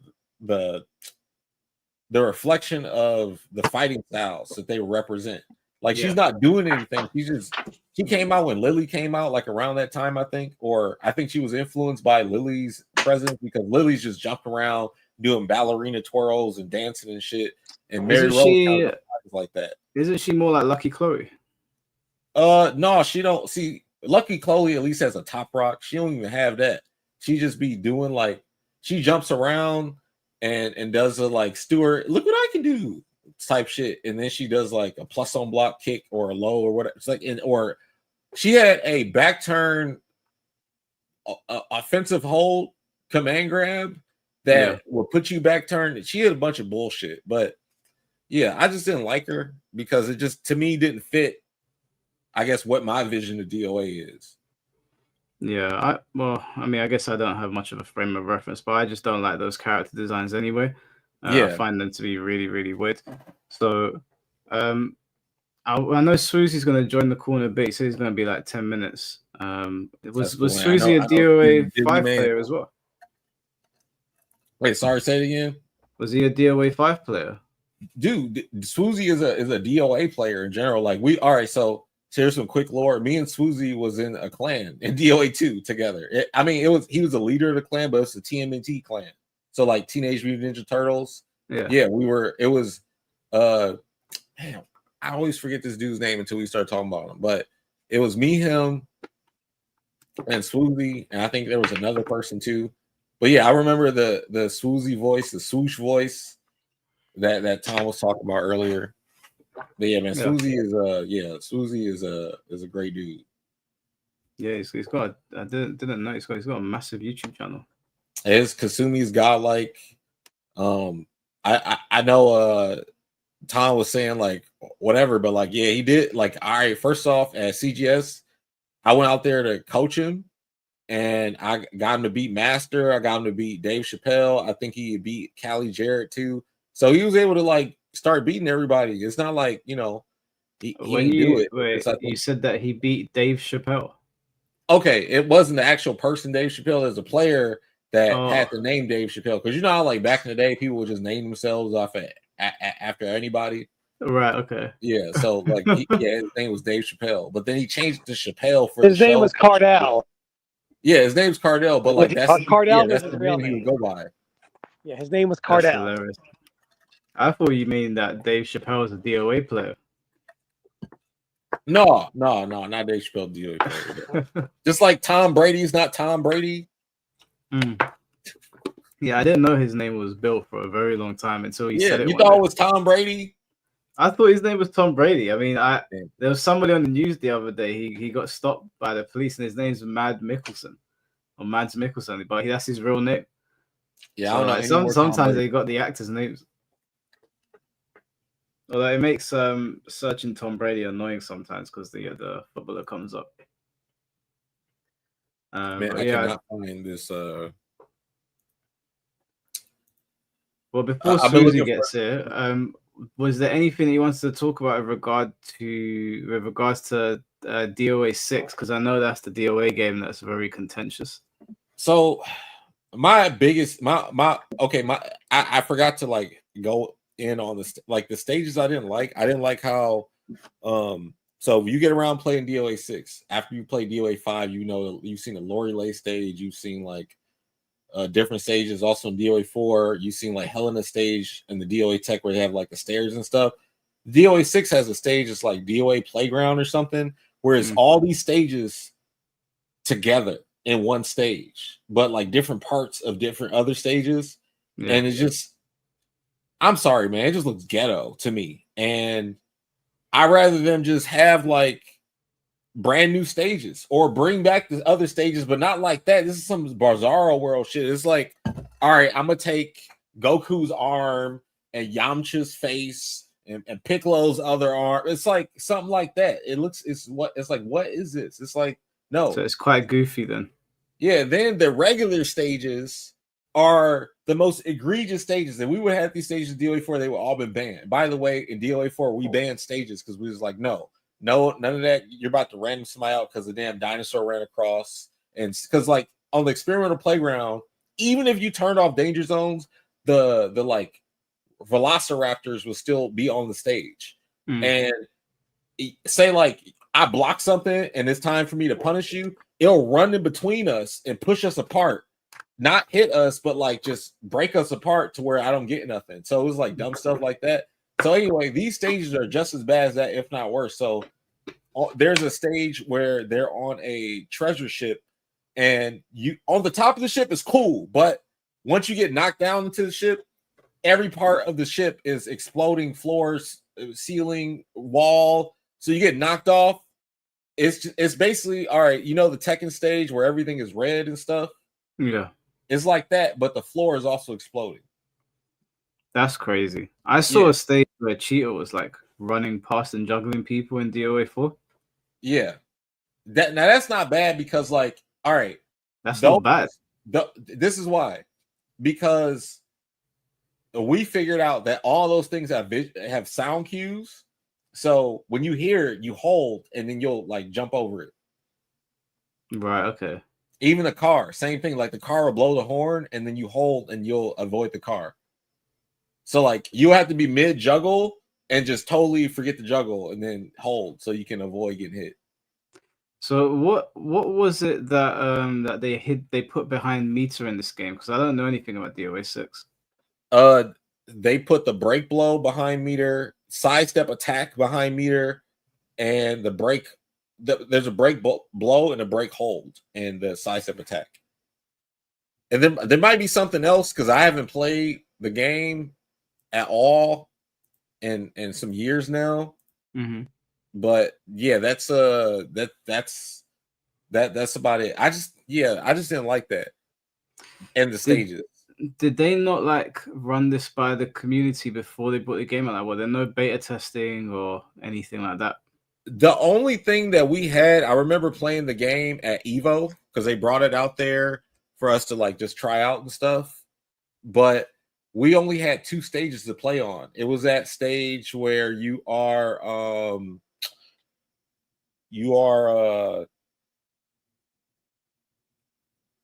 in a ring. It's like white, and I forget what the other stage was. No, yeah, and there was a stage where you're outside and it's dark and there's gates, and then there's like people around you, like the Tekken 4 stage, and you can like hit people in and stuff. That stage is all right too.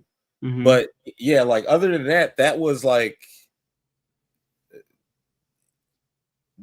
it at the time. But then once we got like the full game, but here's the thing, like even though like despite all that I dislike, they still did a good by the community by like raising money with the costumes and stuff and putting it towards the world championship, which Hoodless won. And that's great. I hope with DOA 7, if it comes out, if they're developing it, they just maintain that as far as, you know, community support and just doing their own like league and stuff. I think at this point it will be a lot better with how social media is, because you see how the Azuna drop clips be going off on Twitter and everything else. So like DOA's always been a fun game to watch. And yeah, it's very spectator friendly. Yeah, and that's pretty much what rules the world right now, like spectator friendly stuff. So as long as they don't remove the core DOA and they just add more characters that represent like different fighting styles or whatever, or different takes of different fighting styles, because then you got like the Mugen Tenshin style on here, which is, I mean, probably a fake ninja style, but Kasumi and Hayate all fight like different, even though they might do some of the same stuff, just like how the Mishimas fight the same. But to me, I think they're a lot more different with how they do the stuff, because you know everybody's got electric or something. It's not like that for those characters. Like just like Hayabusa is a ninja, but he don't fight anywhere near the same either.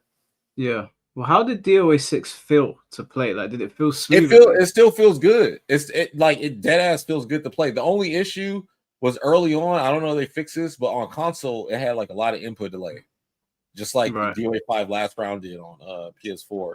But I know on PC, you can totally avoid that. Yeah, it does. I like the pace of it. It does look good. It's just a shame with the meter. If they remove the meter thing and then they also made the stages less boring, do you think it would have been a solid game? Yeah. It's still a solid game right now, honestly, but it's just those things like turn me off to it. I think people should play it if they enjoy it. Also, the game didn't have rollbacks, so that was the issue too that I had with it. Would you recommend 5 or 6 to someone that's new? 5. It just has more. Yeah. This doesn't have tag, does it? All the characters, like, I mean, outside like I said, I don't like Hanoka because like just her design is, I hate to call it lazy, but that's what it is. You're just taking it's like Mr. Potato Head or Mrs. Potato Head, the character. Like she's got Helena's Ryzen 3 PEP. She's got like a Kokoro something or whatever. It's just weird. It's like if I want to play with Helena, I'm picking Helena. I'm not about to pick Hanoka. And it's just I just don't like that. I also want them to get away from like the Kasumi Dao clones, Alpha 152 boss character stuff. That was kind of dumb in DOA 5, but it's still manageable because they did like. See, look at this stage. You see exploding ground stuff. I hate that. I can't stand it. This is look. Come on. Come on, dude. I don't like this at all. See, this is the stage I'm talking about. Like, look, it's a casino stage on DOA 4, but it's also DOA 4 Helena's Coliseum, whatever stage. And then sorry, Pure. Susie, I sent you a friend request. The request you're looking for, Susie, is Midnight Rubbish Mike. Midnight Rubbish Mike should be the one that pops up. About to get the boy Susie on here. Yeah. But sorry, go on, Pure. Yeah, but like you see, all these stages are just combinations of other stages. Well, this stage is. I understand the concept, and that's okay. But personally, I just don't like it. I rather just each of them be the stage from the games that we played, because then you just have more places to fight. That is really strange. Well, what was did they ever explain the design choices behind the stages then? They did not. Someone said in the chat DOA 6 just came out of nowhere. See, look, this stage is the end of DOA 2 stage when you fight Tengu. But it's a part of the cluster of stages that they got. It's so, I don't know, man. I just wish. See, look, now you go into the other stage where they're fighting another stage. I mean, but it still is fun to fight in and it still looks good, but it's just me as a longtime DOA player. I'm like, what is this? Because this part right here is, I think, the DOA 3 version of the DOA tech stage, but they also have like where the stairs is at, which is the DOA 4 version of the stage. I don't know. See, I'm yeah. Why does DOA not get a classic collection? I'm telling you, DOA 3. That's what I'm saying. We might get that. Look, with Ninja Gaiden that just came out, we might get that. I mean, the greater FGC is never going to look past the defensive hold. You know that, and I know that. I don't know, man, because now we got shit that's worse than defensive hold. We got the perfect parry. We got but we do. Killer Instinct is the same game with how it works. Yep. It's the same thing. Like when people try to be like, "Oh yeah, I don't like defensive hold. I want my guaranteed damage." It's the same thing, man. You get hit, you got to make a guess, and then in that game, it's like auto doubles and stuff where you're forced to just do something. When in DOA, you can choose to do nothing. You can get stunned and be like, "All right, I'm chilling." And if you just decide, but that's also true. Yeah, I miss stun launch. I think stun launch is definitely something. Yeah, stun launch is good. Stun launch is there to stop the slow escape, but it's all defensive options. It's like, all right, stun launch beats slow escape.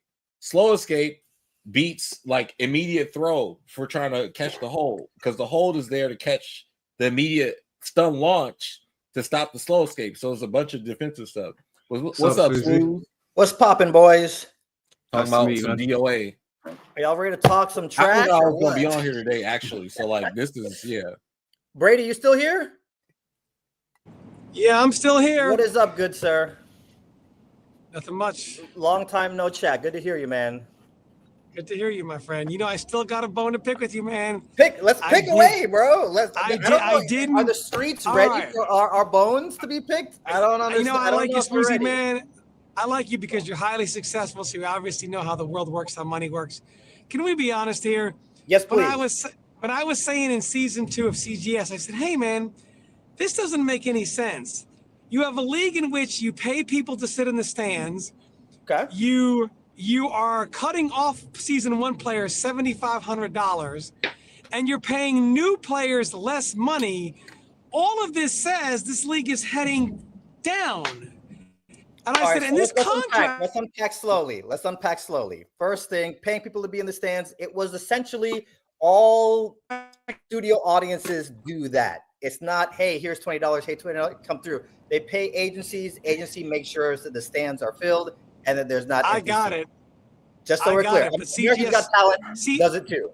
But CGS never figured out how to monetize its product. We're getting to it. I'm just unpacking bit by bit, so that way we're addressing what everything. I'm saying is, I said it's obvious these guys did not figure out how to monetize the product.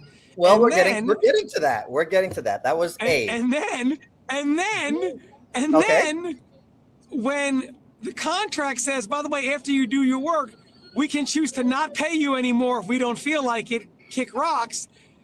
I mean, I do remember someone named Smoozy saying, hey man, you're playing a game. If I was getting paid $1 for a game, I would play. Right. I mean, I think the right advice would be, you know what, if you guys don't like it, you all stand together and don't sign. But if enough of you sign, then there's too much pressure. So the next part of that was you were saying people from season 1 were getting paid less than people from season 2. Is that what you were saying? No, I said the franchise players were getting the season 1 rate of $30,000. The new draftees were getting paid $18,000. Oh, well, listen, as you know, PL was my replacement for season 2, so I don't know about how the pay went. So I can't really comment too much on that. Maybe PL can comment on that. I don't know.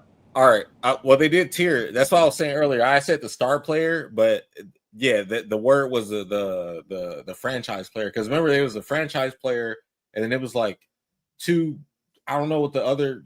I guess I'll call it advanced. I don't know what. But I just remember the franchise got $3K, and the 2 under them was like 27 something. Well, that's pretty close. Yeah, and then I just know like the new players come because they kept 5 players, remember? Yep. And then they drafted new players. So the new players, I just remember getting like 25K or 2,500, which is still a lot of money to play. Yeah, I mean, I wasn't complaining about it. Right.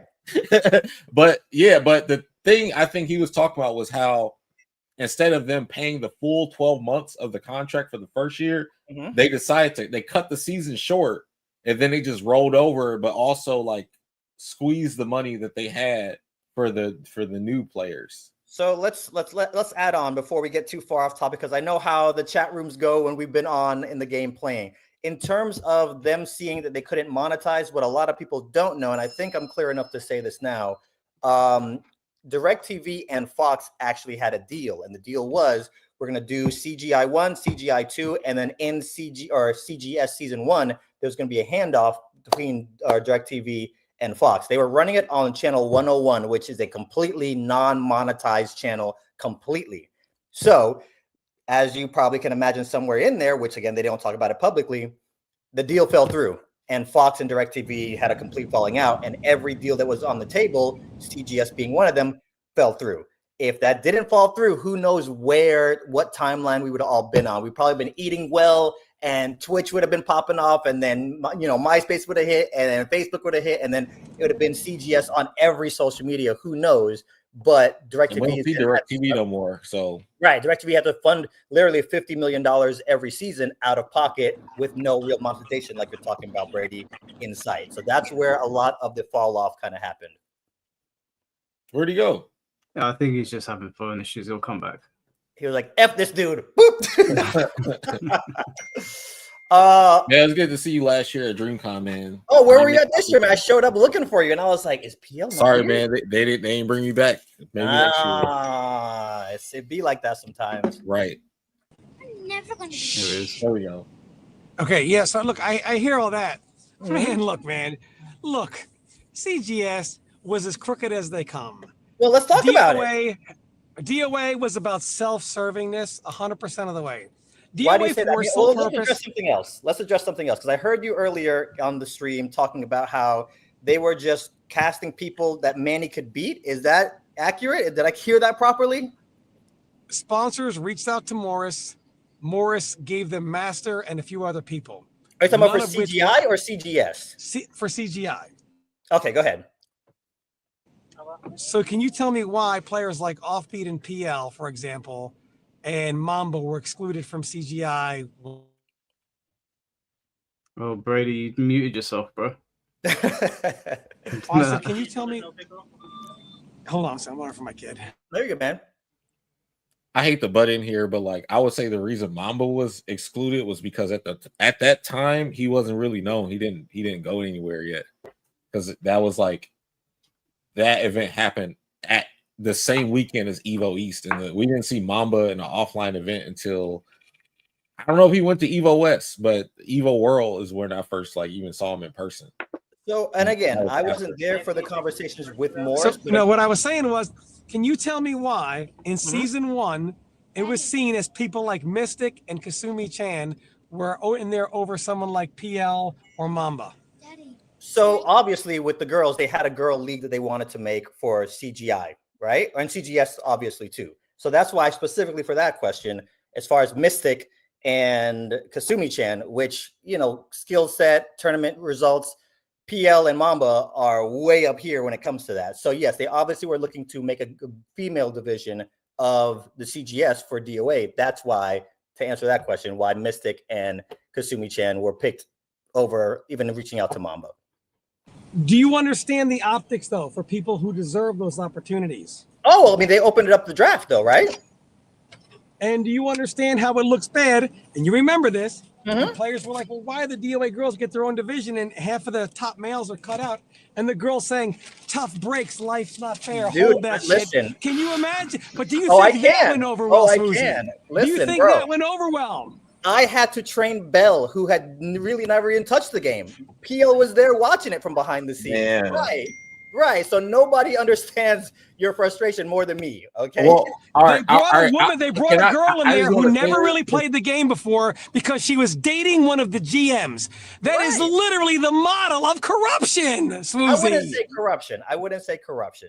There's little lines here. But and again, sorry, PL, go ahead. No, I was just going to say, like, as far as the like being there for all the training and stuff, like it's rough to teach somebody that's fully green on the genre. Yes, while you're trying to train in the middle of a tournament. Yeah.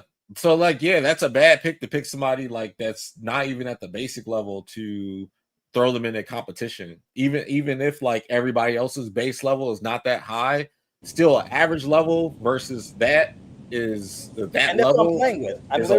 Well, I'll just say this: I relished every second of training Phoenix because we all know the only reason why I trained her to humble the great Vanessa and listen, Vanessa mashes heads of males and females. Let's be clear. Let us be very clear, Tom. Like, I can take any girl off the street and teach them in 1 month, and Vanessa will lose to them, which I said I would do. And Vanessa, hold on. And Vanessa and Manny and even you said that's a lot of talk. Let's see it happen. Did I deliver? Did she ever lose to Phoenix? Yeah, she lost twice on air. Yeah, I was about to say twice on air. Okay, that's very impressive. That's very impressive, which is not easy to do. But let's be clear. I think we can all agree who a stronger player is, Vanessa or Phoenix. Love Phoenix, by the way. Shout out to Phoenix. She's a great gal. But let us be clear. And listen, I will just say this too. A lot of you guys. I think it's Vanessa. I think it's Phoenix. I think Phoenix was the better player. I mean, we're all entitled to our opinion. We can all say that. But like I'll say, bro, Vanessa is an anomaly. This girl is unlike any player that I've seen in any game, period. And then if you add the female aspect of it, like you really can't compare any other female in anywhere in the FGC to Vanessa. True or false? I'm sorry, man, but Kayane. I'm sorry. Kayane is in a different league because Kayane is actually good. You're saying Vanessa's not good? You're saying Vanessa's not good? Not at the highest level. Not nowhere near the highest level. She's an above average player. Let's just take it back to when we were mashing this game nonstop and we all maxed out our player count at 999 hours. When you played Vanessa in DOA Ultimate, right?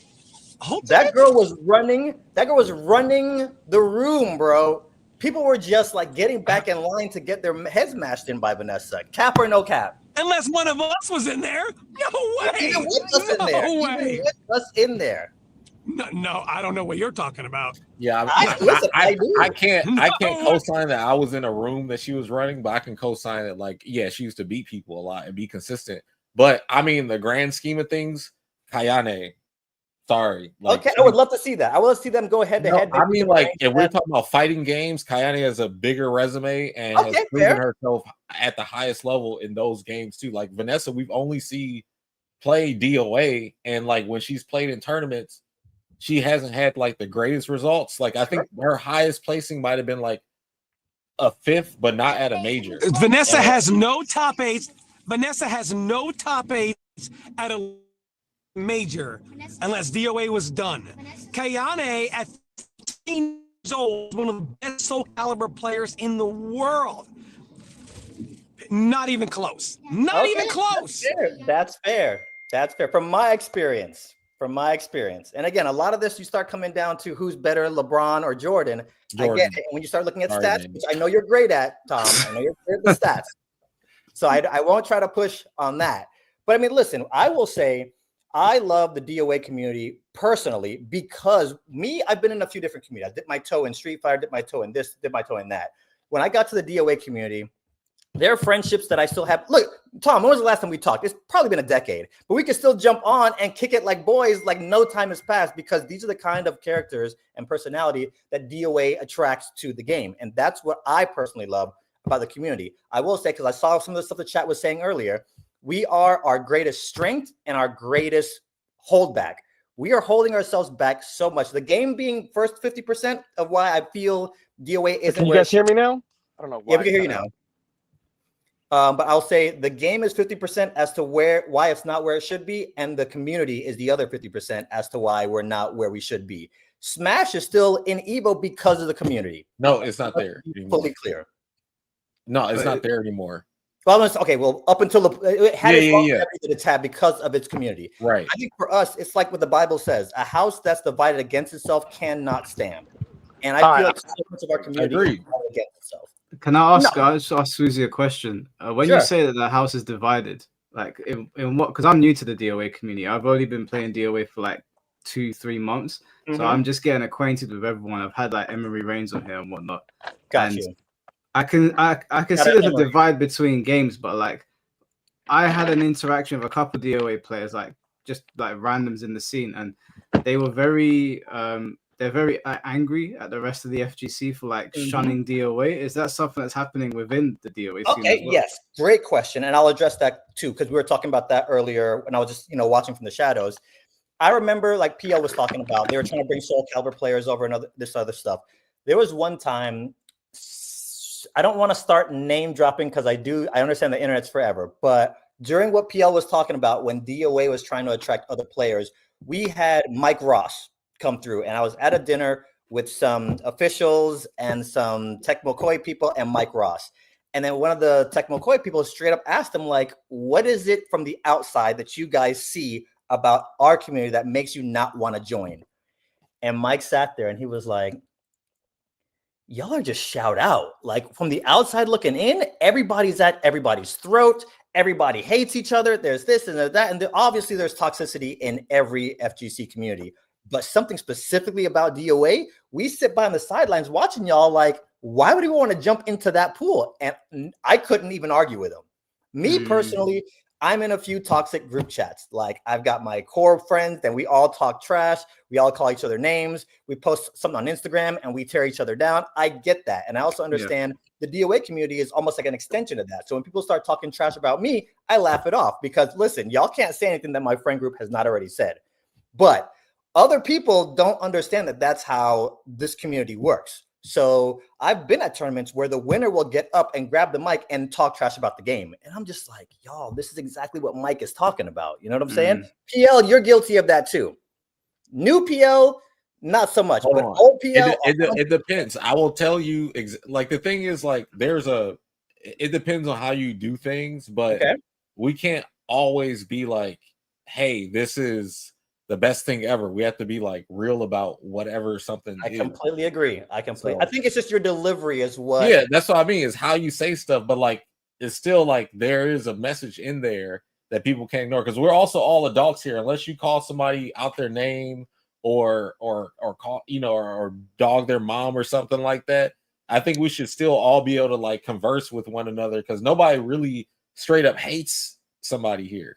And I get it. I completely get it too. It's because let's say, for example, like me and PL had the same CGS records for season 1 and season 2. But a lot of people on the sidelines who didn't even get into CGS can look at me. I'll just use myself as an example. can look at me and be like, Swoozie is doo-doo water. Why is this dude on TV and I'm sitting on the sidelines? I can understand that from so many people's perspective as to why they would be mad.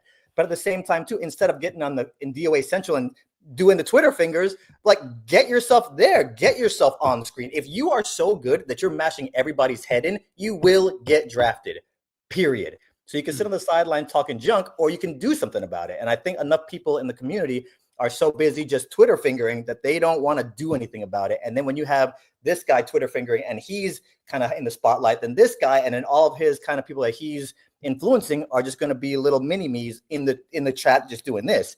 So I think if we all started getting together and not holding hands and being kumbaya, because that's completely unrealistic in any game, but if we work together like the Smash community did, I think from the community standpoint, which we have full control over, we don't have control over what happens in DOA 7 or any DOA. But on the community side, I see so many different places where we could be so much further along, but we're holding ourselves back. To answer your question. It sounds very, very similar to anime communities. It sounds like Sparking Zero. It sounds like Rebirth of Souls. I've actually got, I don't know if you know a player called Grandmaster Hawk. He was the #1 Budokai Tenkaichi 3 player in the world. And he's coming on here to talk about how bad the Dragon Ball community's got, which sounds just like that. But it's still happening because Sparking Zero is active, and it's just like they're eating themselves, and I'm watching them destroy themselves. And we love each other, dude. At the end of the day, listen, Manny and PL have physically exchanged fists, but they still, at the end of the day, we can hug it out and be boys. Yeah, like, that's the level we get all right. So for his birthday, he, Jax, and Hoodless all called me on his birthday. Prime example, like at the end of the day, like we'll fight like brothers, but we'll still hug it out like boys too at the same time too. Yeah, I've stayed at his house. I mean, I think at the end of the day, we all need to understand like we're in this together and we all love DOA. I mean, let's talk about 5 and 6. I stopped playing at 5. When I saw the trailer and the announcement, I was like, oh snap, that looks sick. They're fighting on the rooftop. Da da da da. When I got my hands on it, I was like, yeah. A lot of things feel different for me. Like the hits feel different, the game feels different. And like PL was talking about, you got meter now. Like there's a lot of that going on. Yeah. And the game wasn't the same for me. I think at the end of the day, when it comes to even Hollywood is probably a good example of what's going on too. It's like Hollywood is not producing the best content and you're conditioning your audience to just be like, I'm good. If you have something, the cream is always going to rise to the top. For example, F1.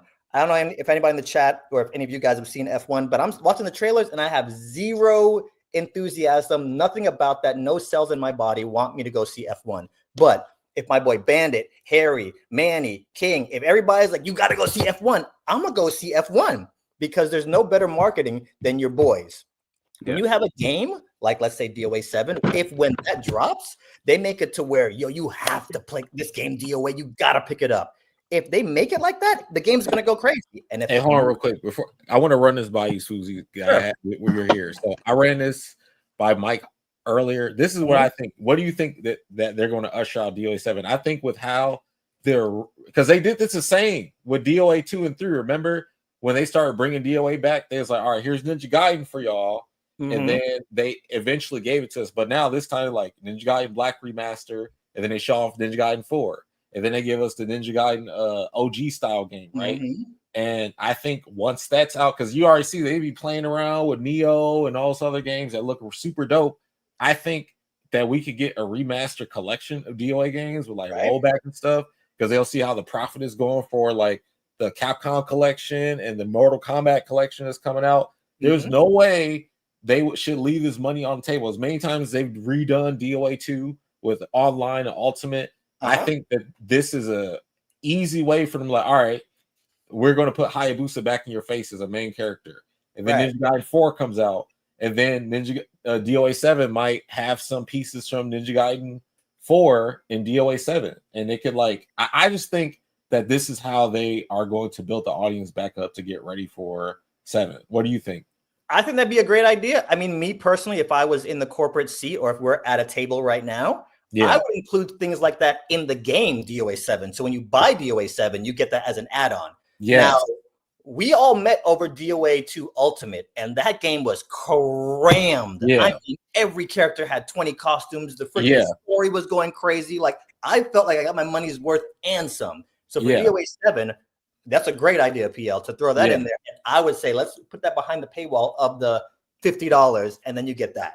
And then they still hit us with the free-to-play version of the game with 4 characters and all that stuff, and then the costumes. Here's the other thing, too. I will say this because I'll adjust the chat, too. Whatever industry any of y'all are in, chat specifically, there are so many examples of this is how you do it. Let's go back to movies because I feel like that's one thing that a lot of us can kind of, bond on. Yeah. When it comes to movies, any movie you watch, if you watch it close enough, it's a tutorial on this is how you make a really sick freaking movie. Watch it close enough. You watch anything. You watch a TV show, you watch a movie, you watch a house, you watch architecture, whatever. I think the same thing for DOA and just let's take Fortnite, for example. Fortnite, in the height of it, was making $250 million revenue a month. That a quarter, you're looking at $1 billion a quarter. If you analyze that, if I'm in corporate, I'm analyzing that with a freaking laser microscope. Like, how did these dudes do it? And how do I put my sauce on that? And that's honestly a portion of the secret success when it comes to any industry or anything you're trying to do. Even for me with my channel, I was making DOA content only. If you go far enough back in my channel, you will just see me talking about DOA in my very first video. Then I'm like, all right, well, I hit the ceiling and each of my videos was getting 3,000 views. Let me talk about Halo in the next video.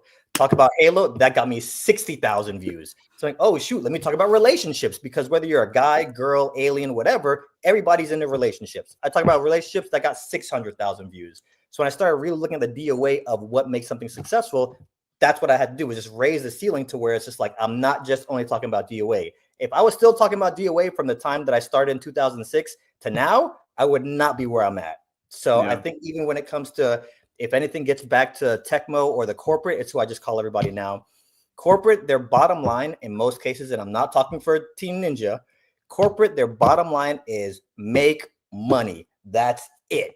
Now, for me, I want to change people's lives. I want to leave you with the impression. I want to do so much more. I want to tell a story. I want to do this. I want graphics. Right. But they just want money. So at the end of the day, you'll see even with movies, they're just rushing stuff out. I was in a meeting a little while ago, and I definitely cannot say names, but it's a movie that most of us have seen. And they were still doing the early, I really got to watch what I say here. It was the producer, and that's all I'll say. There's a major producer that even all y'all know. And he was like, yes, Swoos, so on Monday, we have to start shooting. And I'm like, but you just said the script was not done. He was like, yeah. So by Sunday, whatever version of the script is done, we have to start shooting.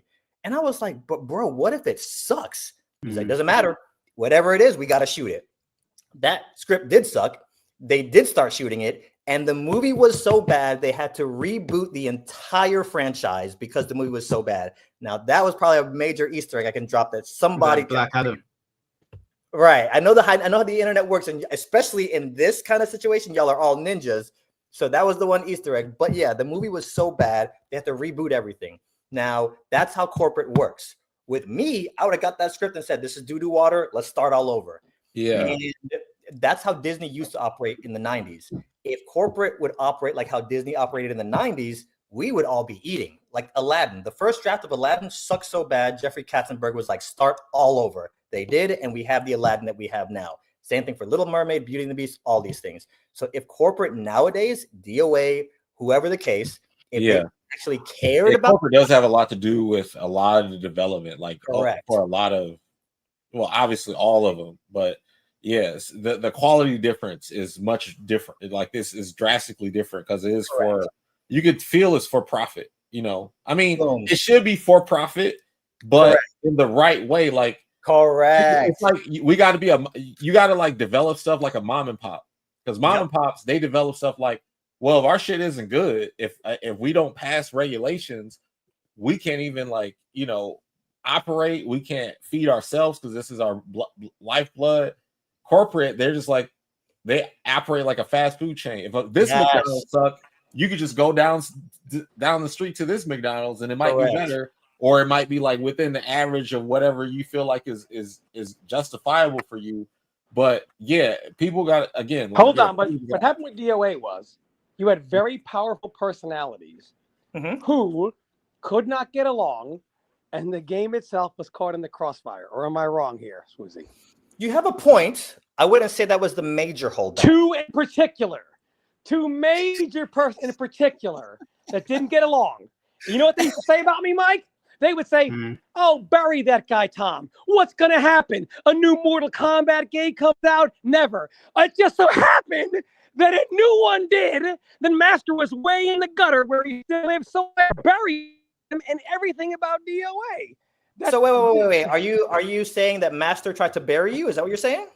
No, what I'm saying is that I would always try to talk about the injustice there. Because look, optics. Remember you used to always say, Swoozy, optics matter. Everyone has a microphone.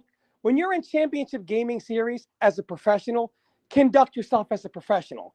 Agreed. When you already know the backlash it's going to cause, you can always explain it and say, hey, listen, this was hush hush. This is good for everyone. Master handing the controller to Morris saying, this is so easy. You try it. I'm about to get me $10,000. It's a bad look. It's going to rub. So what happened is a lot of players came to me like Mamba, like PL, like Offbeat, and they said, well, no matter what you're saying, the truth is, we all know how it was perceived by the other players. And that was the problem. Perception is reality. And nobody thought about what the optics would do about it. And nobody cared. It was like, oh, well, too bad. Hold that, blah, blah. I will be right back. Handle it. Nobody did. And it caused a problem between people who were on the side of the players. And basically, Manny and Morris became like Vince McMahon and The Rock as the corporation. And it was like, that's kind of like how it was seen. Well, so your perspective is definitely from the player side, from like Offbeat and Mamba, etc. And the thing too. Mamba got his chance and he utilized it. Offbeat got his chance and he utilized it. There is a saying that I live by to this day, and it's COSNOP, COSNOP, and that stands for concentrate on solutions, not on problems. Not problem. 100%. I agree. Right. And a lot of the times that you and I talk, Brady, I mean, you're still concentrating on the problems from what you perceived from CGI. Not the problem. The solution is I'm in a solutions business, brother, and there are very few people in the FGC that are as successful in real life or more, and that you'd be one of them, Swoozy. So I have a lot of respect for you because it takes a lot of hustle. Likewise, bro. It takes a lot of hustle. However, when myself and Master, the problem is we just couldn't see eye to eye. That was the problem. And it was not, can we work together? It was, no. You're garbage. You shouldn't be here. You this, you that. So I was like, okay, well, I'll play the same game. Now, in hindsight, obviously I'm much older now. It was stupid because the whole scene, but the problem is, what I was trying to say is the optics of the situation is what's being observed. When you have your top players who can be positive voices or negative voices, and you see the situation must be de-escalated, having a mantra of, oh, well, life's not fair, get fucked, doesn't do anyone any favors.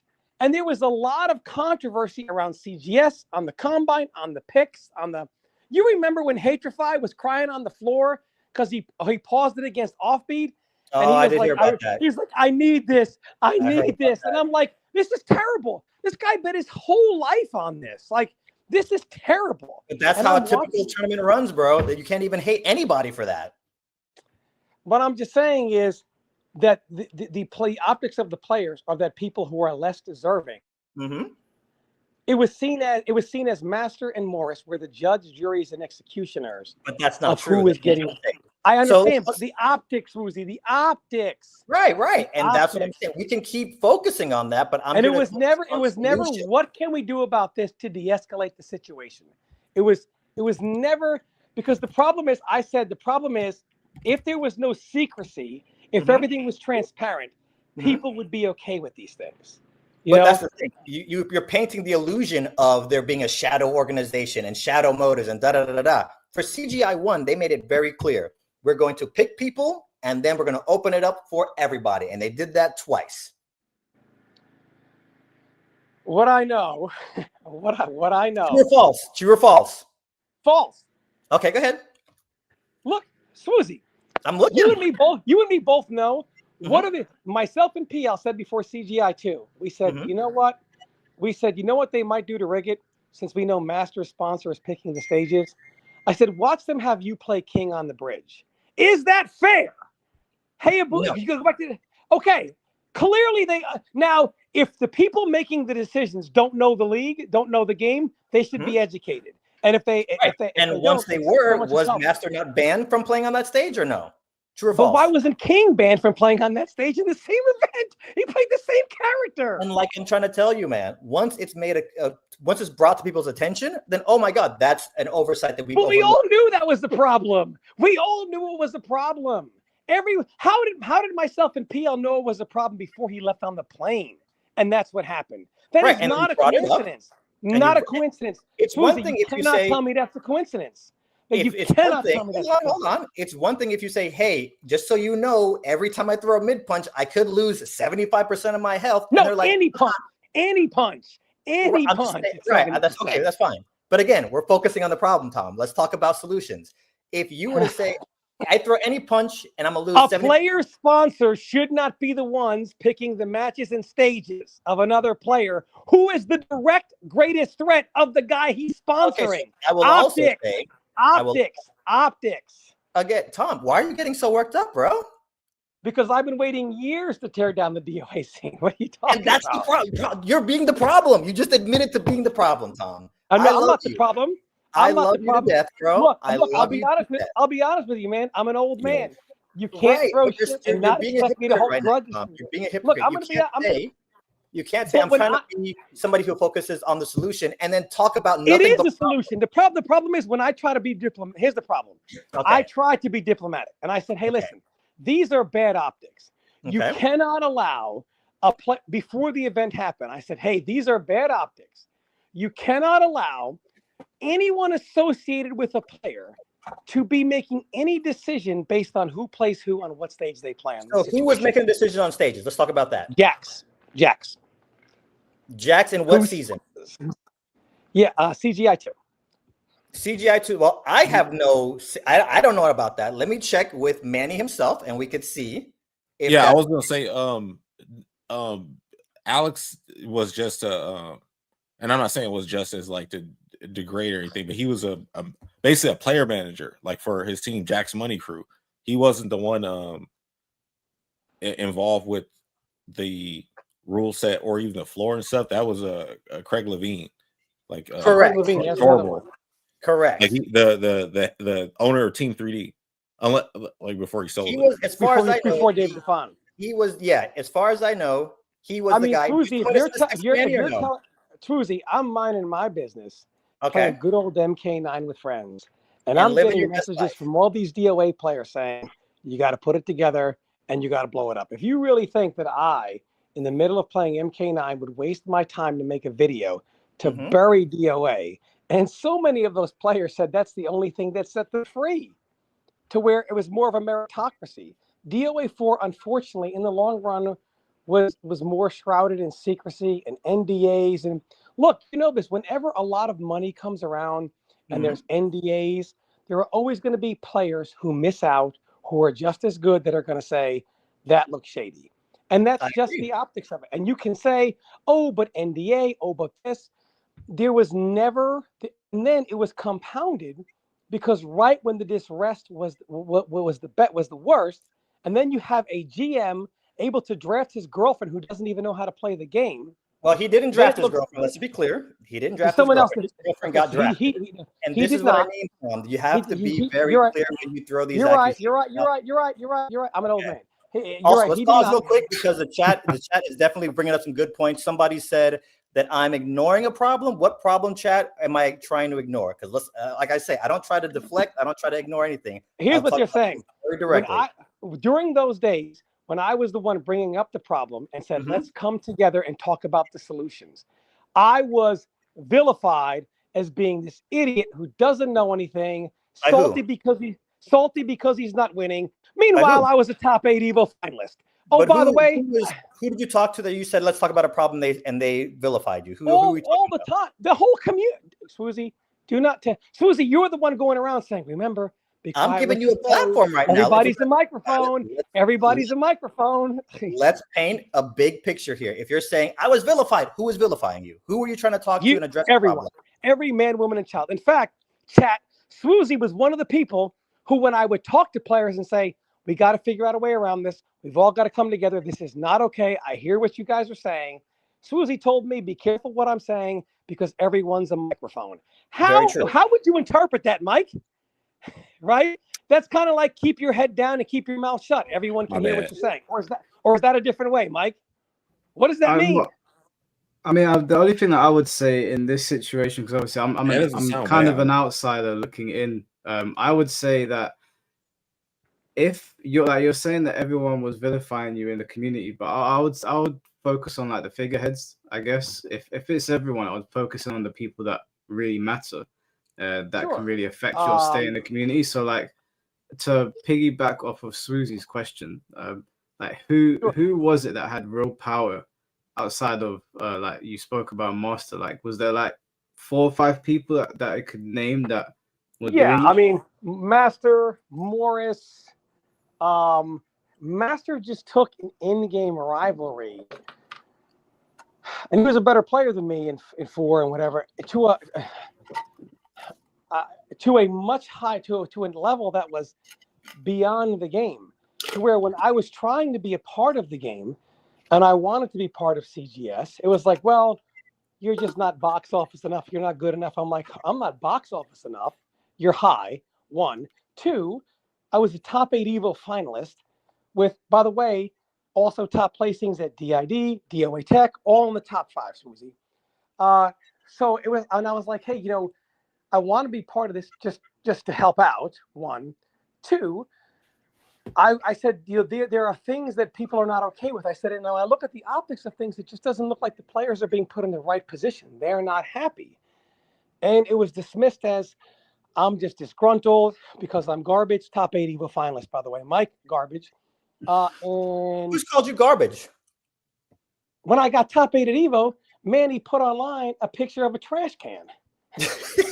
Okay, go on. So, Swoozy. Now, we could say it's all in fun, but a lot of things that I said were not taken all in fun. True or false? No, a lot of things that everybody said not taken in fun, but go on. My point is, I'm not here to rehash old grudges. What I'm saying is the community just was disgruntled. And anyone that wanted to talk about the problem was dismissed as like, hey, as a problem person. PL was dismissed as a problem and causing chaos and all this stuff when he was, voicing his concerns. Every other player was dismissed as the same way, as was myself. And nobody wanted to deal with the optics of the problem. Dead or Alive's community shot itself right in the face in DOA 4 because it killed himself on the inside out. And I don't know that it will ever build itself back up again without a legacy collection where games like DOA 2 and DOA 3 that most of the community would probably get behind, not all. Obviously, PL said they're going to complain about everything, complain about this, complain about that, complain about sidestepping. But there's no other way it's going to rebuild. I don't know that DOA 7 will ever rebuild it. I've got a super chat here for Swoozy. Sure. Are you okay to answer it? Let's hear it. So it's from Tom. Thanks for the $10, bro. He said, that's like saying Tom spotted a fire in a building and then telling him he's the problem for pointing it out. What's the solution? Get the people responsible to fix it. Okay, so let's address that directly without trying to go off the rails here. So Tom, what would you say was a major problem in CGS and CGI? Like we talked about the stage thing. Apparently that wasn't Jax because you accused Jax of doing it, but then PL brought up a good point. That was Craig doing it, not Jax. And Craig is totally neutral as far as I know. And then we pointed out, hey, you can't use this stage because it's beneficial for Master. They fixed it. They never let Master play on that stage again. But it wasn't. But it wasn't. Do you understand how it looks when PL is not put in CGI 1? First of all, there's no reason to not PL in CGI 1. There is no. If any 2 should be in there, it should have been PL and Master. You want to put in 2 girls? That's fine. But to leave a player of PL's magnitude out, unreasonable. I completely agree. Now, as far as I know, because again, you don't want to assume because you know what they say about assumptions, and we want to ask questions before we start assuming. You know what's so funny? I love how you use those sayings, but you don't want to believe in the saying no such thing as a coincidence. Don't let me start quoting Leroy Jethro Gibbs' rule book. No such thing as a coincidence. No. From let me tell you right now. I'll just say, Tom. I will say, and you can agree or disagree. I'll ask you if you agree or not. And this is what I'm saying. No, I ask. I don't just assume. I'm going to ask you. Do you think that CGS got a list of players, or that Morris said, pick these 5 people and you can't pick anybody else? Which of those? You got to understand, this ain't my first rodeo. I know how MLG did it and every other pro league did it. For example, I'm asking you. For example, answer the question. For example, I believe that the people in CGI have demonstrated that they have no fucking clue about anything about DOA or anything at all. So I truly believe they, at least if they're smart business people, would go to at least one person who would understand the landscape of the community and the players, right? They're not just going to it's not going to pick some random girl off the street and say, you play DOA, right? They're going to say, hey, we want 3 boys, 3 girls for DOA. They're not just going to go on the street and say, you. So I truly believe, and as is everyone, they went to at least somebody that at least had an insight in the community. And do you understand how bad it looks when Master is sitting there and the guys, no one else had an avatar standing behind him except for Master. And it happens to be the head of the site standing behind him like Virgil counting money behind Ted DiBiase. And then, I mean, it feeds the optics as if, why is he there? He's the head of DOA Central. Why is he there? I don't think anyone in CGS said, we need the head of the DOA site to be here. CGI, I mean, we want 3 boys, 3 girls. The only reason why Morris is there is they didn't know who to pick. They found DOA Central, reached out to the head of that community. Morris made political moves and said, hey, he didn't decide who gets there, but I'm pretty sure he gave some suggestions and they did their voir dire and picked. But I do believe that where they got the list of names came from. There's no reason for him to be there. There is no, you know what? MLG, I've seen MLG. I was at the MLG arenas, the invitationals. They didn't have Storms from Test Your Might there. They didn't have Gertshot from MKU there. They only had the players that they chose based on the information that they were given. I'll tell you what I heard directly from director. If you want to tell me it doesn't look bad, if you don't think it looks bad to see Morris standing behind Master, it could look bad. It could look. Listen, it looks bad. Okay, if you want to say that, it looks bad from your perspective. You could say, "Oh my God, it looks bad that he's there." I'm happy DOA is there. Period. I concentrate on solutions. Okay. No, that's not a solution, brother. Morris, Tom. Let him explain. Let him explain first. Thank you. Focus on solutions. The solution is I want my chance to be on TV playing my favorite game. Okay.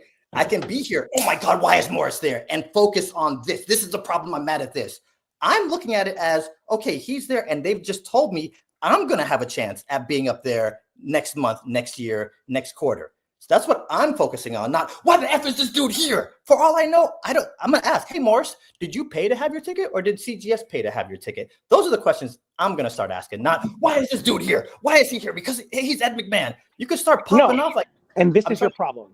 Your problem is you're like, I'm just grateful the DOA is there. Your problem is I'm just great that DOA is here. I'm just great that DOA is here. I'm trying to keep it fair too. Focus on the DOA is here. I'm trying to keep it very fair. Hold on. This is always my problem. This has been Swoozy 101, and it's always my problem with him. Swoozy will always say, hey, baby, but at least DOA's here and getting some spotlight. It might not be here, but Swoozy and people like him, inability to acknowledge this is not good, is what tanked DOA, and it will never, as Jericho says, ever be back again. All right, so did you not have a shot in CGI 1 or CGS 1 and CGS 2? I didn't do CGS 1. I didn't even try. Right, but did you have a shot is the question.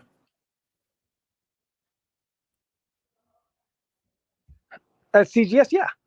Right. You had a shot in CGS 1. You had a shot in CGS 2. We all did.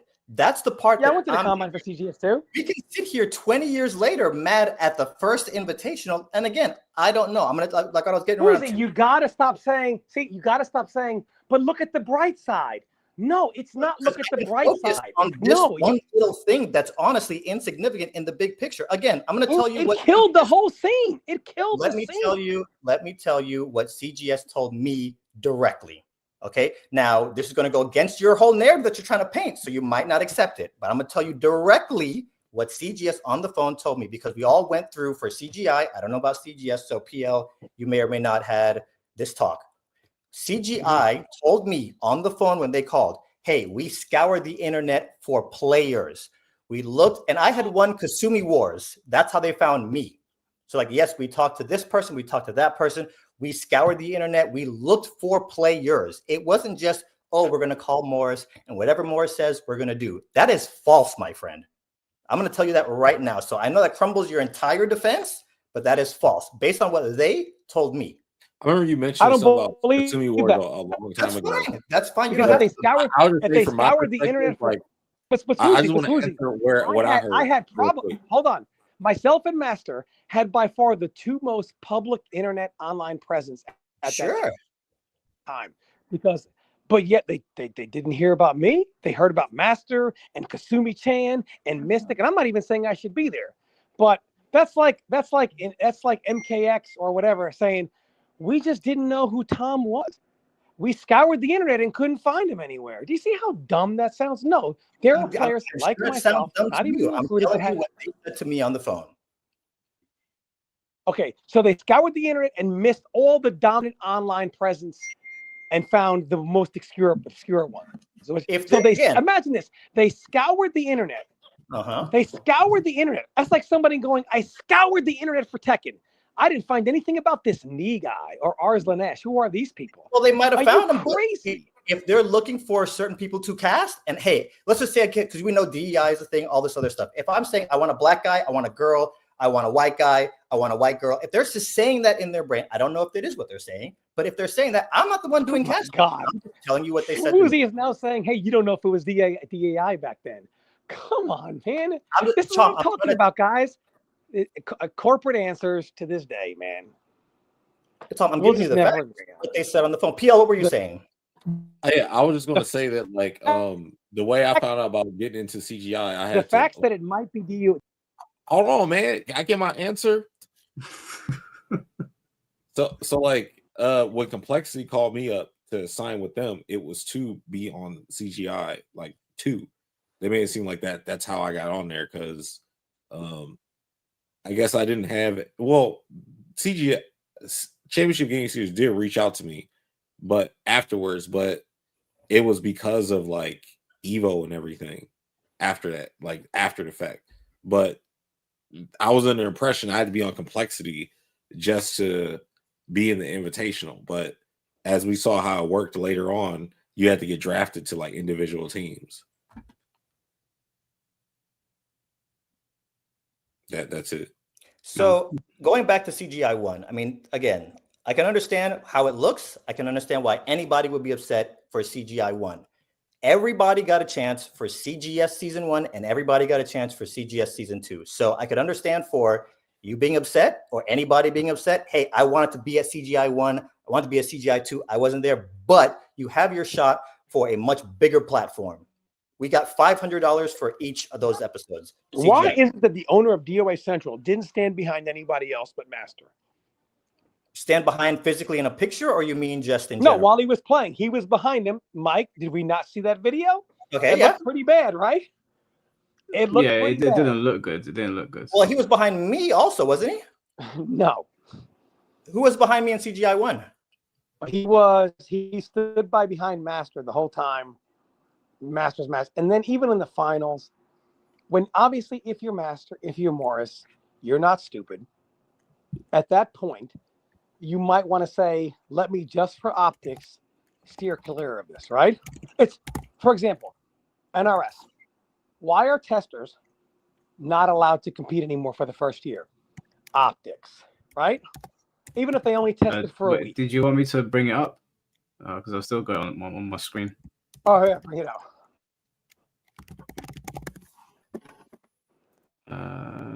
It was the clip of that thing that you were saying was rigged for Masters. Let's see, where is it? Just bring it up for when it's when it's like 4-2 and it's the final game round, and he gives the pad. He's like, "Hey, do you want to try?" Like it's just when you do stuff like that, it just says this competition is so easy, and then you have the head of these. This is rigged. This is set up. This is handpicked. That didn't even come from me. That came from players who came to me. PL, would you say it's from your experience? From the stage and having me versus King, a Hayabusa player, that's like, yeah, the way you said. I mean, it'd be different if it was the bridge with the regular rule set where the match doesn't restart at the top of the bridge every time.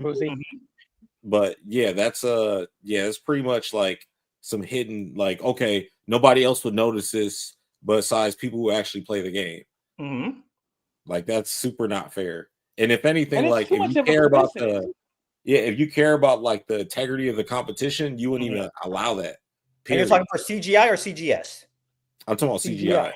Right. So also, which I'm sure everybody knows, CGI was the test bed for CGS. Yeah. Right. So addressing what you were talking about, Tom, with Dalsum standing behind Dalsum standing behind Manny, they were setting up the structure of we want our GMs to stand behind our players. So as you know, when the game started in the actual league, you had your GM. Where was Kasumi-chan's GM standing behind her? And you had also want the players to...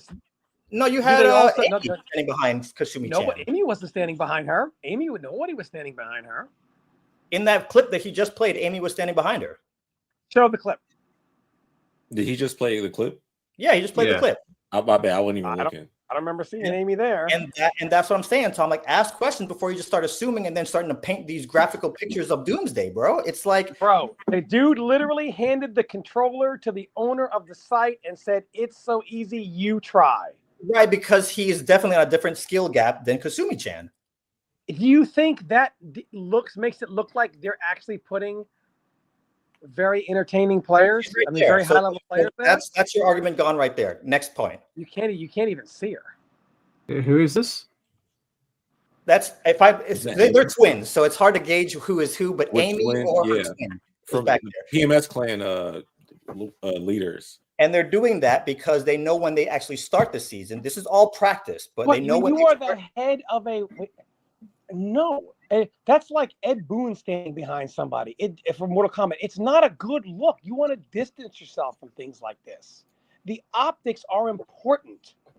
You want to distance yourself from something. Look, for example, let's just hypothetically say that Dave Gaffon had nothing to do with another one of his friends, another GM, drafting his girlfriend who doesn't play the game.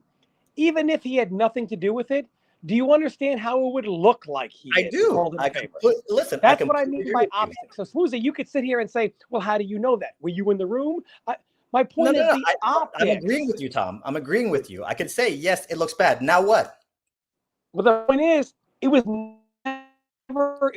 just grew. It never was addressed. The players it was never, this whole situation was never de-escalated, and it just kept rising and rising. And then it was just like, we know Master's got his hand in the money. Morris is crooked. And in what money? Because again, you're making these statements without any real setup. Manny has his hand in what money?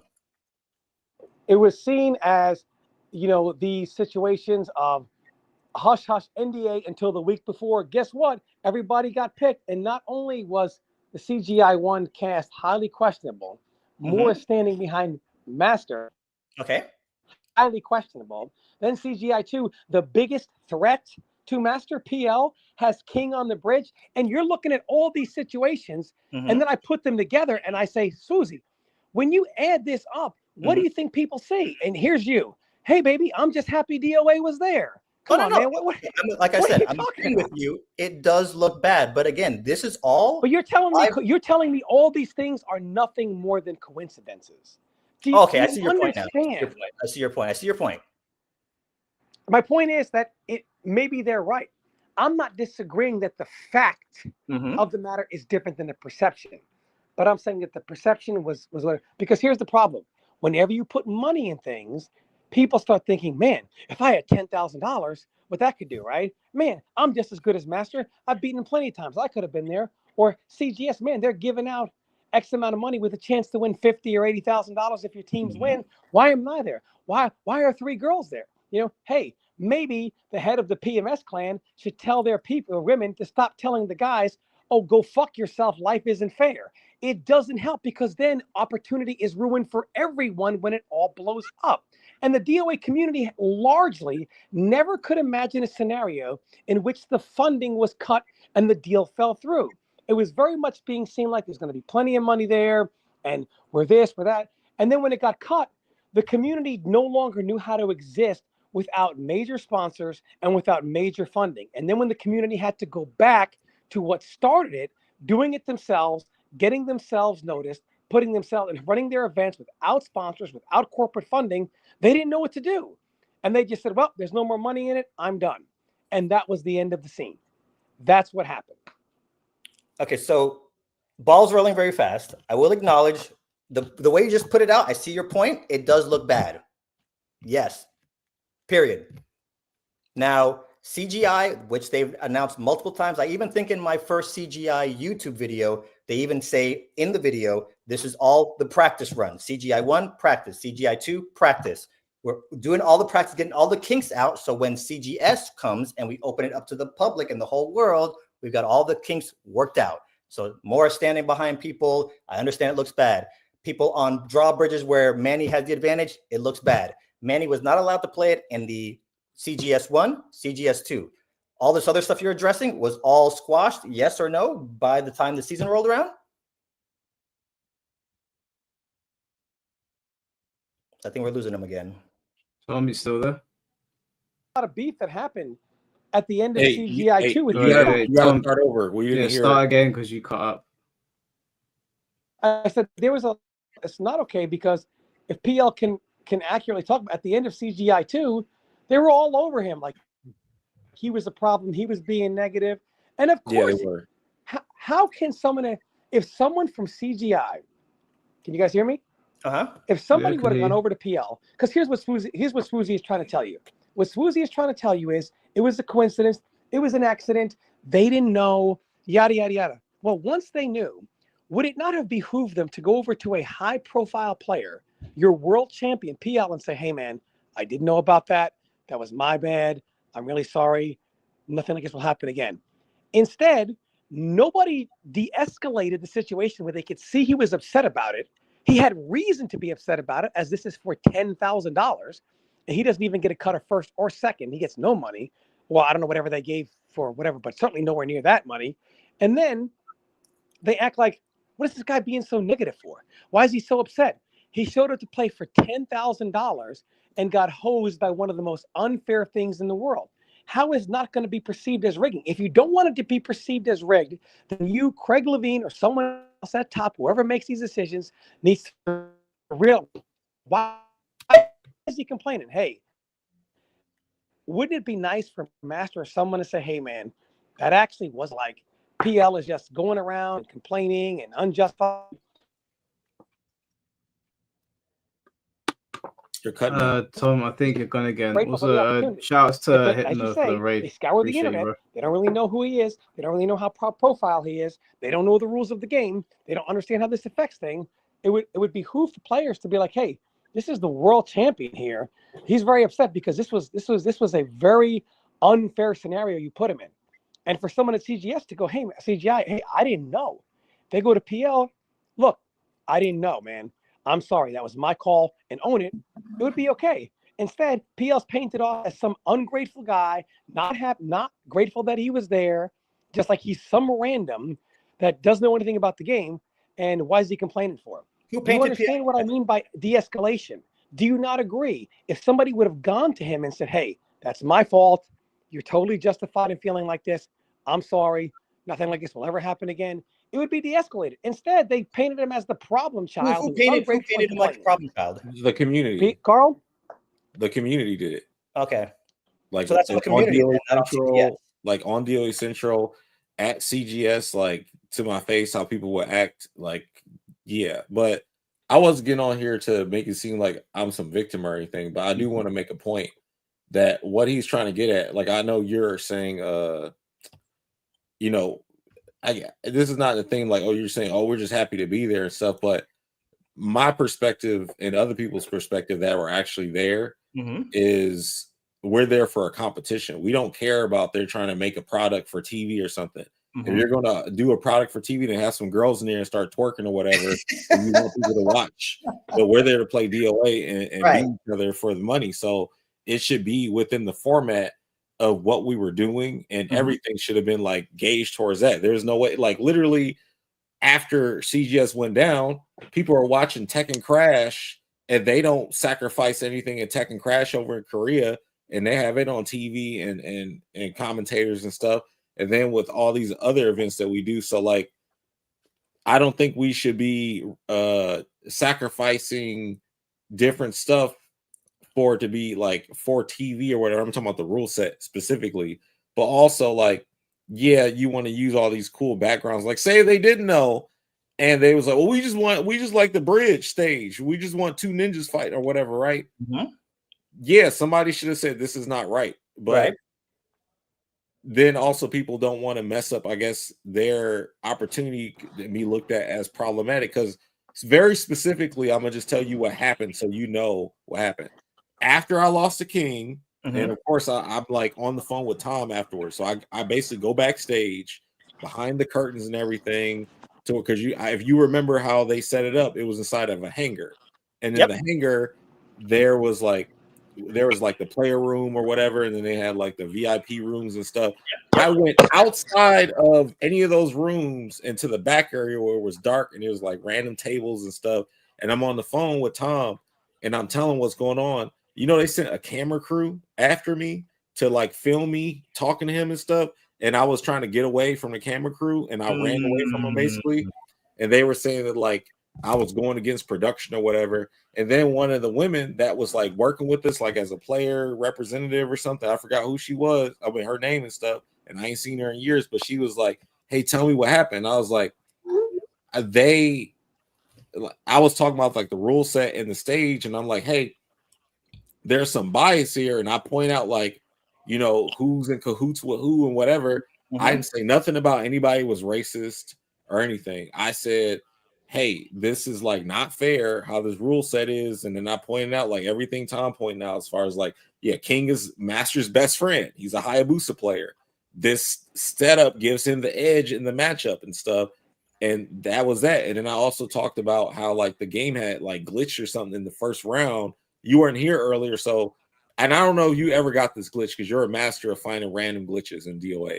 Okay. So, when I played King on the first, because we can't find like footage of the full like set. Interesting. But you only have like my interaction. So if they play it again, my reaction.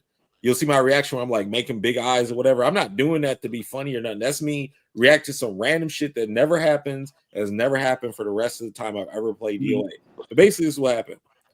I told chat earlier too, but I have no problem like reiterating. Basically, so you know, on the bridge or even on any of the stages with like a knockoff, how after you get knocked off, the camera pans and it shows the character falling and stuff. Well, instead of showing that when I got knocked off, it glitched. It put me back on the bridge. So what happens is I can still do attacks and throws, but they are intangible to the opponent in this glitch. And also, this glitch was actually recreated. I remember talking to Emery about it, but it was like one time, not between me, but somebody else had the issue or whatever. So anyway, he hit me off the bridge, but it knocks me back onto the bridge. You know, I should be off the bridge, but I'm not. So I'm back on the bridge. All of my attacks and throws will go through his character model, but I can still block and take damage from him. And the only way I can get out of this mode, I have to hold one of his attacks. So then the game will shift back to I'm back in a normal space now. But it will show on the game that he can still hit me. So like in this moment, I was like, what's going on? He had to knock me off for it to retransition for me to actually be intangible to hit him. So I basically like through the first game, not like on purpose, but like just through the glitch, like he got a free first game. So like I was like, what the heck's going on? And then I was still like flabbergasted by that and still fighting from behind. Like you throw one punch, high, low, mid, Izuna, or you get grabbed Izuna. Even if it's not high counter, that's still 40% gone. So I agree. I was like, this is not fair how they had it set. They could have had us fight anywhere else, but you're playing on this stage. Right, exactly. And then the host at the time, as soon as I lost, he was like, yeah, how you feel about getting your ass kicked? And I just looked at him and I'm like, I didn't respond. I just looked at him, and they didn't like that in production. That I guess was being a part of the show. You know how people want you to be a part of like the improv and stuff. I wasn't doing that. I wasn't there for the show. I was there to win. So, correct. Yeah. So that is, I'm like, you want me there for, I mean, if you want an actor, have an actor. I mean, I could act too, but they weren't paying for none of that stuff. They was like, here, you get a stipend for whatever, and we're going to film you a couple times and this, that, and third. But that was it. But that's all that happened. And in between that, I remember talking to Jason about it at the time and stuff. And he was on my, at first, no, he was like, you need to go apologize to whoever you talked to or whatever. But he didn't know, I don't know if he even knew fully what happened. And that's why I went back and talked to the lady I told you that I spoke to earlier in the story.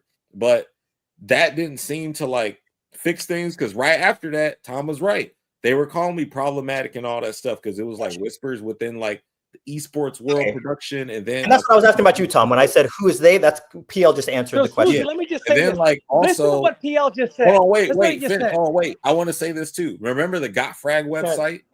Yes. Yeah, on Got Frag, I won all the tournaments, all the majors you can win in DOA that year, and they still said Master was the best because he won World Cyber Games where he only had to play Nefaria Sage, Kasumi Chan, and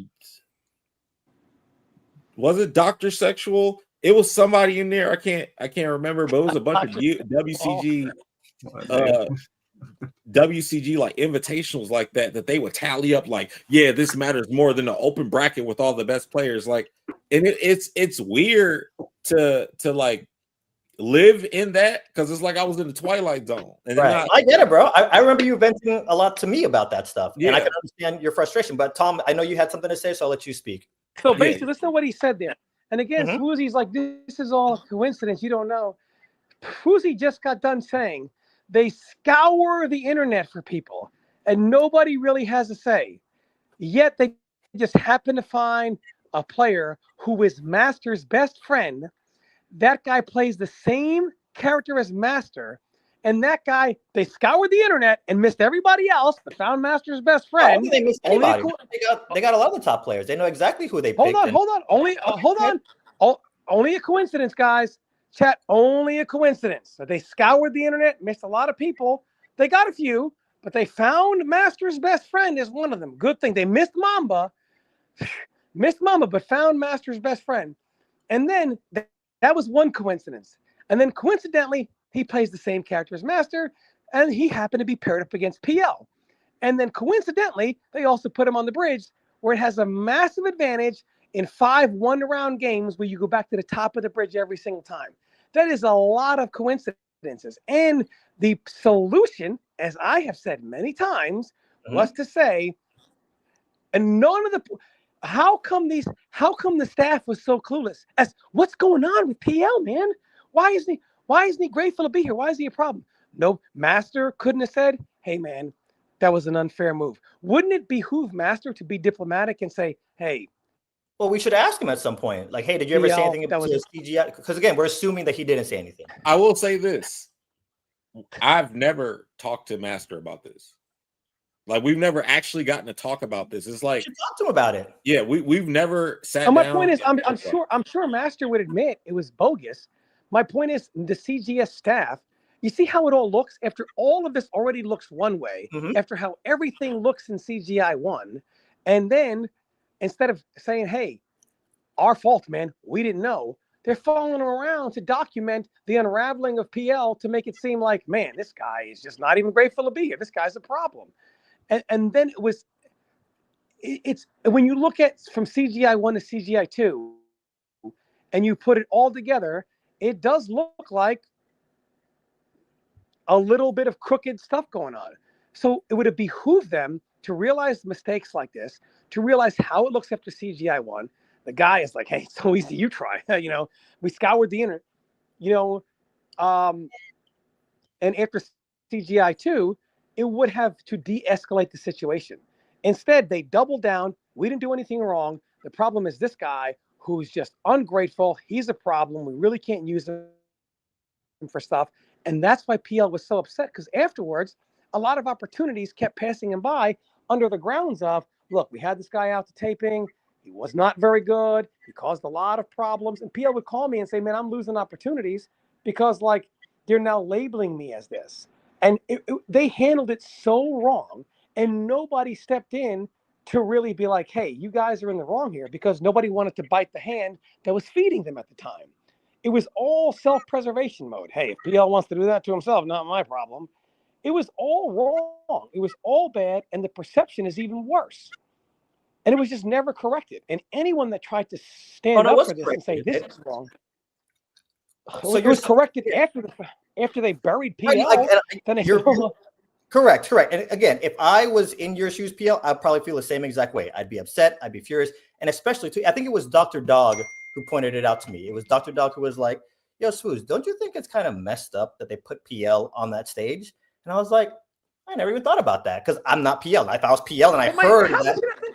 How could you say that? Myself and PL, before PL left. Tom, I understand you're passionate. Let me finish. Never thought about it. I land on PL's side. Let me finish. When I heard it, it's like, yeah, it is kind of messed up. I never thought about it, because if I was PL and I heard, oh, you got to play on the drawbridge, first thing out of my mouth would have been like, yo, that's effed up. Then Dr. Dog went on to say, and then if you think about it, every time the game was over, because of how it's set up, he has to go back to the very top. So every single round, he has to worry about every single punch. I'm like, you know what? That is messed up, which it is. And we could sit here for another hour talking about the problem, Tom. But again, do you see how all these things you laid as coincidences? And PL, before you left, didn't we say, hey, if they're going to fuck you, this is what they're going to do? True or false, right? Yeah, we do. And that happened. It's too much of a coincidence. It's weird. You cannot make this it's so crazy that we were like, we were joking about it. It is not thinking it was going to actually happen. It is messed up. Did I speak it into existence? Oops. Probably not a coincidence. I say probably because I don't know. Probably not. It is messed up in PL's shoes. I wouldn't be happy either. PL got a chance to come back. But then they didn't even take ownership. They doubled down on it and labeled him as the problem instead of saying it was their mistake. So again, I understand that when they went to film him, he was mad, he was heated. These guys live in the reality TV world. When there's issues and people are emotions flaring, that's what they want to film. Oh, you don't want to be on camera? In their mind, okay, that's not good for TV. That's where it starts and stops, as far as I know. I don't know about them painting PL as a bad guy. He just told you.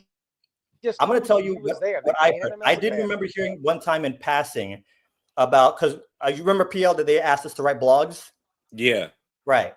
I do. The only time I ever heard PL talked about as being problematic was when he was saying, oh my God, these guys give us, was it $200 a day for per diem?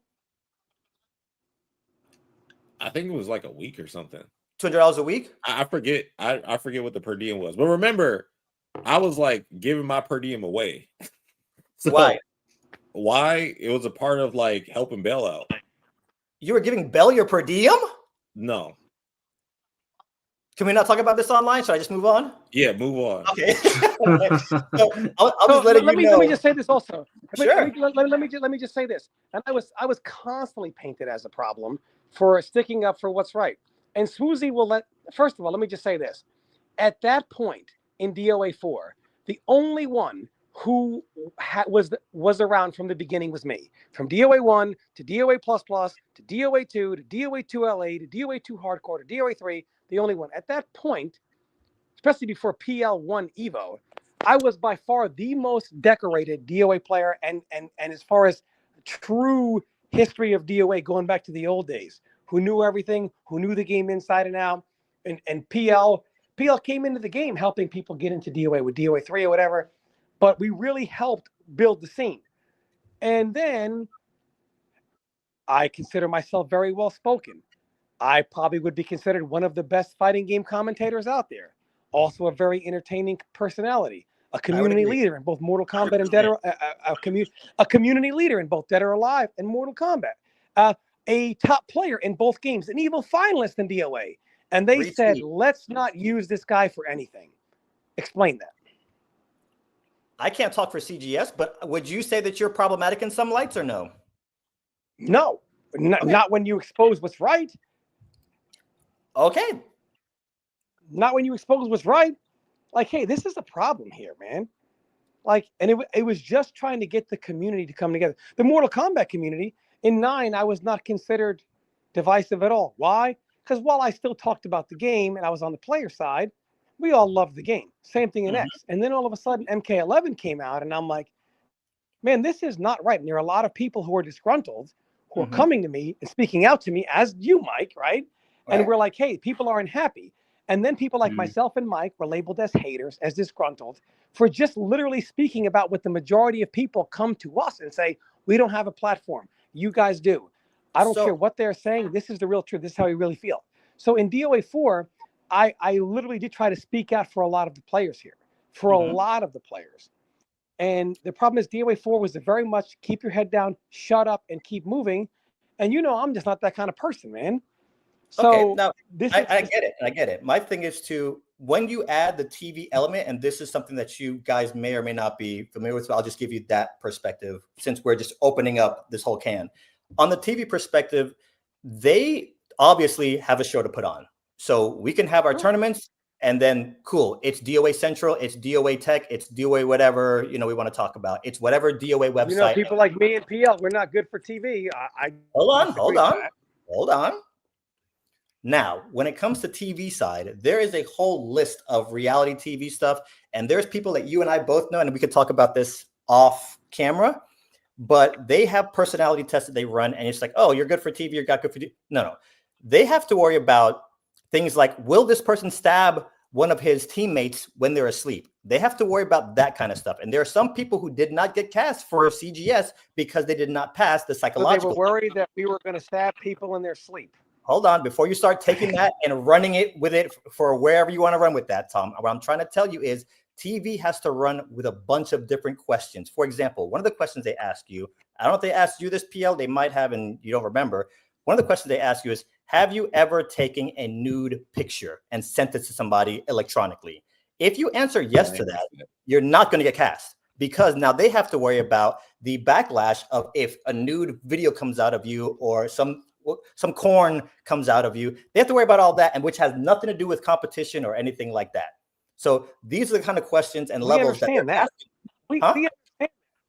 I think that was like the media training day. I don't remember getting asked that, but I remember like the media training day though. Correct. But I'm just letting you guys know there's a whole different side of this beyond just wanting to compete, is what I'm trying to show you guys. Now, again, all the stuff you just said, Tom, are you one of the best players that ever touched the controller? I completely agree. I stand on that to this day. I still reminisce on the days of me, you, Mamba, Manny, and all the guys in our rooms just mashing each other's heads in, doing the interviews on DOA Central. I love those days. I would love to get back to those days. Man, the DOA Central interviews, man.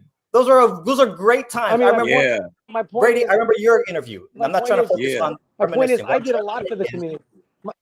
You have done a lot, and you continue to do a lot for the community. But you have to understand, when you add the element of television, when we didn't have an EVO, when we didn't have EVO year 2, it was me that put my $3,000 up.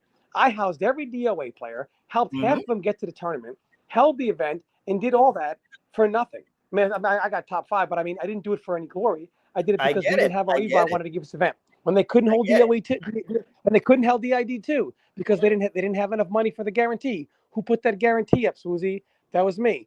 So I did a lot for the community. Yeah, I know what Susie is trying to say about like the TV aspect, because like, yeah, they're running a show and their priority is the show itself and how and making sure and they have to balance good. Of course. And I understand the balance, but it's like 100%. When you come into the world of like what we're doing, they have to mold that towards that instead. I completely agree. 100%. But that was them doing it with their money, so clearly they can do whatever they want, and we just had to 100% do whatever they want. Tom, and I hear how upset you are in your voice. Now, had they have done what they did with the drawbridge, and then y'all address it, and they're like, "F you guys, we're still going to do it for CGS," I completely understand.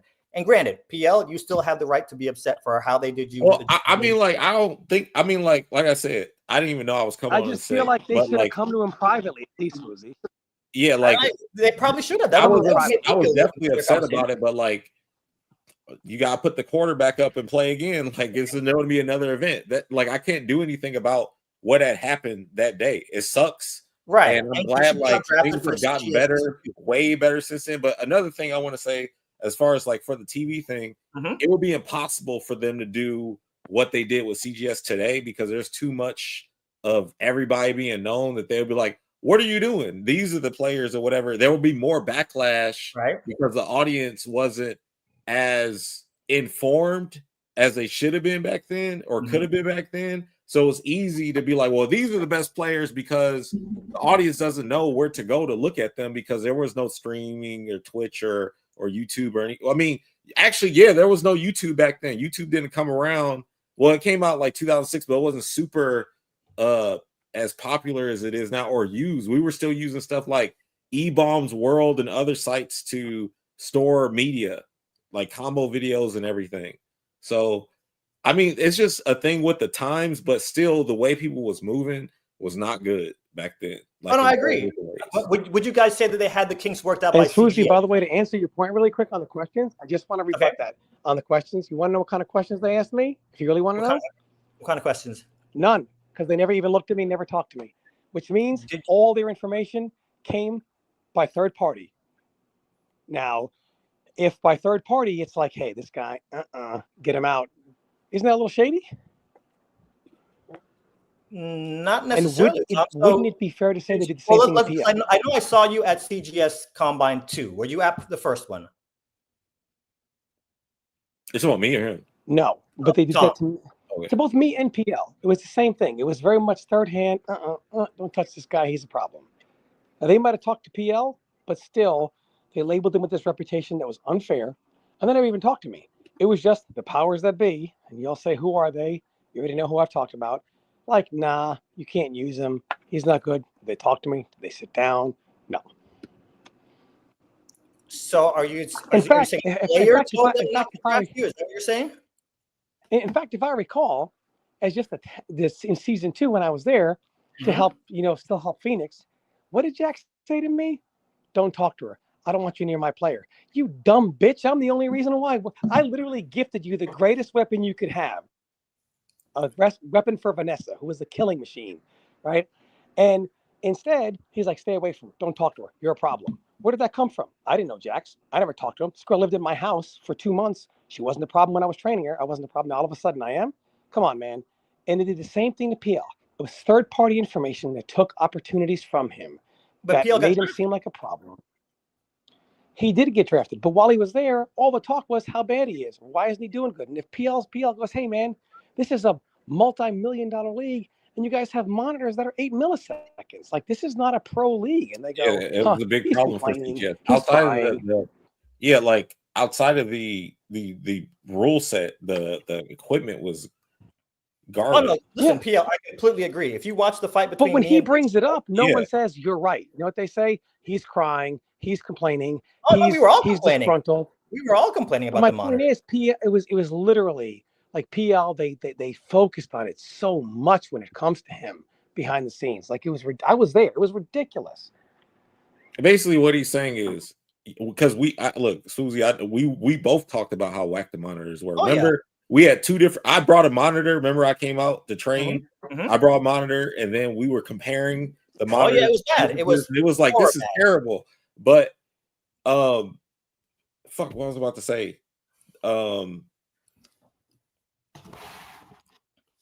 Okay, basically, what he's saying is that like now I completely remember now. We all complained about it, but they highlighted me complaining about it and highlighted me as a problem when we were all basically saying the same stuff. Well, and again, it's how you do it, like we talked about earlier. So, for example, I'll give you all a really quick example. And I don't know how else to say these monitors are whack. Oh no, they're bad. You can say it and move on, and that's what we all did. But you kept being vocal. So I'll bring up something that PL and chat. You might not know this, but PL and Brady were involved in this moment that I'm about to talk about, and it was me versus Dave Chappelle. Dave Chappelle's a player in the DOA community. If I'm not mistaken, PL, you were there helping me train. And then Tom, you actually called to give me some tips before the match. And you're like, Swoozy, you're doing too much punch grab. Just go for punch, stun, launch. If you do that, you'll win. And you were right. Had I done that in the last match, I would have won. But I went for a punch grab anyway. So I'll say that.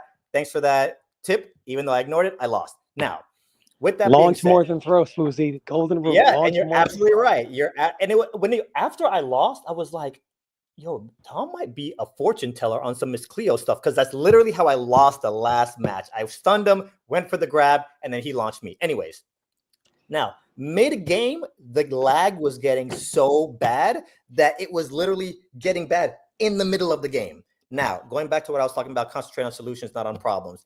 I know that there is in DOA, as a lot of us players in the chat also know, there is the guaranteed juggles. I couldn't go for my maximum damage juggles. So mid-game, I had to concentrate on the solution. I could have kept saying, yo, this lag is terrible, it's bad, and let the game defeat me, let the monitors defeat me. If you watch that match over, me versus Dave Chappelle, I go for only low damage, guaranteed juggles. And the same thing here with what we're talking about. Hopefully, when we walk away from this, we can keep arguing about CGS was shady, there was back stuff going on, there's players talking about me, blah, blah, blah. The only thing that's going to stop me is me. And that same thing with the Dave Chappelle thing. Maybe that's a good allegory for what we're all talking about here. Mid-game, I switched to only guaranteed juggles because the lag was so bad. I let them know. PL, you let them know. I think the difference is you kept letting them know. Every day, it's like, this is bad, this is bad. Well, here's why. Let me tell you why. Because I don't want it to be like, because people miss the behind the scenes of why I might do something. Mm-hmm. All right, if I have one entity that's constantly in my ear saying, why aren't you doing this? Why aren't you doing that? Mm-hmm. I can't, like, if the answer is to 1 + 1 is always 2, mm-hmm. and then someone keeps asking me, why do I keep getting 2? I'm like, this is the reason. Like, I'm playing as best as I can in this situation. So it's not me saying, like, just complaining to complain. It's complaining because I'm being poked to complain. Oh, no, I get it. But then it's the same thing. Right. So, like, look at Manny. Manny's record, he had a great record. He played on the same monitors we all played on. He found a way to adapt, and nobody ever heard. All right, wait. All right, I gotta stop you there, because his way of finding to adapt, the way he plays the game, is do whatever you want. And if you're not, this is how you beat Manny. He's unsafe no matter what. Even if he has the safest moves in the game, he's going to pick the unsafe ones. So you punish them. You wait for him to hang himself, put him in a situation to be uncomfortable. It's the same way you kind of beat like many people, but you just have to be on point. Unfortunately, on those monitors, when you block something and you go to punish him because of the input delay, the move becomes safe. So you break the rules of the game with the setup. And then on top of that, when you try to play based on like the frames outside of just, that, because there's an input delay, when it says get ready, fight, and the match starts, if your timing is perfect to press the button to get your move to come out on the first active frame of when you can start the match, then you can beat out, like, basically you do a jab versus an up kick, your 10-frame jab is going to beat the 12-frame up kick. But in that input delay on that screen, that up kick will now have priority over your jab and beat you out. So you're throwing the rules of the game totally off. So you're already playing at a disadvantage in the way the game is supposed to be played. And you're like, here, let's add some simulated lag. Now, it wasn't just like the monitor itself that was the issue. It was a setup that they had was so fucking ghetto for streaming because they added lag on top of the lag on the monitor. We could get used to the monitor, but you couldn't get used to the monitor plus the lag. So it's the same shit that we're dealing with in the past couple of years in the FGC. People like, why does the stream setup feel like blah, blah, blah? It's the same thing, but now they have it a lot better with how things are. But it was all that shit they was trying to do. They was trying to do streaming. And they had a practice room where people got used to the lag, and then when you would play on the live setup, it was even worse. So I agree. And let me give an example. People are saying, so take Manny. So there's a move that Hayabusa had that's really fast that Manny loves to throw out. It's unsafe. He doesn't care. Throws out Hayabusa's up back kick. Now it's fast. So by the time, a lot of times when it comes out of nowhere, when you don't expect it and you block it and you're like PL and you're like, oh, that's unsafe, I'm going to throw. But when you factor in the garbage monitors and then the stream setup, and I cannot stress to the chat how poor it was, how garbage it was. You can stress it this way. Everybody's complaints about the PlayStation 5 overheating, it's basically that. How a PlayStation 5 overheats and people complain. And so what happens is that. So let me give you a scenario that actually happened. So PL's playing Master. Master does up back kick. PL goes to punish it the same as he always has before. Goes to throw. Master throws out 2P plus K. It's a launcher, high crushing launcher, and high counter launches him. So PL's like, oh my gosh, okay, from now on, I'm just going to poke with like a quick forward punch, something like that he can't low profile, a good one. So what does Master do next time? He does up back kick and then mid hold to Azuna. And PL is like, this is what kind of a whack mind game is out of this? situation that's not real, but PL's only like, in what kind that of a setting is it what real. game am I playing here? Can I ask a question? Jump in, please. I've heard you guys talk about this issue, yeah, and I get it. Like this, it sounds like there was corruption at hands. But if DOA comes back, do you think that these issues are going to follow it? Do you think these same people that cause these issues are going to follow it? No. I think if DOA comes back and decide to do like a legacy collection and rebuilds, I think DOA will be good because DOA will get back to being what it's about. The problem ultimately, what killed DOA 4 wasn't the corruption, wasn't all this stuff. The problem with DOA 4 was that people stopped playing the game for love and started playing it for money. One of my biggest things that I said, and Swoozy remembers, I was adamant about this. I said, my main concern is, because I'm old, Swoozy, I'm older than everybody. I've seen this a million times before. And history repeats itself. And we see it in Mortal Kombat today, Mike. It's like when you introduce money and your scene stops its own individual growth and focuses only on personal game, i.e. money, what kind of money I can win, what happens is it turns into, well, I'm not going to travel for this. There's no money in it. I'm not doing this. There's no money in it. And then when the money leaves, as it always eventually does one day, your scene is left with what it has. Games like Tekken and Street Fighter, sure, the money's good, but they continue to grow out of love and hold tournaments, and they don't need the money to keep going. Mortal Kombat substituted love of the game for money, and Mike, you know what it turned into. I'm not going to travel if there's no money in it. DOA 4 was the same thing. People only wanted to try. Everybody wanted to get sponsored. Everybody wanted to get sponsored to these big tournaments for money in it. Nobody ever again wanted to, travel for the smaller tournaments, to put into their own grassroots scene, to continue growing what we had started. DOA 4 got money. DOA got money way too early, way beyond its growth. And then when the money was gone, they didn't know what to do. All right.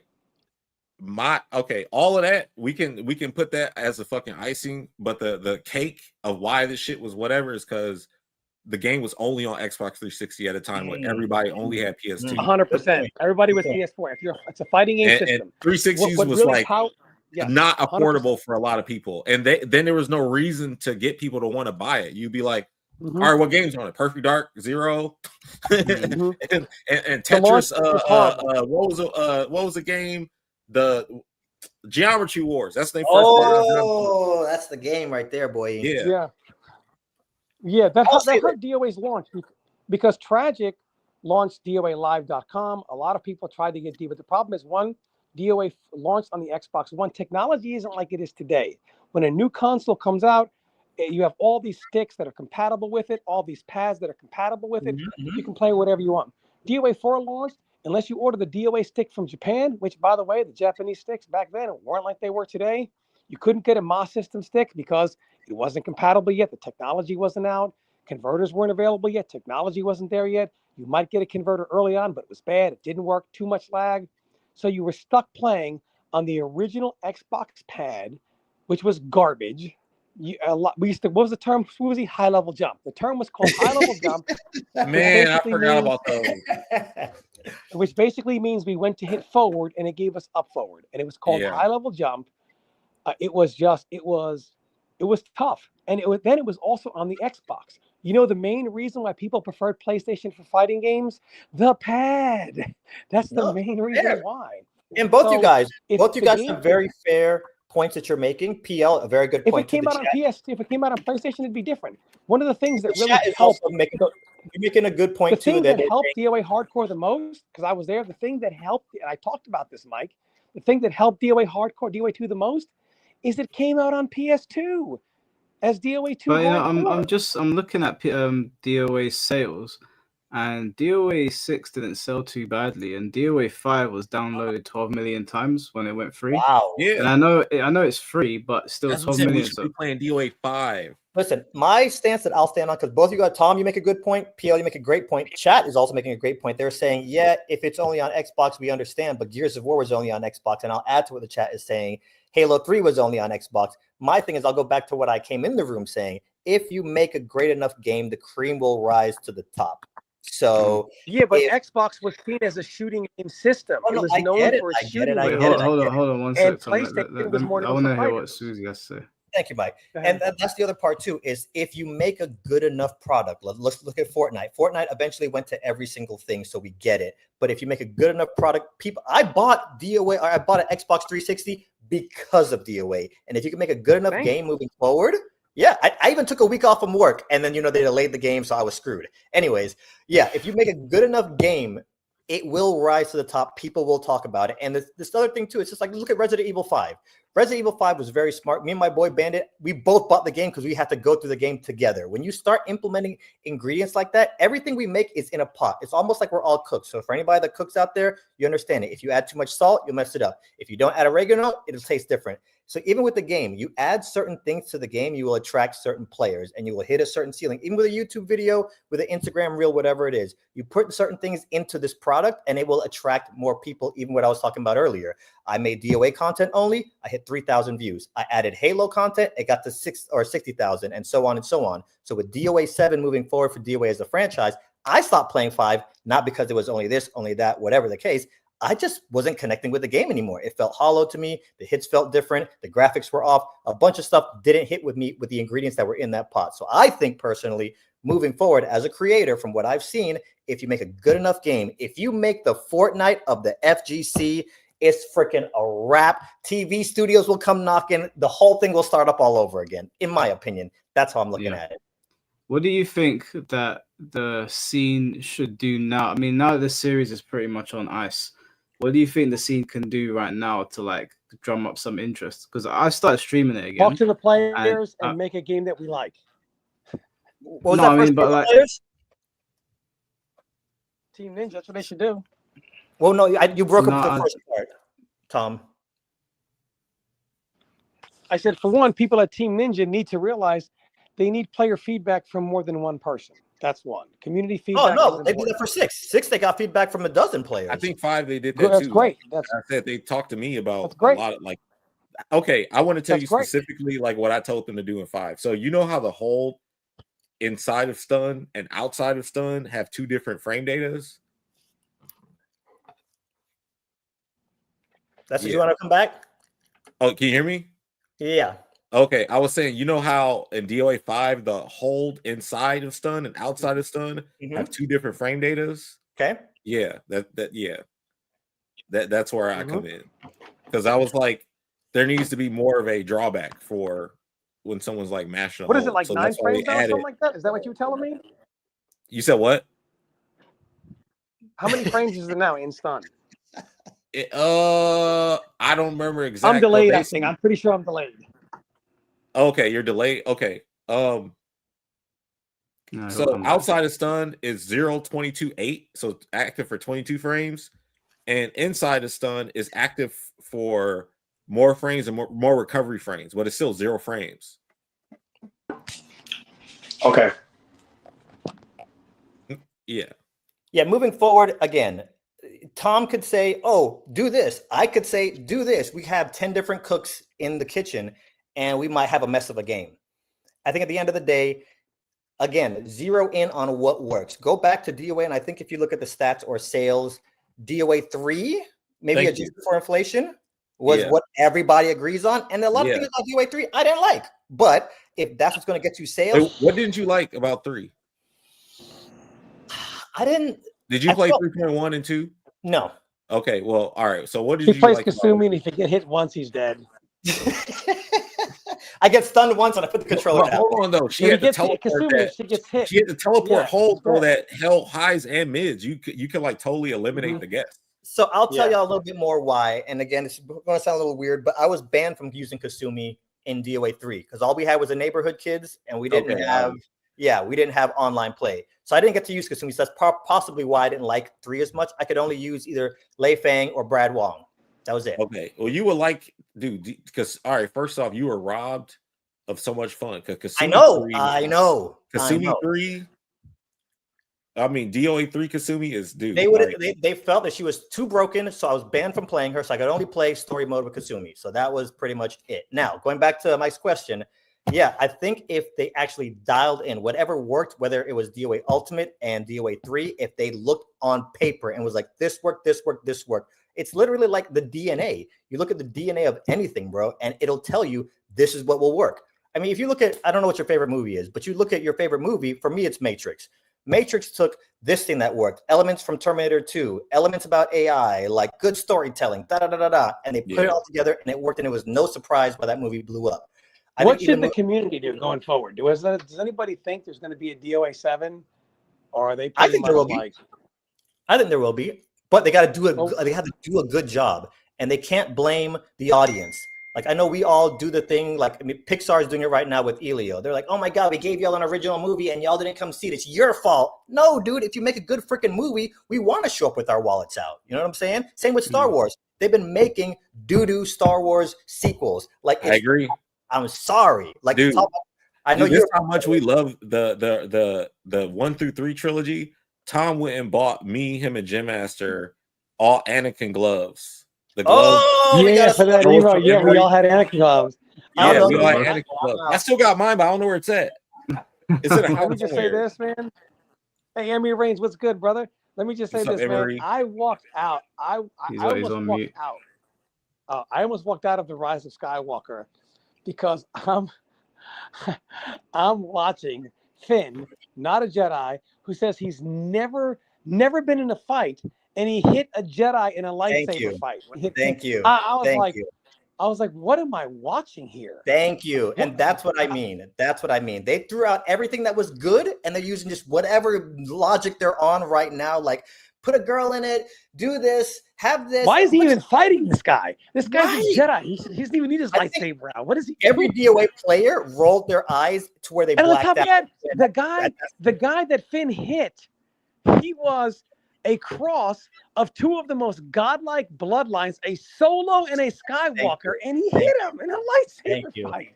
Thank you. What was it, guys? Emery, is your mic working? I don't think it's working. Go to the settings tab. Yeah, you might have it set to. You probably got it set to manually on StreamYard. Yeah, StreamYard defaults it to some bullshit whenever you come in here. Okay, the chat's making a good point. Let's not derail it with Star Wars. It's good point. But yeah, just to give you an example, like there's so much of the DNA of Star Wars of what's working, and then Kathleen Kennedy is going in the complete opposite direction. There you go. We can hear him. Yo, you got me? Yeah.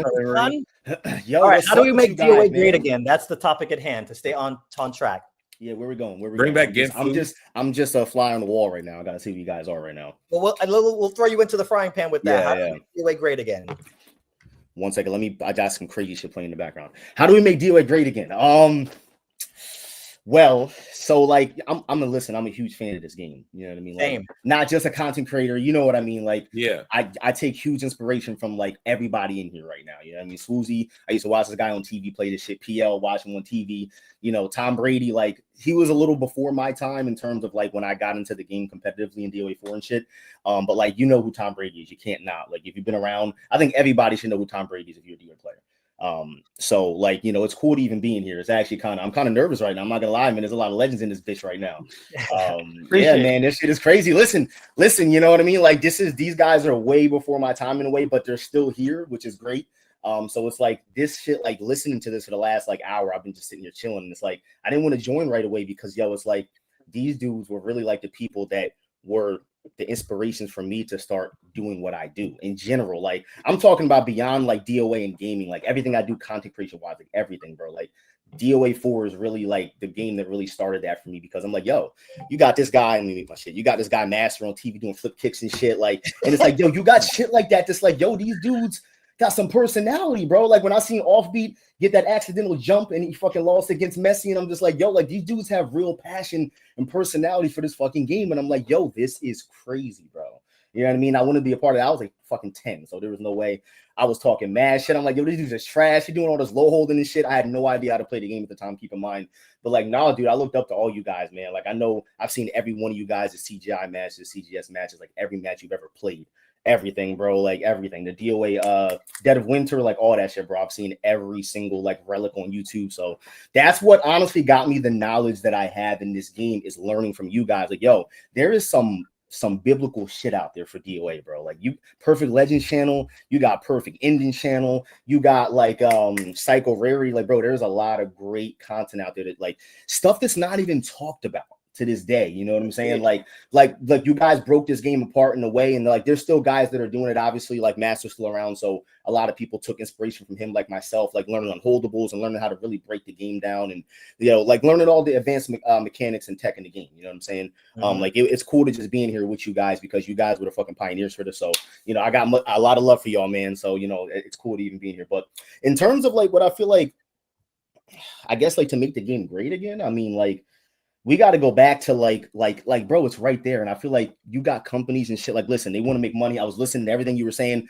If it's not generating revenue, why are we doing it? Like, that's really just what it is. That's what it is. I know people don't want to hear it, but come on, bro, nobody's trying to lose. Like, and that's just what it is. So how do we go about that and give everybody what they want, and also make sure that it's a safe investment for us? Like, I feel like with DOA 6, not even to get into that kind of stuff, because you guys are on your own track right now. I'm going to jump into that. But like, even just with DOA 6, just to jump into a little bit, like you got like $100,000 in a world championship, and it's like we have like no content in this fucking game.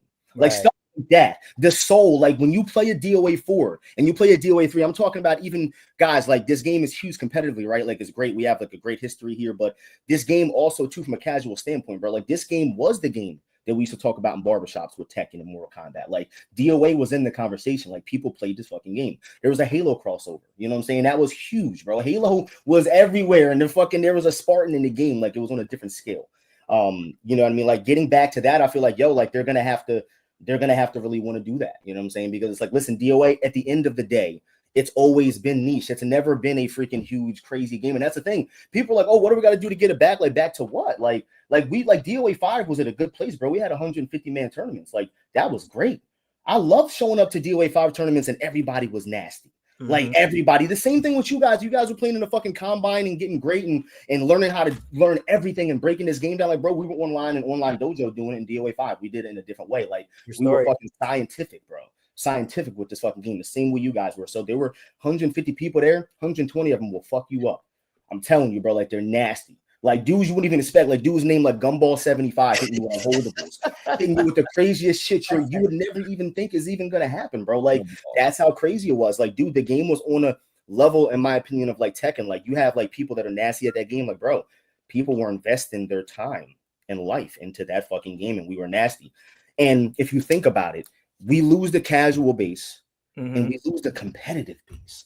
Listen, as far as like competitive, like, listen, there's a casual base too, but like, if I'm being honest with you, I love the casual standpoint more. That's where I come from. So with that said, when you're looking at it, it's like, how do we get that back? How do we get that back and make everybody want to come back, competitively and casually? How do we please both crowds? And it's like, you're going to need to do something. And it's just like, how the fuck do we do that as a community, bro? I think that's beyond us. You know what I mean? So the answers are like, I think everybody knows what they got to do. Like, we have to make people want to play the game. In order to make them competitive players, they got to like the as game. A community, I'd say, I just don't understand why they're not incentivized to show up and play the current game.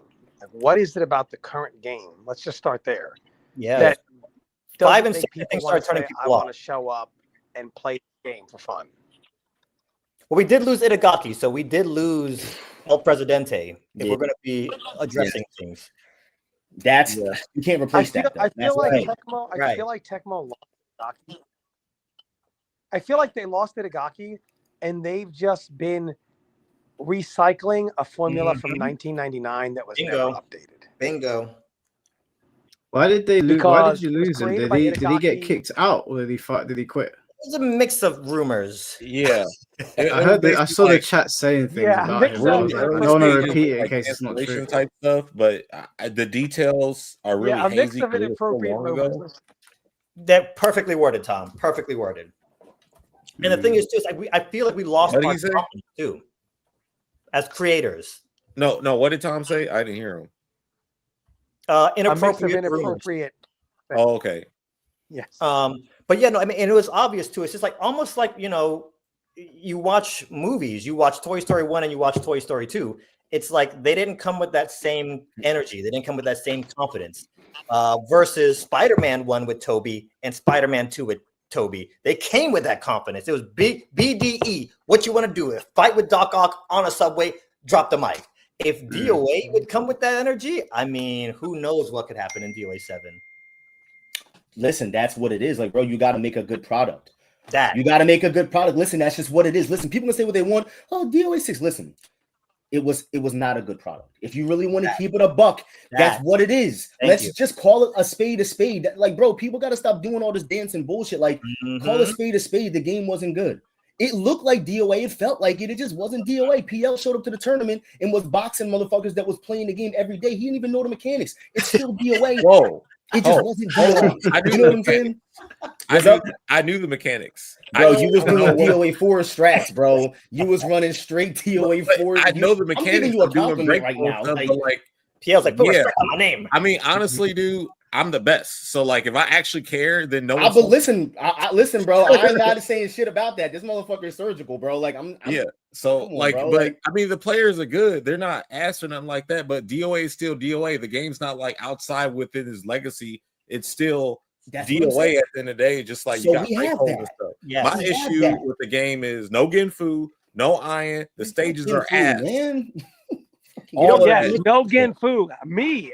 That's my character. I'm old and lame. Come on, bro. He's my character too. That's what I'm saying. Like, and they keep taking so much away from Jan Lee. Dragon Gunner's like 25 frames now. No, but hold on, bro. Jan Lee's out of pocket though. Like but Dragon Gunner don't need to be 25 frames. Dragon Gunner's pretty, but you have to use it differently. You have to know they're gonna hold. No, that needs to go back to how it was from DOA 2 to DOA 4. Bro, this is personal. DOA 4 they made it whack because in DOA 4 you can hold out of the Dragon Gunner. It used to be guaranteed damage. Listen, bro, I feel you. The only character that they're just not doing that to is Hayabusa for some reason. Like they're making every character go backwards except for Hayabusa, and I don't understand. Look, I know you love 5.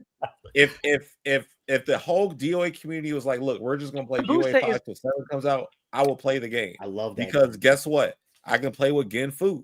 And then you got the virtual fighter characters there. All these cool ass stages. God, dog. The critical burst combos are fun to do. Man, let me just say, DOA 5 is a hell of a fun. They have changed every character. I'm surprised Tom didn't stay around for that, man.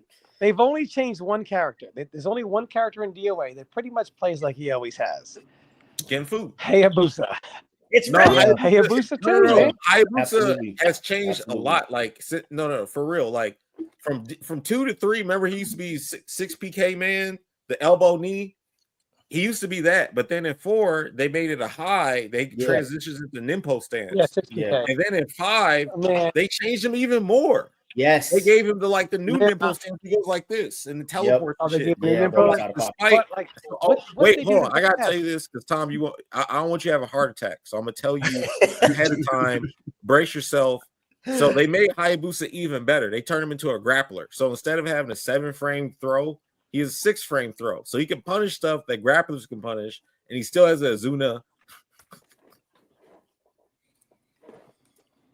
Man, I think he has a heart attack. Dude, are you all right? All the paramedics to his house right now. As the original Hayate, I would never play Hayabusa in my life. But also Bass. Like Bass had such a cool design in 3, and they were like, "Nope, he's good in 5, 6. He's good in 6. Not like he was in 3. Not even close. He's the strongest he's ever been since 3 and 6. Yeah, bro. Listen, I'm just gonna be honest with you. Hayabusa is just for some reason he's just never playing like, bro. Like in DOA 4, like he had shit like punch down kick and there was no sidestep. Like, why did that stun? Like, and then it's like they take that whole aspect out of the game. You take every character's offensive hold for the most part, and they find a different way to give him. Oh, so now it's just like, all right, well, let's give him 4-punch kick and make it safe against everybody who's not a grappler. You know what I'm saying? And then also have it transition to stance. So every time his character hits you on block, you're literally having to make a choice. There's no way to really OS anything dumb. For real. He can character puts you Emery. He puts you on water, or not even on water, but in general, like punch, and then down kick. It's a stun. And then the second part is going to hit you. The second part's going to hit you. You don't want to hold it because it's Hayabusa. Yep. But then what are you going to do? Duck it? No, because then he has punch. You don't want to do that. He's got these. Yeah, got these because then punch back, and then you put him on water, and he has these built-in canned mega stuns that are deep ass stuns. Then punch down kick becomes a deep stun. Punch back punch becomes a deep stun. Yep. And you're like, this is stupid. And he's got the offensive hold because in DOA 4 they had those universal offensive hold. That shit was insane. A universal offensive hold. Really, you missed that for real? Yeah. All right. Here's why. Let me like everybody was Lei Fang, bro. I hated that. Like, well, that's the thing. Like, she's still good because she did so much damage. But like, yeah, the offensive hold was just another version of the throw. Because the regular throw, you try to do it in neutral, you're going to get popped up if someone reacts right. But the offensive hold is there for you have to pay attention to the sound because it does that sound when they did it, and you can like.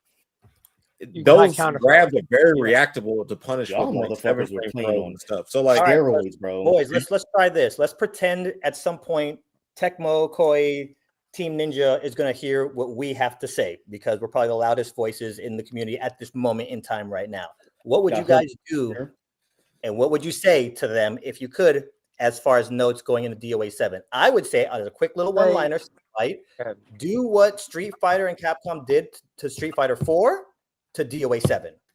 Okay, can I just say quickly, because I'm obviously the newest one to DOA here.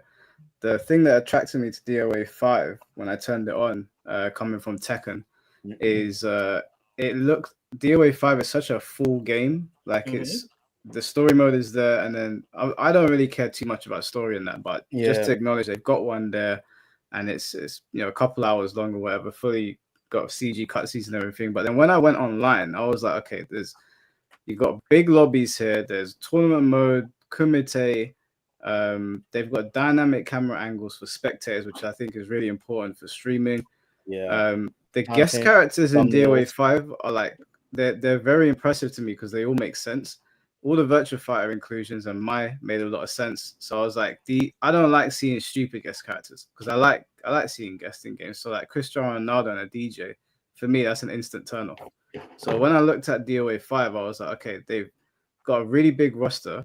The guest characters in the game don't feel out of place. I've got loads of modes to play with my community. There's ranked. There's in-game voice chat, which I know some people don't like because of how people behave. But honestly, I find it quite funny. Bro, in DOA, that shit's wild. Yeah, I can imagine. I mean, it's in bro, dudes be raging and ranked. Bro, they had that shit in ranked match in DOA 5. Yeah, motherfuckers going crazy. Why are you turtling? Why you keep fucking turtling? In ranked, bro. That shit's good for like YouTube content. And they should think about those things as well. And I also like the fact that they put so much effort into their stages because I feel like other 3D fighting games have really lacked on that for a long time now. I also, hey guys, I gotta head out. I gotta get with the kids, man. I just want to take your time. Man, it's been a pleasure. It's good to finally talk to you, brother. Yeah, same. One of the goats, y'all. One of the goats signing off. Tom Brady. Catch you in a bit, Tom. Peace out. That's sick, man. It's cool. Yeah, and I also like when I saw the Attack on Titan thing, I was like, wow, this is so sick. Like they've got so many sick things in there. When I was thinking about DOA 7 and what they could do, I would personally want them to work from the DOA 5 framework. And if you were going to put guest characters in, my mind immediately went to Eve from Stellar Blade. She just looks like she would fit in DOA. And I feel like it would help push the game, especially because of how popular it is. But that's what I would say to them, like, use the DOA 5 last round framework. I think they should include another Virtua Fighter character again. I agree. Like, listen, bro, now this is something I don't want to get too much into that. Right. I don't want to get too much into that, but PL's fucking with Virtua Fighter here and there too, and PL knows how to play VF. So listen, bro, like playing that game, like as a DOA player, we look at the game like a different way. That's what everyone keeps saying. Like everyone keeps bringing up, like they were talking about PL, they were talking about certain people like Hoodless. Like the way we play the game, we play it as you can function in that game as a DOA player because the mechanics are so similar. You know what I mean? Like a lot of the same principles apply. I think that oh shit, hold on, I'm getting a phone call. 1 second. Sorry, guys. PL, do you want to go whilst? I mean, like, I don't know what he was about to say. No, I mean, just. Or you talking about what I would do to? Yeah. I just want them to bring Genfu back. I would like for them to start at because DOA 2 has been redone so much, but I think they could start from there in terms of like the engine and rebuild again.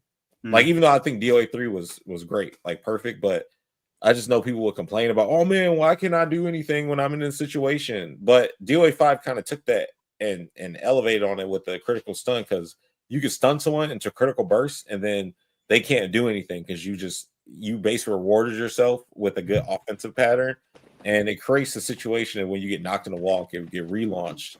But I think they just need to go back to what we were doing already, because you're just reintroducing it now to a brand new audience, and go in on the stages and the making things look cool and feel cool as it were. I don't think they need to make some crazy mechanics or anything or cater to one style of play. Just do what they did before, because honestly, DOA just from 2 and 3, where how it was with stun launch and just holding and stuff, you already have a balance of offense and defense. It's a triangle system. You don't need to go outside of that. You just need to build characters that work within it. I didn't realize how good DOA's music was. Oh, yeah, DOA's top tier music. Have you listened to any of the remixes from DOA 2 Ultimate? They're like the best. Still, I started listening to them recently. But listen to the DOA Dimensions shit. Now listen, it's a little 8-bitty. It's a little 8-bitty, but yo, that shit, they got some remixes on there, bro, that are fucking tight.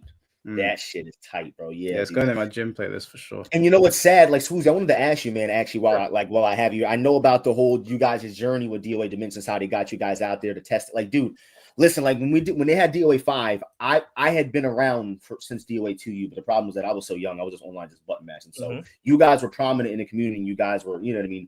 When it comes to like being a part of something like that, on like, I'm assuming they took you guys' input with the development and stuff like that. I'm assuming because that's why they had you guys out there to give input on the game, right? I mean, so like there wasn't really a big thing with that for like DOA 6. Like we had EVO, you know what I mean? We had EVO, we got to go test the game and give a little bit of feedback. But like, I feel like even Team Ninja, I feel like at that point was way different than it is now. Because I feel like they were still getting out of the Itagaki era, I feel like. Because, bro, DOA Dimensions, I call it all the time. I call it DOA 4.5.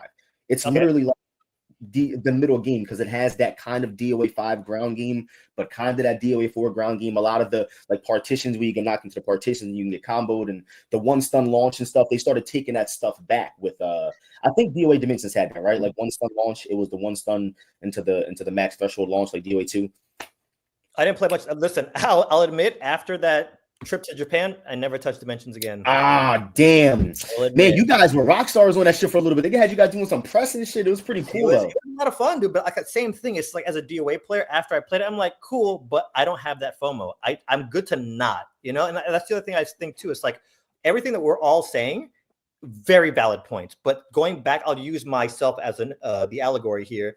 When I was doing only DOA content, my ceiling was 3,000 people. Same with DOA 7. If you make a DOA 7 and you please all the DOA players, that's going to be, let's just say, 3 million people. I'm reaching for 1 billion people. So if we do the same thing, we can expect the same results. So we have to start bringing something new to the table. And I saw some of the guys in the comments were saying stuff about Street Fighter 4. They did change. They did rebalance. They did change up some things to where even at a glance, you want to be like, yo, I want to be in that. And I remember PL saying around DOA 2 into DOA 4 time, he said something that's always stuck with me. He said, when I look at a game, I see a character, and that character is that portal. He's that gate. He or she is that gateway into me wanting to play that game. So when you see me play with Hayate, that's how I want to move in that world. And I was like, yo, this dude is on some other stuff right now. Yeah. I get that. And he was absolutely right. And to this day, he might have said that 15 years ago. And to this day, that still sticks with me because he's absolutely right. So with whatever you're doing for DOA 7, you got to make it to where that 12-year-old boy, that 12-year-old girl,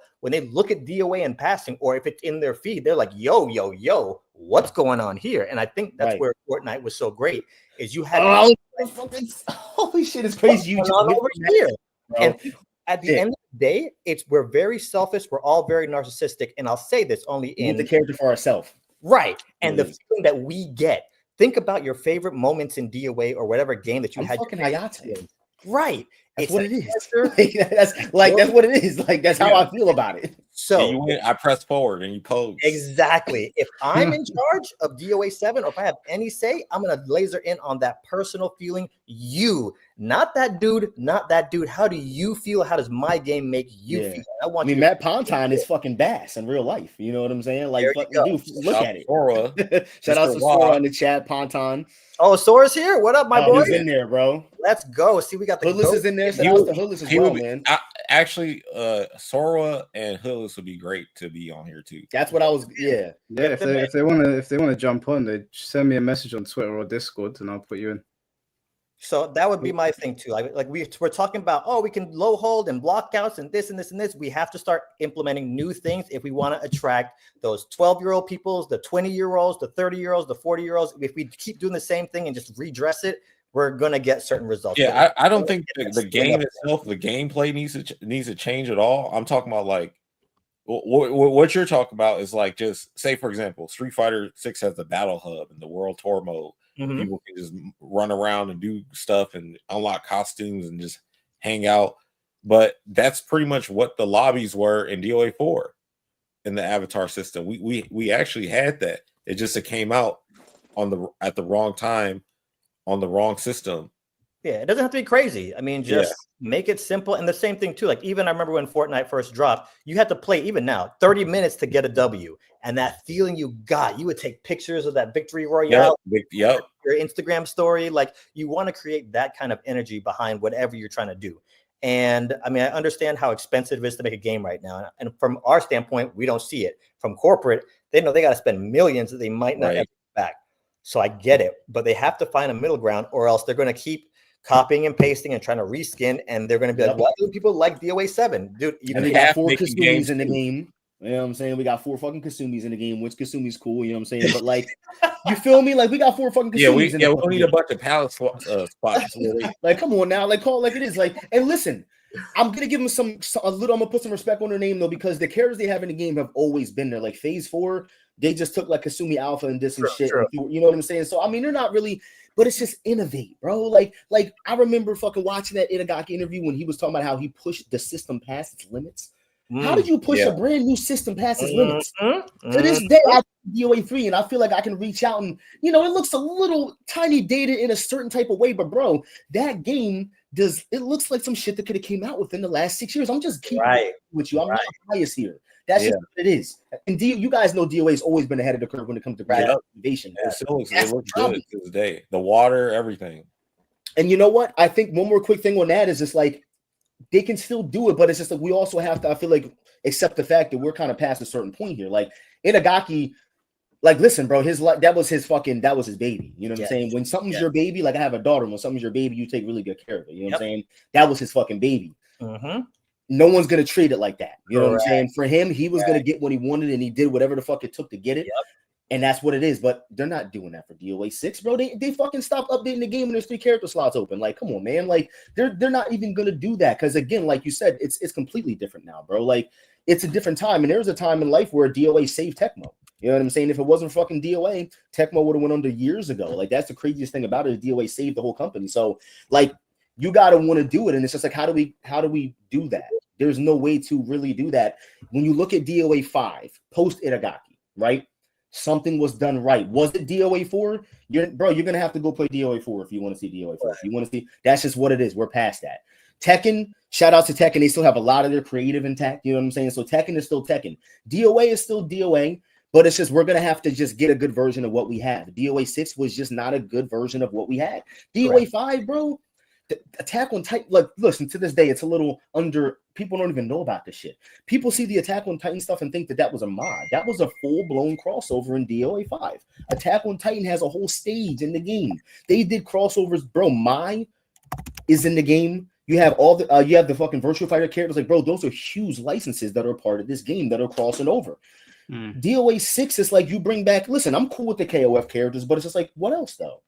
You know what I'm saying? You take Iron out of the game and give us Diego, and it's like you take a character that's got 20 moves and take him out of the game and put another character with 20 moves, and he's just not as fucking cool. You do the most disrespectful thing on planet Earth, and instead of putting Genfu in the game, you give some of his moves to yeah, they were disrespectful. At least keep getting. All right, listen, I'll give you that. If you're gonna do some whole shit like that, at least keep Genfu in the game. You know what I'm saying? Because look, they do it all the time, right? Screen pause. I'm just keeping it a buck, right? So like if you have DOA, like not DOA, like for example, Tekken, people are saying, oh, I don't think Army King's coming back because King has inherited a lot of Army King stuff, but now he's coming back. Like you can just fucking put both characters in the game. You can't just destroy Genfu and just and then it's not as cool. You have a nerve to put the costume on, it's not as cool right now. If Genfu was put in as is Genfu popular in the with DOA players in general? Listen, they say so. Yeah, they say so. I don't know one motherfucker that plays Genfu for real, bro. Yeah, because I a lot of Tekken players say Lei Wulong is popular. Sweet Revenge, I know he's iconic. Shout out Sweet Revenge. PL. Who else had a Genfu? It was Master pulled him out that one time at that one tournament.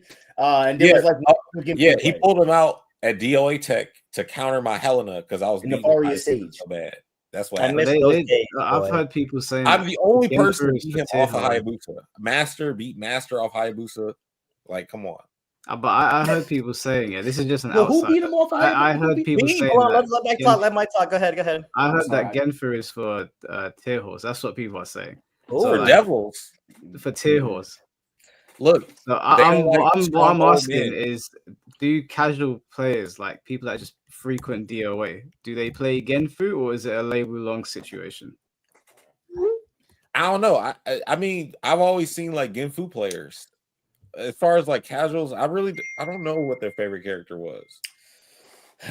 Well, I'm gonna be honest with you. Yeah, I have only just started playing DOA, but I saw it at Trocadero Arcade or like Gamer Base every now and then. I saw it back in the day. I didn't know who Genfu was until I recently started playing it. So I don't know if that says anything about how unpopular it is. Maybe that's why he's not in the game. Since DOA 1, he was in the game. He's only not in 6. He's been in every DOA game.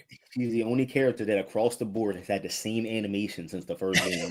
like bro, I got on DOA 1 the other day and I'm like, yo, wait a minute. Like, they didn't change any of his animations. His moves are exactly this. The character has even has a super launcher throw, bro. I'm just like, bro, they really just went out of their way to make this character like off the top from the beginning of Genfu. Yes. Okay. All right, so let me ask this though, and this is a question that I wanted to ask, like people who just generally use old characters. Like for me, like Swoozy made a point. Like I use Hayate because like at that point in my life, like I was doing like a lot of flips and I was like a young acrobatic motherfucker. Like Hayate just fit well for me. You know what I'm saying? He did in the game what I wanted to do in real life. Like that's what it makes sense, unless you're being a tier horse essentially. But what is it about Genfu that makes you want to use him? Do you think it's sick that he's this old ass man? Is that just what it is? Yeah, he's an old kung fu master. You don't like Pai Mei from Kill Bill? I'm gonna keep it a buck with you, bro. Maybe that's the problem. Maybe Matt. Yo, what's up? Maybe that's Mr. Wah. How's it going, Matt? Can you hear us? Oh, he's having the same problem. You have to go to your settings to turn on your Yeah, so many name tastes. I'm not as fortunate as Perfect Legend. You got hella names. Good to see you, man. Always a pleasure. My mic is working on the example. Can you guys not hear me? Yeah, we can hear you. Yeah, we can hear you. Radio work on. Can you guys hear me at all? Yeah, I don't think you can hear us.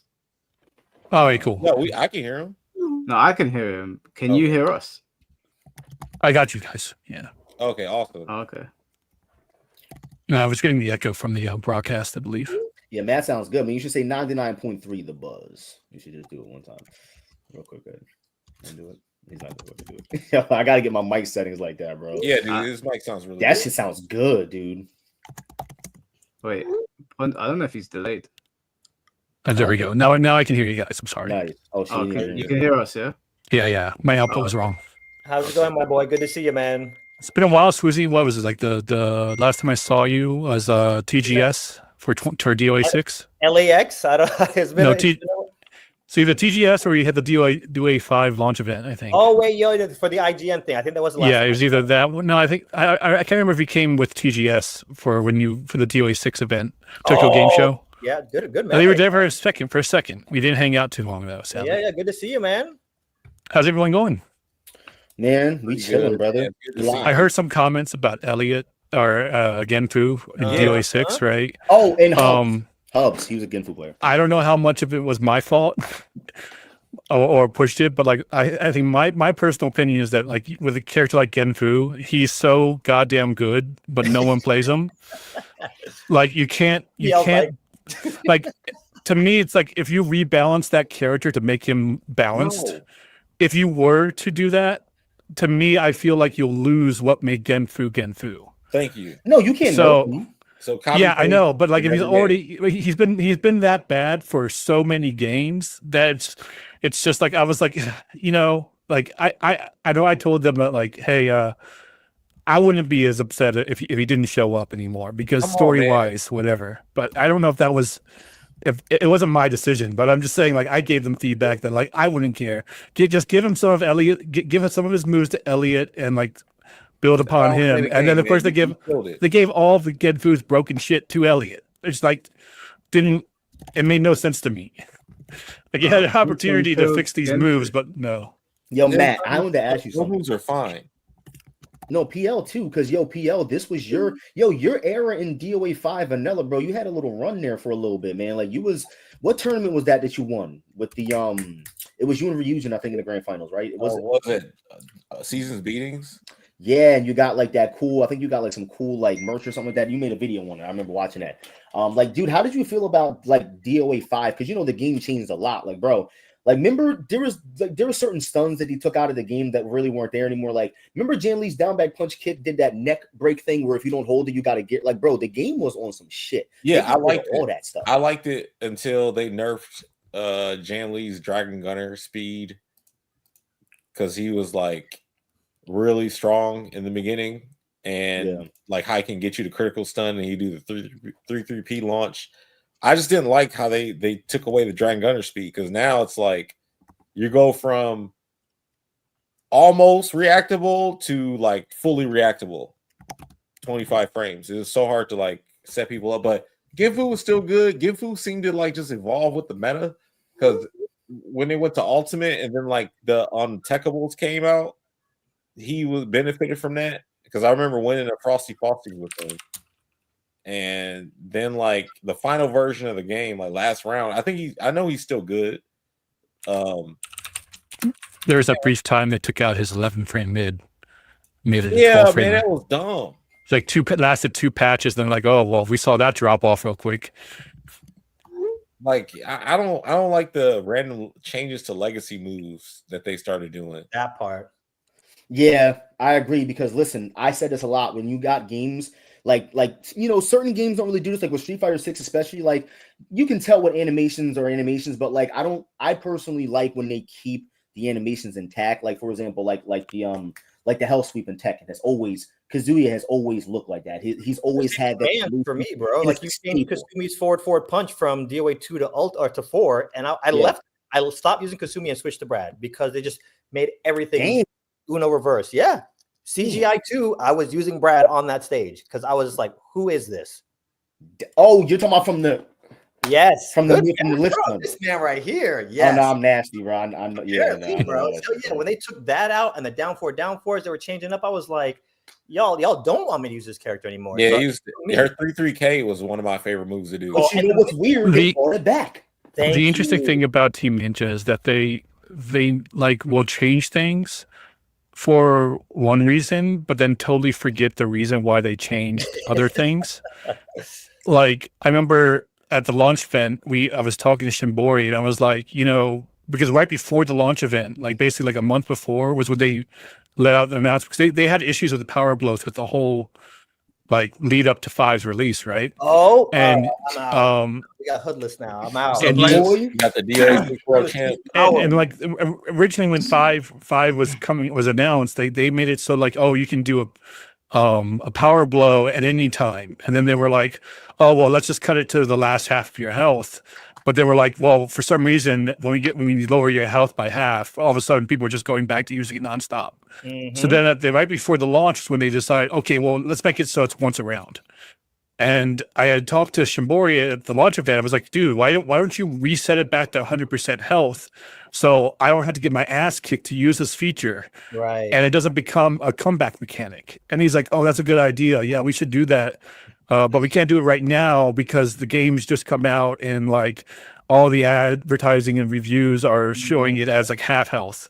So maybe for like the ultimate or the next game or whatever, we can do that. And they never did because, but like, here's an example of like, they just said, okay, well, let's make it for once around, but like, let's dial back the health back to 100%. Like they never thought like, well, why are we? So like, that's the thing you get with Team Ninja sometimes is that they'll like make a change and just totally forget their reasonings or ramifications for the earlier changes. And that'll turn you off. I mean, I remember even Tom Brady, back to, shout out to Ghost Tom, but Tom was telling me, Swoozie, one of your strongest things that you're consuming, and this is DOA Ultimate talk. So one of your strongest strengths was your mix-up, because with Kasumi, once I stun you, you're going to see me doing that down forward animation, and you don't know if a punch is coming, you don't know if a kick is coming, or you don't know if a grab is coming. And if you guess wrong, it's going to be catastrophic. And then once you change that one thing with that down forward quick kick, now it's a domino effect that everything gets affected after that one kick gets taken out of there. So now I switch my whole character, and now that I switch the character, I feel different about the game, and et cetera, et cetera. So going back to what y'all are saying is, yeah, you can make these changes, but at the same time, it's got to make sense. Hoodless, what's up, my boy? Yo. What's up? Oh, I'm making sure I ain't trying to interrupt anything. So no problem. Good, bro. Adding fully to the sauce. Yo, it's actually cool to have like there's so many different like generations of like people in here right now, bro. It's actually sick as hell to see this. I'm around. Caller used to come over. No. I'm not saying that. It's interesting because like you're from that time, and then like you're like at the forefront right now. You know what I'm saying? Like even to this day, like you won the DOA 6 World Championship and all that. So it's like to be like that's the newest iteration in the game. You're the current champion in the game. You know what I mean? And to be around from that long, I think that's interesting. Just to cycle throughout all that. You know what I'm saying? That's interesting as hell, bro. To have everybody in here. PL and I used to meet up. Bill would drive him up to from Virginia. We just hanging out at my apartment in Maryland. It's back in the old days where you actually had like local community growth. It was all about grassroots and stuff. And so me doing 6-hour train rides to go see Alan Paris and Alan Paris, right? That's mine. That's basically my local. That's basically my local. Go to Detroit every single time because there's nothing here for DOA in Chicago. So that was my local. Really, go to Detroit. AP play with them. Yeah. So let me just say something because we had to mention Tom Brady though, just because the title still says Tom Brady. My time is running short, so I'll just say this too. It's like y'all can take this into your day, especially the chat as well. I've been very big on creating opportunities. So I know Tom has his worldview on opportunities and how opportunities have happened in the DOA community. I'm just going to throw a random scenario out there for y'all. Let's just pretend DOA 7 drops. Let's pretend the community all gets behind this game the same way the Smash Brothers community got behind their game.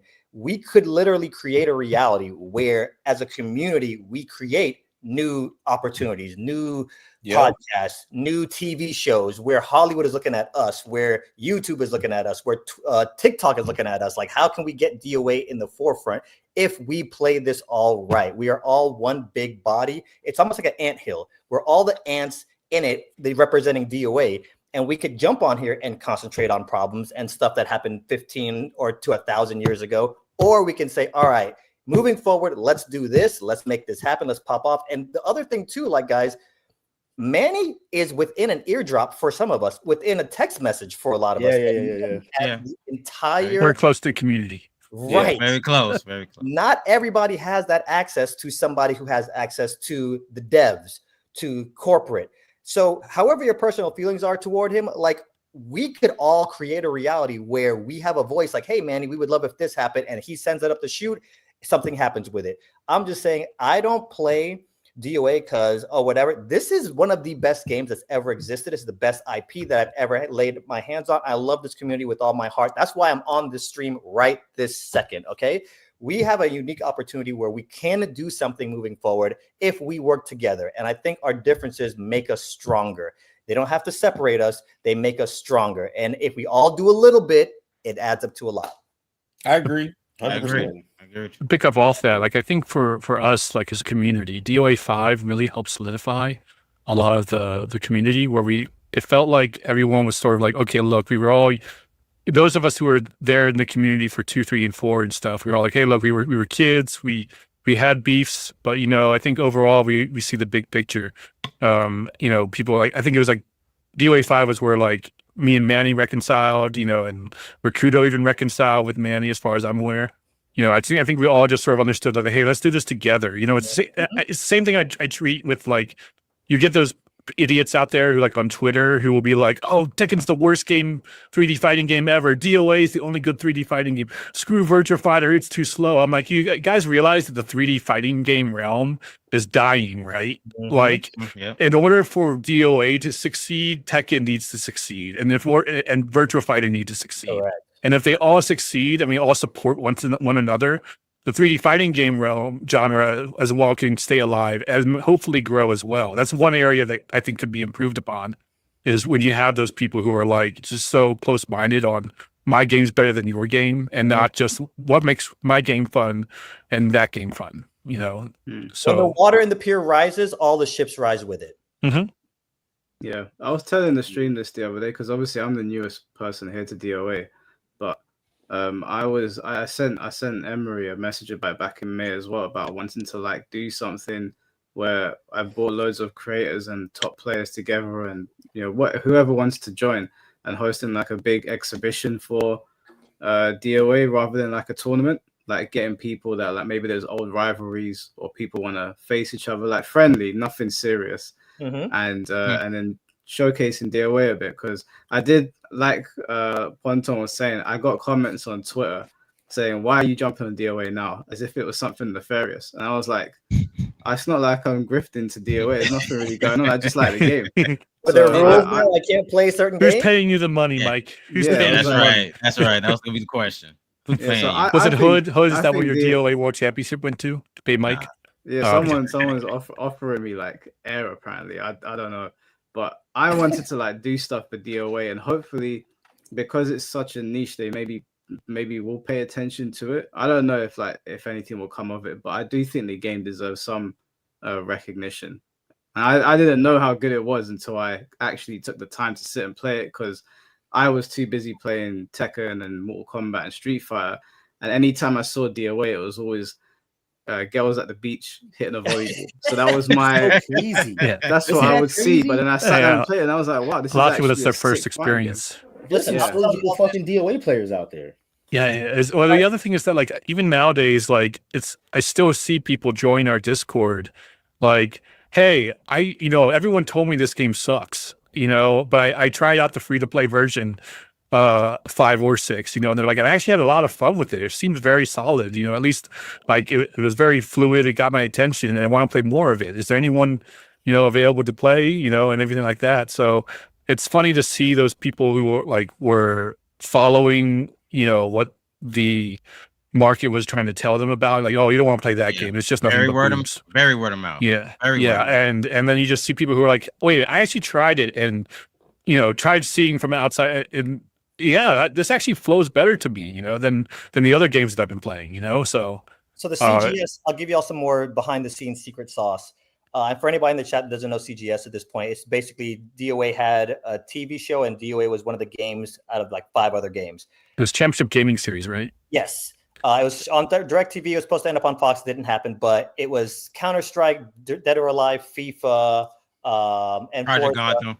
Right. So DOA was one of the games in there. I remember there was one day one of the producers came up to me, and they were like, Swooze, you don't understand how perfect for television DOA is. We got so lucky by having DOA in this. The fact that Tecmo agreed, the fact that we got so many personalities in here, we throw it on the screen, and it's so easy. With Forza, we have to explain, okay, is this the blue team versus the red team, and Counter-Strike, people's attention are DOA, it's this guy versus this guy, health. It's a good spectator game. Right. Yes, it was like, we see you guys are so animated, you're jumping up and It's so perfect for TV. And I think that's what a lot of people don't understand. But the DirecTV guys, they understood it from Jump Street, and they wanted to put us up in the spotlight. So that's why I say I believe DOA has everything that it takes, especially the personalities. Because listen, I love all the other games in the FGC, Mortal Kombat, but it's worth argument that DOA has some of the biggest personalities in the FGC, cap or no cap. Those same ideas and positives that you referenced from those higher ups at CGS, they were also being said when we were having the 1-Up the IGN Pro League was coming up before the release of 5. Like there was people behind it who were like remember Tom was like telling me that he was telling the higher ups like, oh, Ben, by our community, there's some beef with some members here and there, and the IPL was just like, screw them, we'll just make our own community. Like if we put all the cameras and they decide where the cameras go, right? So it's like if you didn't want to be a part of the movement, then get the hell out of the way. Correct. Because you're not helping everyone. And it's so sad that IPL just crashed right before like DOA 5's launch. We didn't even get a chance, like, because everything I was hearing about it was like, man, there might be an actual chance here, like some fun stuff going on, and then just another timeline, man, another timeline. Think about it like this too. Like I know Tom, again, he is very passionate about this. We have to understand as well, when DirecTV put up that first $50 million, imagine being one of the people that's cutting a check for even 1 million. And you're sitting here thinking, we're about to cast a bunch of unknown people that we don't know, who are probably going to sit there, not say anything, and be a bunch of nerds playing the controller, win and leave. Like, yes, in our mind, like PL was saying, I'm here to win, I'm here to compete. Right. But the other people who are just like watching this, and the parents and the grandparents and all this, they want the spectacle, they want all this other stuff. So they're looking at it like when they saw what DOA brought to the table, they were like, holy crap, like this exceeded our expectations 100x. So all that stuff also goes into the equation when it comes to DOA as a personality-based driven game. They felt like they hit a gold mine and oil was just spewing up everywhere. So on the production side, that's a lot of the stuff that I was hearing, was that they love DOA. So yes, we can focus on, oh, it was rigged and this and shadow, but at the end of the day, nobody wanted DOA to succeed more than CGS. Well, I love watching about like DOA 5 matches. Like if you go back and watch, especially the last round era. I personally, I'm a fan of Ultimate over last round, but I can, it's still just as good for all three, I think. I agree. I'm talking, and I refer to balance when I mean that. But so last round, like watching some of those final matches we have with like Master versus Terror Rock and Rakudo versus XCal, it's crazy how like you can sit there and watch the match as just like a spectator who doesn't know the crouching low throw, option selects, off sit down stuns, deep stuns and everything like that. Like all the other, stuff, because the game allows you to just basically read the opponent. It ends up being a very easy to read from all different levels. But then when you actually learn those advanced techniques and then watching the same exact match, you're getting something completely different out of it. Like just from like, especially if you watch them as a series to like see the whole Battle Royal event. Because it was crazy. I remember watching being there Summer Jam for DOA 5, and you had Rakudo versus Sonic Fox. And Sonic Fox had both Quiggle and XCal on his side of the TV because they had the head-to-head cap thing, and they were both like, they're all just trying to tell Sonic, okay, use Rachel. He sucks against Rachel, and then he's like destroying his Rachel. Okay, use Alpha 152. Use Rakudo sucks against Alpha 152, and but he knows Alpha 152 from XCal, so he's just like he's just destroying Sonic Fox because he's just one of those guys who grinds it. Like he just needs to understand it. So it's crazy just to see all the personality differences of each of the players and how that reflects in the game itself, and then along with those player characters. Well, Susie, I wanted to ask you something actually, real quick, just because I know you're gonna get out of here. So like, I was curious because like I was paying attention to a lot of like the production and stuff behind like CGS and everything, like very close attention to that kind of stuff, like stuff that people ain't really looking at, especially when you watch it on TV, but like paying close attention. Like, did they have, because I came in after the whole format thing, like when you guys were talking about the format and everything, was it designed that way to make it more hype as a spectator experience, to have it one round, showing the players' emotions going in and out of it, one round, quick action? Like, dude, you can die in 2.5 holds. Like, you know what I'm saying? Like they did. That's like a 240-point life bar. Yeah. Having on national television playing a 3-round game with no camera panning, and you're just 3 rounds, just straight up. It's going to take 1.5 minutes, 2 minutes for this game to be over. You're going to lose viewers. Like having that showing. Yeah. I was curious. Is that why they did that? 100%. And even with the lag that PL was talking about earlier, that's part of the reason that that's going on. They're running our gameplay, our monitors through so much crap, dude, because they want to make sure that they get it, that they can broadcast to that big screen, this big screen, to the video village, to the transfer, to this. It was being run through 9,000 different screens, but especially the format you're talking about. When I first heard the format, Dr. Dog brought it up to me. He was like, what is going on here? Like, why would they do it? Why would they slow down somebody's momentum in this? But yes, they wanted the player reaction, and they got people that were involved with the Super Bowl. Like, they spared no expense when it came to CGS. So they were working out so many kinks that, you know, that's why they weren't worried about Manny playing on the drawbridge. That's another story. We'll get to that in another day. But yeah, they had so much crap they were worrying about, even with what, that's so good that you point that out. Even cutting to our facial reactions, and the moment where I get up playing against, you know, Dave Chappelle and run to the audience, that could not have happened if it was not set up for that whole thing. And they were hoping to create moments like that, to where you cut to the audience, cut to me, cut to my manager, like, stop holding, do this, blah, blah, blah. They thought all that out. They wanted DJ Wheat to be able to say some things, Fatality to say some things. So yeah, all that was very much thought out for the production side of things. I didn't like it at first. I don't think anyone in the competitive scene liked the rule set at all. Right. I mean, Yeah, also it was entertaining. You had Spartan going. It was right? entertaining. The most annoying part about the rule set, but we had to hand our controllers over in between. Oh yeah, we had to put the controllers down for so many games. Look, we had to put the controllers down. You go to any grassroots fighting game, any fighting game tournament today, it's just like, I think they've done studies too where they found that most people, when you delay at the character select screen as you try to process what you're doing for the next match, generally the longer the delay, the less chance you have of coming back and winning. Because you lose a lot of your momentum in your seat, you know. And so like it's always like you go to CGS, and like after a single round where you guessed wrong twice, guess what? Wait 2.5 minutes, please, as we videotape everything and then try to spice everything together. And momentum is huge, as all of us know when it comes to this stuff. I mean, look at moment 37. It's just like, from so many different angles, and anybody doesn't know what I'm talking about, it's Justin Wong versus Daigo. It's like you have so much going into just a millisecond of a match. And when you start adding stuff like, oh, you got to put the controller down and you got to wait, and then they get the close-up of you, and now you pick the controller back up and you play again. Dude, and again, I think that's also what was so great about DOA is it creates those kind of moments. Whereas when you're playing a Forza or you're playing a Counter-Strike, it's so hard to follow, it's so hard to broadcast. DOA, I'm telling you guys right now, like, if we make, and I guess this is me, this is Hoodless, this is Matt, PL, all of us, Emery, Mike, all of us, and the people in the chat, if we all play the game right, like this is almost like playing the lottery, and each move that we make each day in the community is almost like us affecting each number in the lotto draw, to where, bro, we are all connected to Tecmo. If we had something important enough to say, we could get that to them. This is not like back in the day when we loved Mario 64 and we wanted to say something to Nintendo. Think about how impossible getting that message to Nintendo or Miyamoto would be versus the opportunity in the space that we're in right now. We can affect the game, and we all know how big the personalities are and how awesome the game is. So that's what I'm saying. It's like me, I can only do so much as me, but if we all like make this thing happen.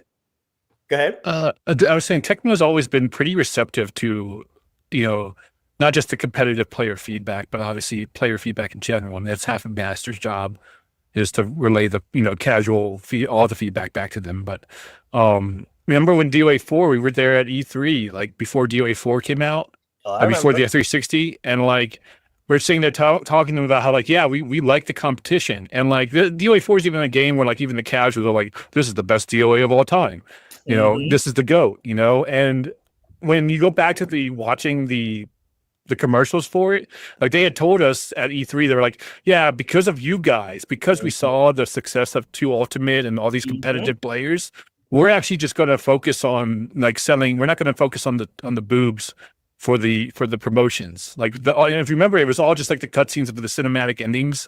Like, this is the best action game of all time, you know, and that's their focus on it. And even then, that game went ahead and did blockbusters, and, you know, had the casual player base being like, oh yeah, this is amazing. So it's why, like, when I think about like a DOA 7, if it were to ever happen, I think what they should focus on is like focus on that like casual play experience in the advertising, right? Because, like, you know, you're going to get, because when 7 is going to come out, you're going to have people who are be like, well, 5 and 6, you know, you were putting them in hijabs and covering up their whole bodies, you know, like, is this, because there's this like esports, anti-esports like feeling in the advertising. Like people see like, oh, it's trying to be a competition or it's trying to be competitive. It cares about esports and the FGC, so it's going to be nerfing all the costumes. And I think like if we go back, because you can easily still do like an esports FGC focused balance, but I don't think they need to advertise it. You know, I think DOA will be better off if 7 comes out, if they treat it like they used to back in the Itagaki eras, where it's like, okay, here's some screenshots. You can see it's beautiful. It looks great. Here's some footage of it. Like here's them kicking butt and stuff.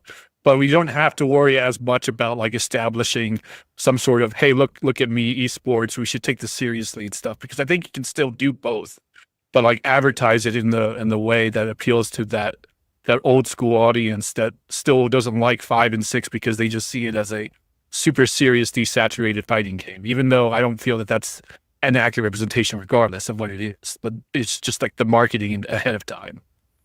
Hoodless, how would you approach DOA 7? What would you drop into it to make it go crazy?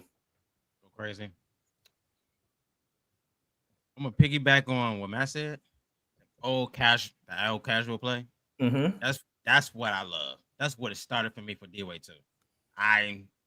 Just the normal casual play, because of my game. That Tommy, that was my character, regardless what it is. But I had to unlock her. That's the only main thing about it. Right? I had to unlock her, right?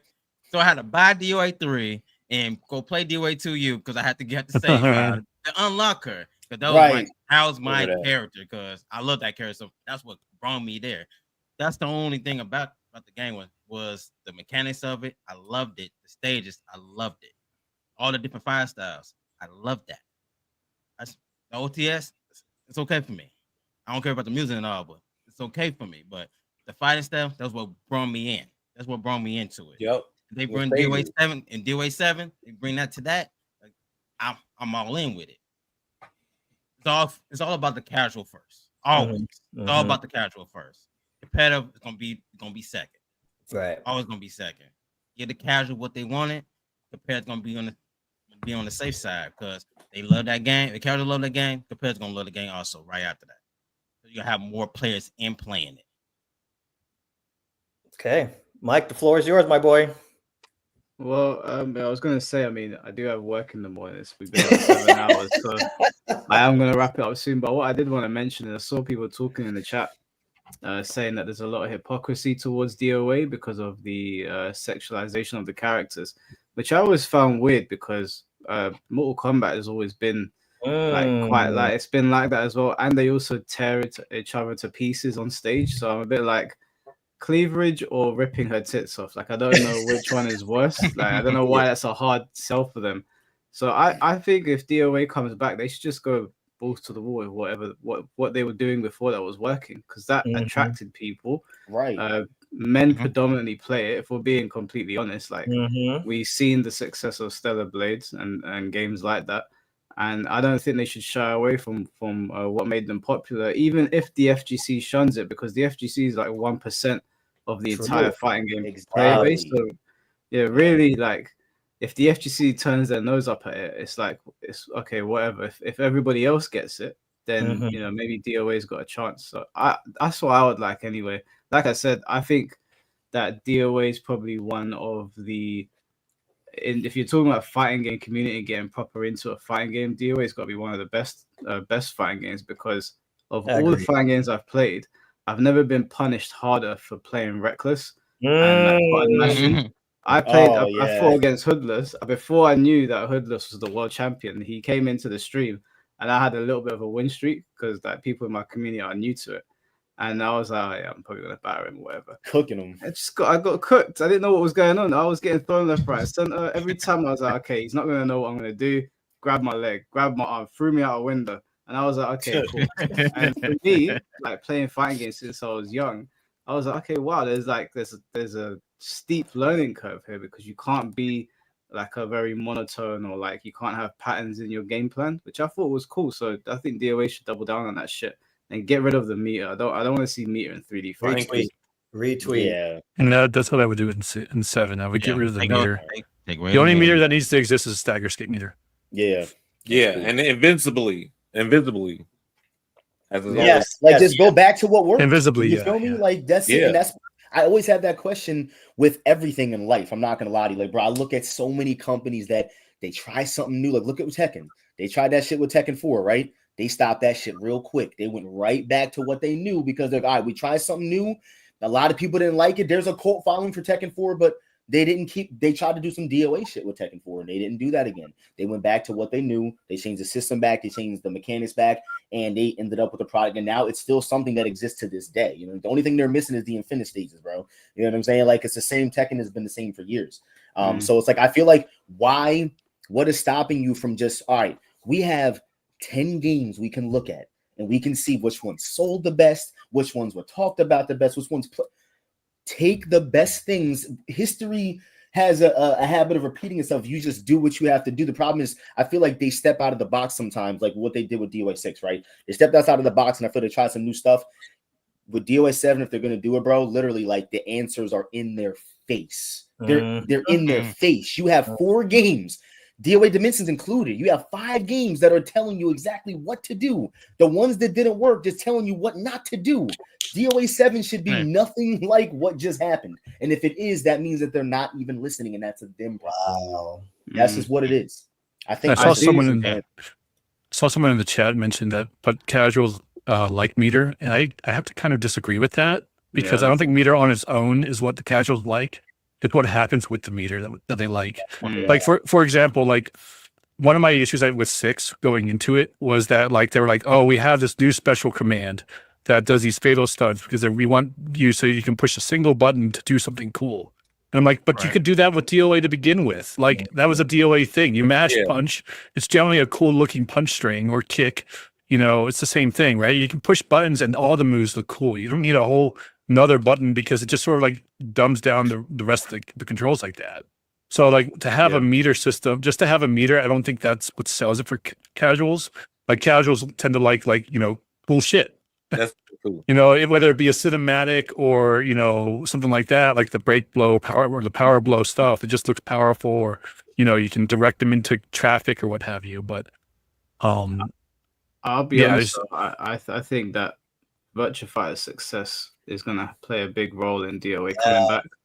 I think if Virtua Fighter falls on its face, which I don't think it will, because RGG doesn't miss, but if it did, I think that would negatively affect Dead or Alive. Yeah, Virtua Fighter plays a big role in DOA existing, period, because it's the same engine. Yep.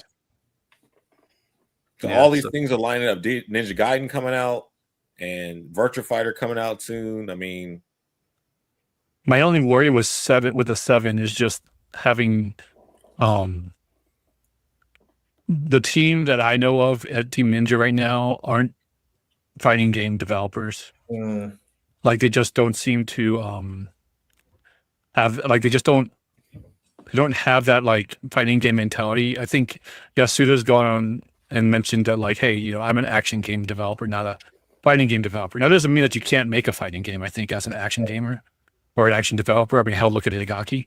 But, like, I don't know if the quality of 7, if they announced it, I'd have to wait to see, okay, who's on the team, who's directing it, who's, you know, who's in this control, because if depending on the member that is in that control, depends on, like, my attitude towards 7. Based on their past experiences with 5 and 6. Will they call you guys up, because you guys have all played the game for years? Like, Hoodless is a world champion, Perfect Legends a world champion. Emery's been doing a commentary on it for ages. You were in those events that Tom was talking about, Susie, and Ponton as well as a top player. Like, I don't understand why they wouldn't get you guys involved and just be like, come down and do something. I guarantee you we would be involved. Like, we were involved in 6 and 5, but I think 6 we also were less involved than in 5. It definitely felt entirely different in the experience, like revving up to 6 compared to how everything was going with 5. And I think that they would involve us in some way. And another thing related to that is that I often see people complain, oh, this game bombed, like 6 bombed because they listened to the competitive community. And, like, the problem was they didn't listen to us. They didn't listen to the casuals. They weren't listening to anyone with 6. And we're like doing their own shit with that. Yeah, like, you know, as competitive players, we've all been casual players before we were competitive players. Like, we know what it's like to be a casual player. you know? So we have our own ideas of like, dude, this would be cool if you could have like Hayate versus Hayabusa, you know? But like, it's one of those things where like, they'll contact us, I guarantee you. But again, like whoever's in charge and what their focus is on is really where it comes down to, like whether they take our feedback or what feedback we have to offer them. The captain of the ship, so to speak. Yeah, because like when 6, like I would tell Shimbori, like, dude, like it's been 3 months. Why is Jan Lee's kick still plus 13 on block instead of minus 13? And he's like because either the producer role, he's not in control of the game balance anymore. So he's just like, don't talk to me about game balance. Yo, and I'm like, yeah, he told me that. He did tell me that. He did tell me that.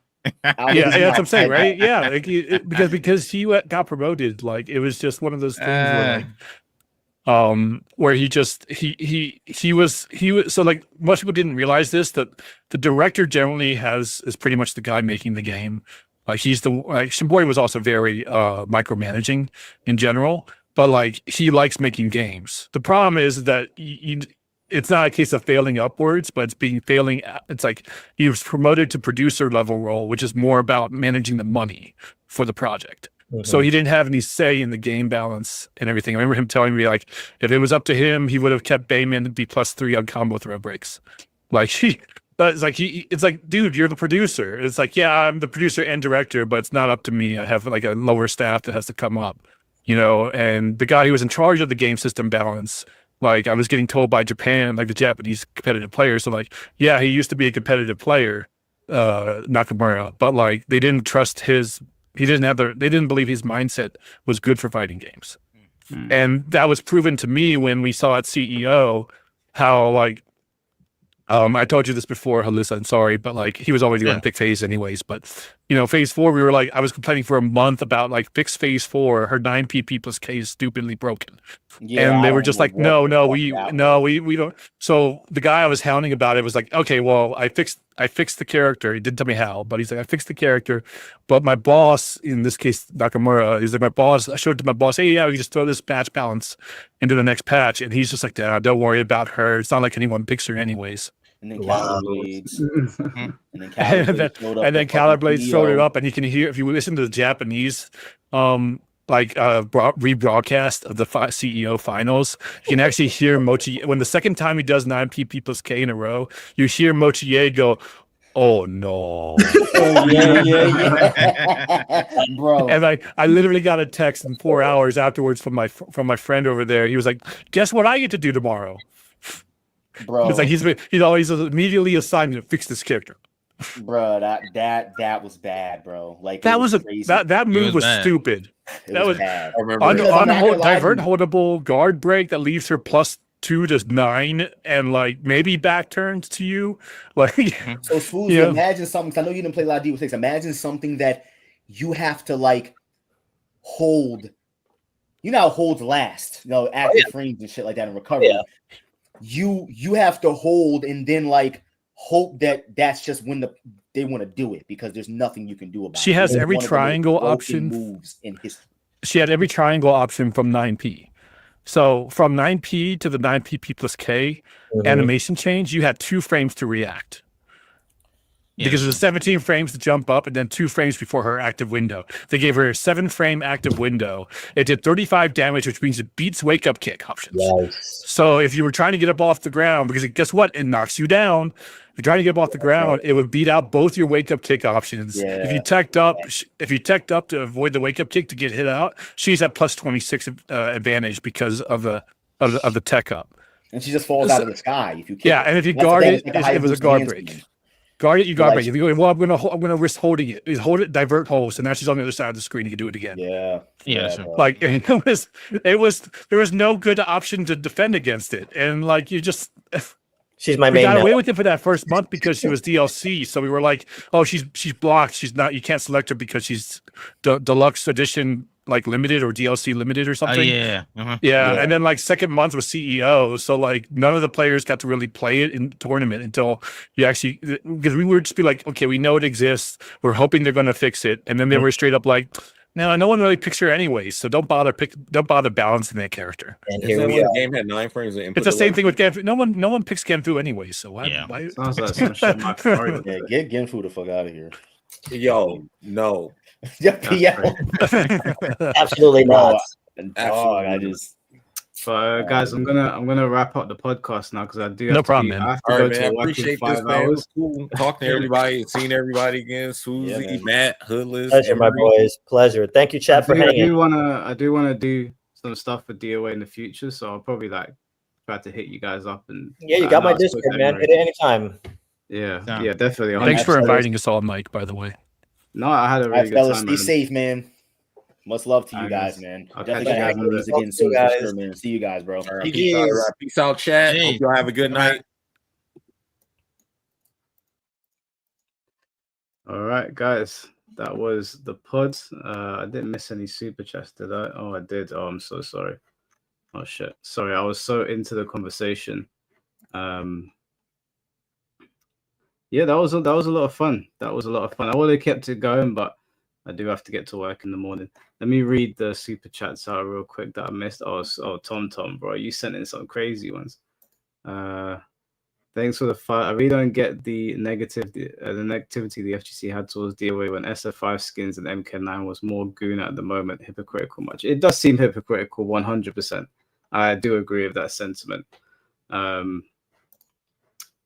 There's a lot of backstabbing and double standards in the modern FGC, especially with today's politics. Is undeniable. That is true. I think that's in reference to what Tom was talking about earlier. Chicken Senpai, thanks for the drumstick, bro. Always appreciate it. I am quite hungry right now, but it's 2:30 in the morning, so I probably won't eat. Katari Ninja, thank you for the 25 QAR. Is it Carl? Tom, what happened to you? It was awful. The community treated you unfairly, but not all of us were against you. Nah, the community loves Tom. Community loves Tom. Tom, thank you for the $5 again. Swoozy sound like Daily agent right now. There's no war in BAC. They were on their period, guys. Come on, guys. Be more understanding. Let's find a solution. No, I do hear what Tom is. I hear from Tom's side, of course. So I 100% hear from Tom's side, but I do hear what Swoozy's saying completely. If you want something done, you got to do it yourself, and you got to go full steam ahead sometimes. So if we want DOA to have any sort of life, forget about the fact that it's not being supported right now. Just do it ourselves. And if they never give us another DOA, at least we got DOA 5. Right. So I will do more streams for it. I am going to do more streams surrounding DOA. Just got to find time, obviously. But that's my mentality. You know, they don't support the game.